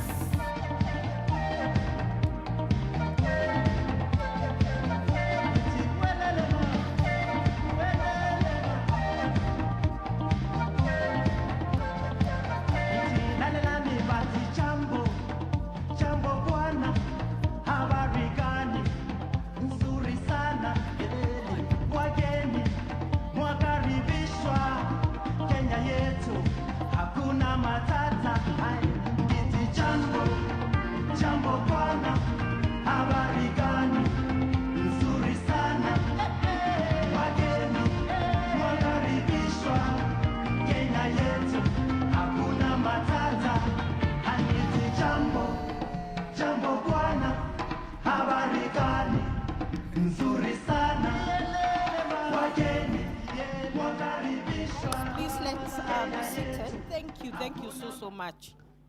Thank you. Let me tell you something about these people.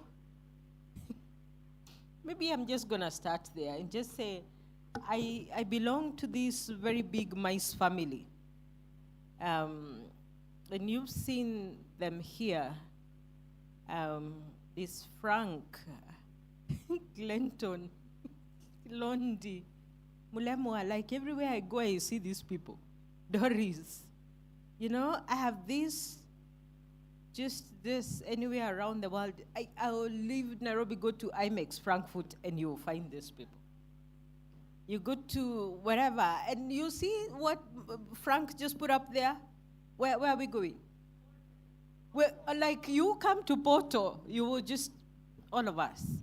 And I'm just so grateful for this family. And you see, I am very wealthy because now my family just got bigger. You know, every year, this family just gets bigger. So, distinguished guests, ladies and gentlemen, we have not had a tea break, and it's way past lunchtime. So as we bring this summit to a close, this is the third summit that we are hosting in person. But over the last, 7, 8 years, we've met in one way or the other every single year, September.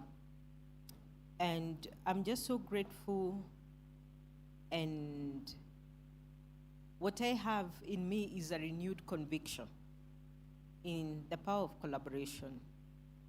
For the past 3 days, we've gathered here, not just as delegates or partners or speakers, but really as builders. We are builders, builders of Africa's future, builders of industry. Every one of us who has been seated there or here at the front, these are builders, people who have such intention to make a contribution to their economies. I see that in you, Mariam. And you know, the thing is, I know what it feels like for you. I know, I've been there and I know what it feels like. I can see it in Doris, about Rwanda, you know, Uganda, in all of us, the fire and the commitment to build. We came together under the theme, catalyzing trade and investment in Africa through MICE. The conversations, the connections, the commitments which have been made here prove that our industry, like we said on day one, our industry is not just about events. We're not just about events. And if you think that you're all about putting together events, then that's a very limiting notion of who we are or what we are. Our industry is about economies. Our industry is about creating moments. It's about providing opportunities. Our industry is primarily about markets. It's about opening doors for investment. It's about driving tourism, building capacity, and telling Africa's story to the world. That's what we are all about, because here, in one way or the other, a story has been told. Allow me to extend my sincere appreciation, firstly to our chief guest, government leaders, policymakers, who have shown unwavering support for the MICE industry here in Kenya, but also across the continent. I want to extend a very special gratitude to the Cabinet Secretary, Honorable Rebecca Miano, even in her absence, because she has been a true and incredible support to us in the process of organizing this summit. To our partners and exhibitors, your investment made this platform possible. Thank you for coming along with us. We came to you with nothing but a vision, and you believed us. You actually took a risk. You believed us. Let me appreciate our accommodation partners, Ulwazi. The guys who stayed at Ulwazi, just give it up for these guys. Like, as in, I have zero bill from Ulwazi. Eka Hotel, we have zero bill from Eka Hotel. Emara, just give them a clap. It's not kawaida. The Movenpick, Novotel, Ibis, Panari. I want to thank them for the accommodation for our speakers and also for providing the raffles. I bet you some of us will get to go to some of these places at no cost on account of the summit. I'm just sad that I don't qualify, you know. Next time, eh? To our speakers, moderators, and panelists, I want to thank you for your insights. Thank you for your passion, for your wisdom, for sharing what it has taken you years to learn. But you packaged it, put yourself together, the commitment, the sacrifice, to just sit here with us and allow us to benefit from your wisdom. To our Future Leaders Forum participants, those young people, oh my goodness, they remind me very often that Africa's greatest asset is our young people. They are full of energy They're full of innovation. And even what they're lacking, they compensate with additional innovation. And I am so grateful for the institutions that have come together to allow us host these young people in this room. To MPI Africa, through you, Mulemo, we want to say thank you. I'm grateful very much to Utalii College. We went to Utalii College with only a few days left to this summit. And the principal who was here, it didn't even take him minutes to catch the vision and catch the fire and get on his feet and begin to mobilize his team. And they hosted the Future Leaders Forum. Thank you. Let me say a specific thank you to you, Dr. Monyere, because I have watched how you have been passionate over the years with your future leaders. Let me just ask us to clap for this woman. Just stand. She's very short. I think I found someone who might be shorter than me, and I'm grateful for that. This woman, if you knew who she is, she's a powerhouse, a mobilizer par excellence. I don't know when you sleep, but she's done a fantastic job of mobilizing young people across this nation and giving them visibility. And she brought them to this summit. And we're grateful for you, Daktari. Our commitment is the continuous partnership. The one thing I don't do hit and run. Like, no. We commit for a long time. To our international delegates from across Africa and beyond, thank you for choosing to be here. You made a choice, and for bringing a truly global perspective. And that includes our Russian brothers who joined us with a lot of clarity online. And they have supported the summit from afar on WhatsApp and just making sure that we are getting what needs to be done. As I appreciate our international delegates, I want to very especially appreciate Johanna, who joined us from France. Thank you for being here. I met Johanna at Frankfurt earlier this year, and she said to me, there is somebody you must meet. She was actually my last appointment on the last day as we were winding out of IMEX, and it became my favorite appointment of IMEX, the power of connection. Thank you for being here and for bringing me the chocolate. Thank you. And she is the reason why Imran and I connected. And that relationship has a lot packed in it, and we are grateful. The reason why I want to just really thank these international delegates is you all do know, and if you didn't, you know now, that the Africa Mai Summit has no hosted buyer program. We don't, at least not yet. And yet, you chose to fly around the world to be here. Thank you. Thank you very much. The Africa Mai Summit has run on a zero budget. So believe it or not, we have received zero cash sponsorship. Zero. We absolutely have zero cash sponsorship. But yet, by the grace of God, I don't think we have lacked anything. It's because of the power of connection and what is called the power of leverage, the power of partnerships, the power of friendships. So I have learned, and if you want to learn this thing, you ask me sometime, but I have learned that there is a currency that far exceeds coins and notes. And that's a more superior currency, because it can buy you stuff that money cannot buy you. Because if we were relying on money, we would be outside the gate, still chilling. But here we are. So, with a vision and the relationships that we've had, incredible partners came along the way, and they made this happen. KICC welcomed us and even assigned us a team to support us and work with us. Elizabeth and Sylvia, please do stand. These incredible women. These women, my God, these women.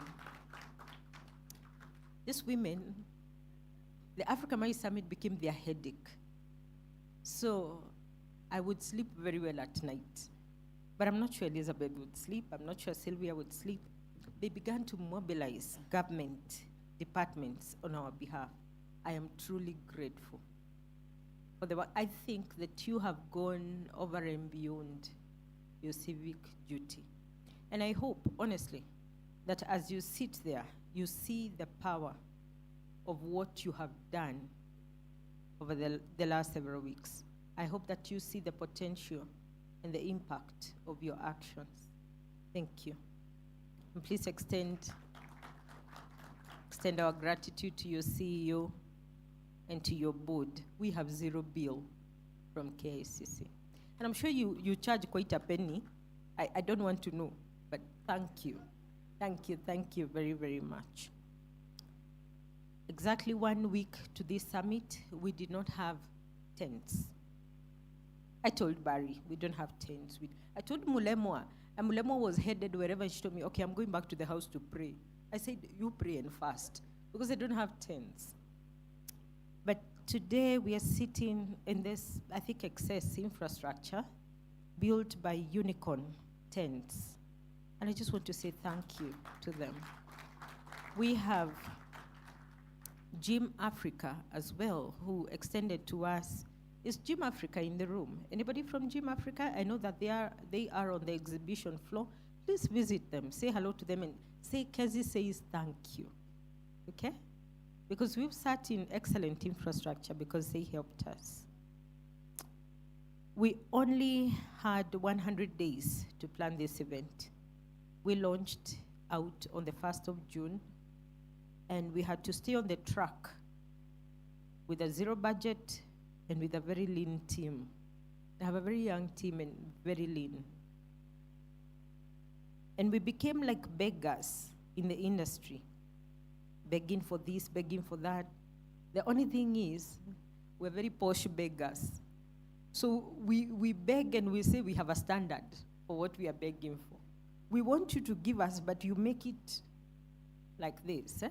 And one day I walked into a meeting and Samuel here, my colleague, told me, Kezi, we're getting a reputation in the industry because we are begging for everything. Why? Because this is an event for the industry.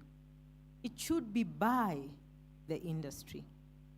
But I'll tell you something about us visionaries. We see the end before we have begun. And then you have to tie the knots together. And sometimes that can be very, very difficult. And that is why I understand very much each of the visionaries sitting here from the different countries where they are advocating for mice. I feel your pain. I may not want to share it right now, but I feel it. And I'm with you. I support you. So thank you to Numa AV and Fresh Sound who have given us the sound and given us the screens. I mean, we are blessed because of you. Thank you. We have a company called D's and D's. I don't know whether they're in the room. These guys received a container of furniture, and they did not take it to their stores. They brought it here. I would say they have an understanding of something, because the fact that this furniture has been used fast here can only tell you how far this company is about to go. Let's give them a clap, please. Thank you to Woodnock Green, who have branded the space and have done the staging.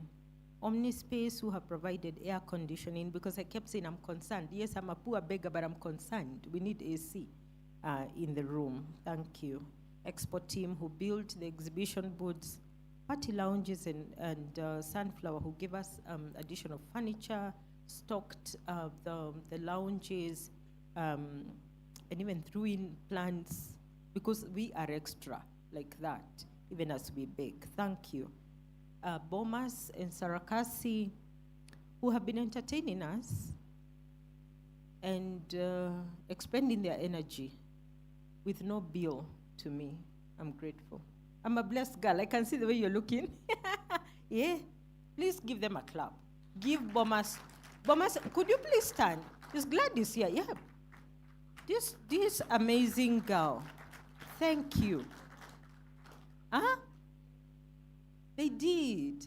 And if they didn't enjoy, they will come to the park in the night. And if you did not register to come to the park, you will go to Bomas and enjoy. They're fantastic. Thank you, Gladys, for your partnership and also for your friendship. I'm grateful. And Sarakasi, anybody in the room from Sarakasi? Hi, thank you very much. And then to Amaika Restaurant. I'm not sure they are here, but they have provided us with meals. And I'm grateful. Tintin Restaurant providing our speakers with teas and our Blue Badge delegates. Thank you very much. A special thank you to the associations. You know, business is not done without associations. Akbe, here, my boss, Jeffers, please just stand up. This man, thank you. Thank you. If you know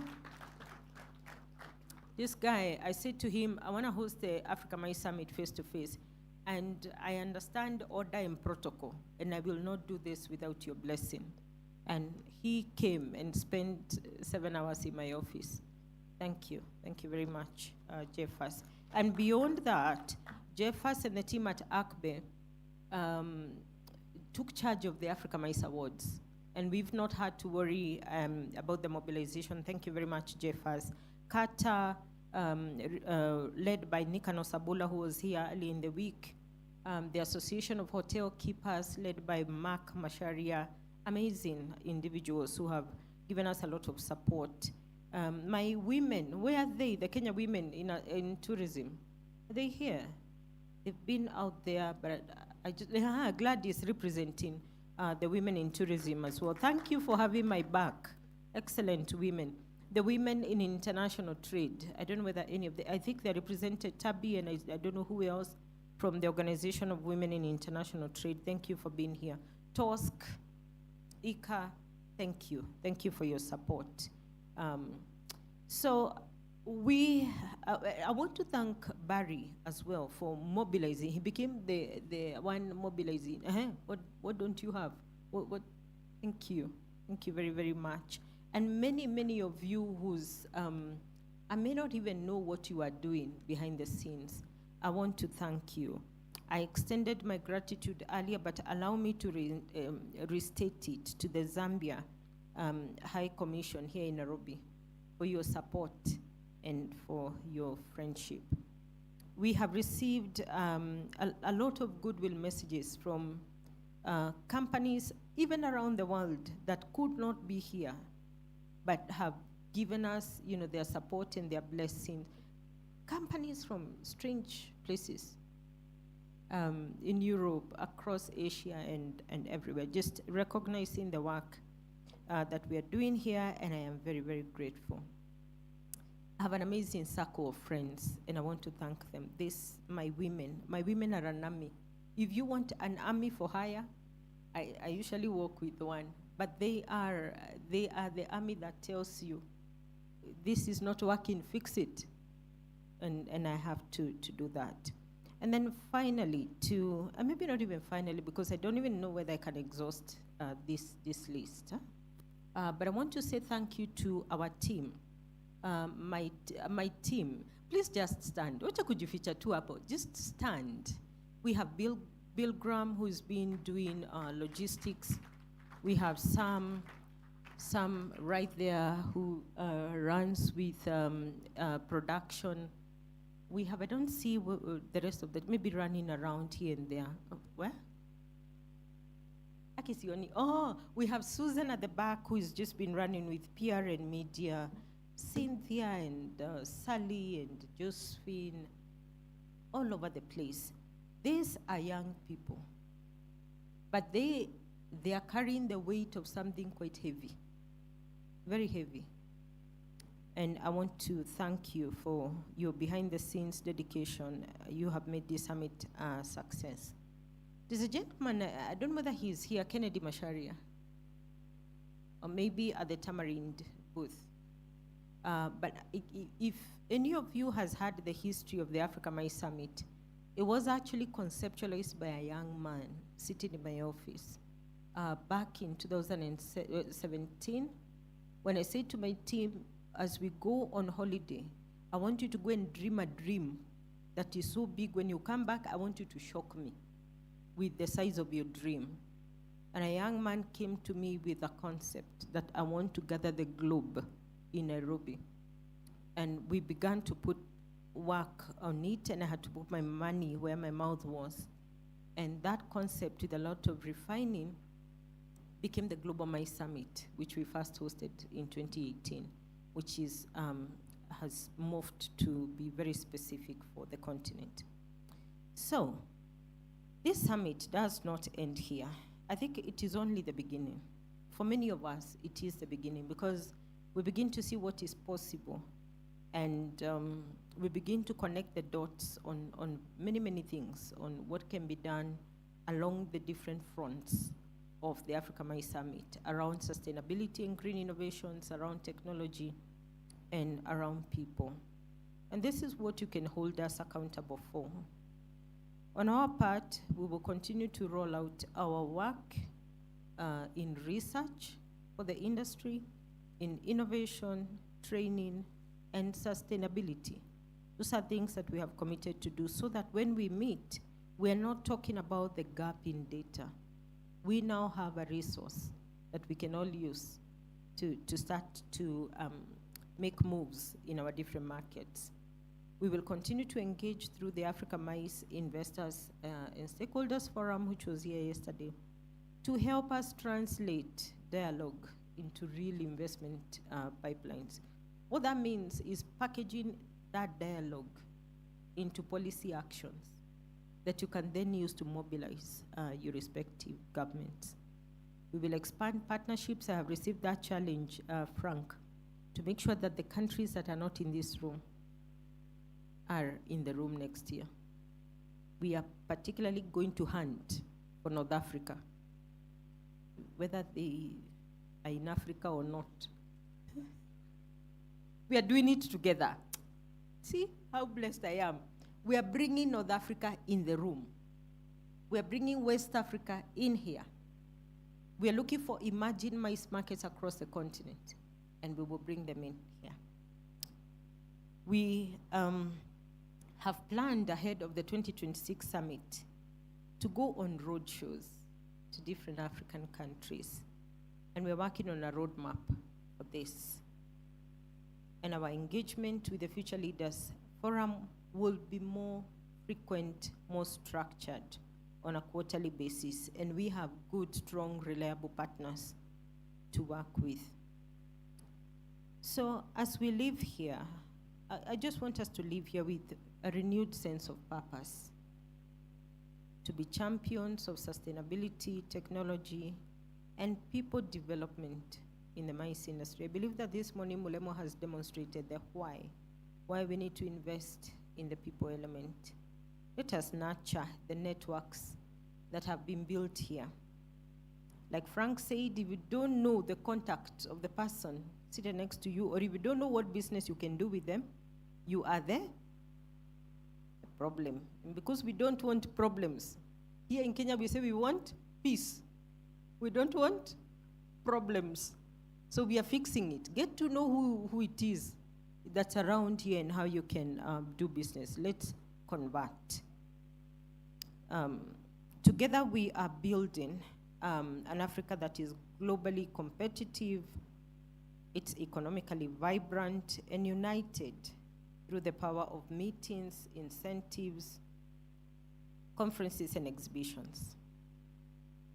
Before we part, I want us to pull out our calendars, those of us who dare rise, and I want us to dare rise something right there, because we are ready to announce the next edition of the Africa Maize Summit 2026.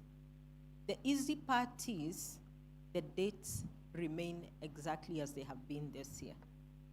So we meet on the 8th of September for the Future Leaders Forum, the 9th to the 11th of September 2026 for the Africa Mice Summit. Shall we see you there? I hope so. And I hope that you're not coming alone, that you will journey with us over the next 12 months to live up to the challenge that Barry has put us up to here on the numbers, but also to mobilize the countries that are not in here. So we look forward to building on the momentum that we have created here in Nairobi, expanding our reach and strengthening our impact as we continue to catalyze trade and investment across Africa through MICE. So thank you very much for being here. Thank you for being part of our journey. Thank you for staying on. We wish you safe travels. And let's meet again with even greater stories of impact. God bless you guys. God bless this continent that we so much labor for. That our children will have a continent that they truly can be proud of. So we're going to see you at the awards this evening. Karibuni sana. We are at the National Park. There is shuttle transport from here at 5:30. A better deal might be to drive to the park and await group transport inside the park. But we look forward to hosting every one of you that has confirmed with us. God bless you and thank you. Thank you very much. Thank you so much. Thank you so much. Could you please put our hands together? Thank you so much. Thank you so much. Sorry. Thank you so much, Kezi. We thank you so much. The Africa Mice Summit, I believe, has been a beginning of so many collaborations. I only have 3 announcements. Announcement number 1 is if you're going to the dinner, attending the awards tonight, the gates will not be open after 7:30 p.m. So please make sure if you're using your own transport, you're there before 7:30 p.m. Announcement number 1. Announcement number 2, if you registered for the city tour, please remain behind after what is going to happen happens, and we'll meet over here, those that are attending the city tour. The last announcement is, as Kezi said, we've had Bomas and we've had Sarakasi. It would be really unfair for us not to give them 2-3 minutes for us to see their amazing great acrobatics that they've prepared for us. So let us just remain seated for at least 2-3 minutes, and then those going for the city tour will be here. It was great being your host. Thank you.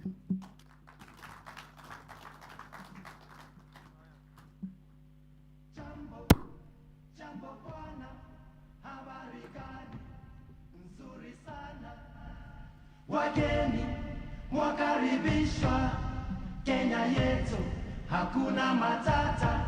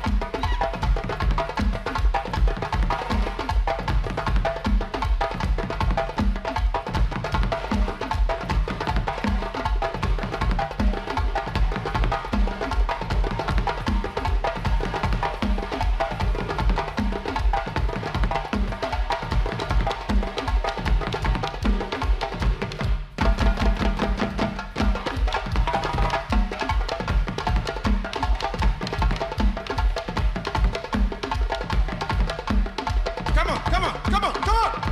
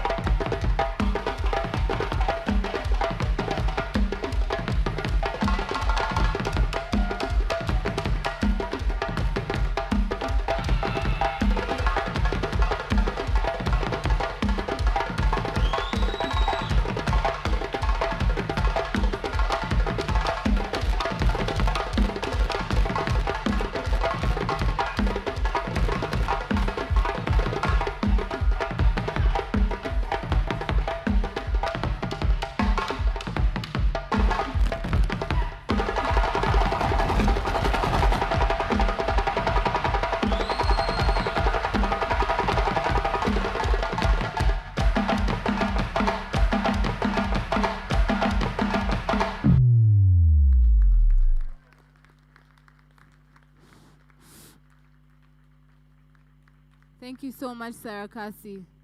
Africa is ready for the world. Those who are going for the tour, please let us meet on the right. Have a good afternoon, ladies and gentlemen. Until next time, thank you.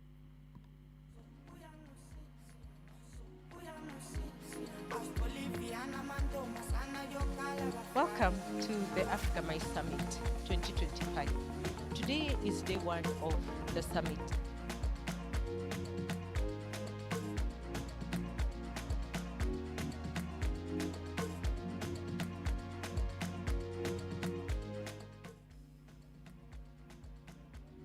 The strategic pillars at the Africa My Summit are sustainability, technology, and people. And over the next 3 days, we'll be having conversations around greening the maize industry in Africa. And we have this amazing pledge wall. Participants will be learning the different ways in which they can participate in reducing waste. The other thematic pillar is technology and innovation. We do have an innovation hub where we'll be featuring innovations from our Future Leaders Forum. And then people, talking about certifications, education, and enhancing the human capacity in the events industry.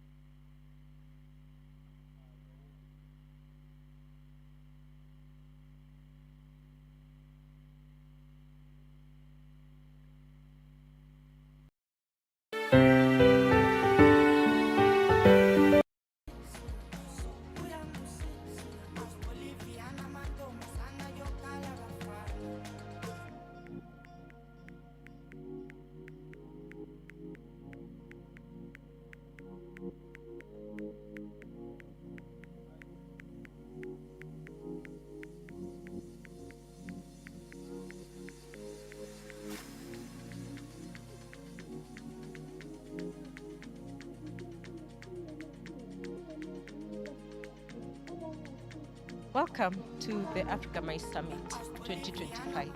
Today is day one of the summit. We'll be hosting here 500 delegates from across Africa, Middle East, and Europe. The theme of this year's summit is catalyzing trade and investment in Africa through business events. The strategic pillars at the Africa Mice Summit are sustainability, technology. If we have any people. speakers in the room that And want over to the go next for 3 lunch, your days, vouchers are we'll in be the having- speakers lounge. Any speakers that need to have lunch, your vouchers for lunch are in the speakers lounge. Thank you.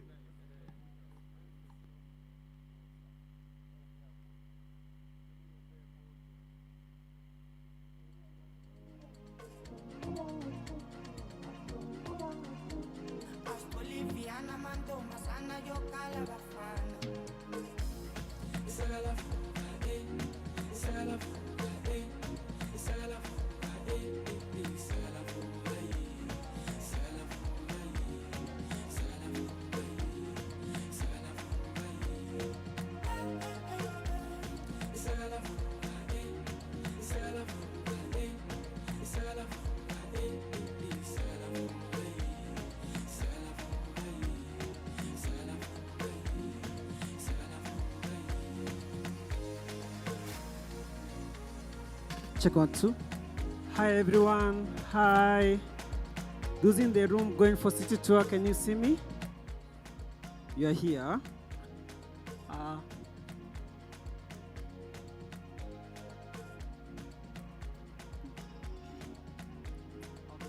So for everyone who is going for city tour, we are only going to have a 15-minute break for lunch so that we can be able to reconvene for the tour.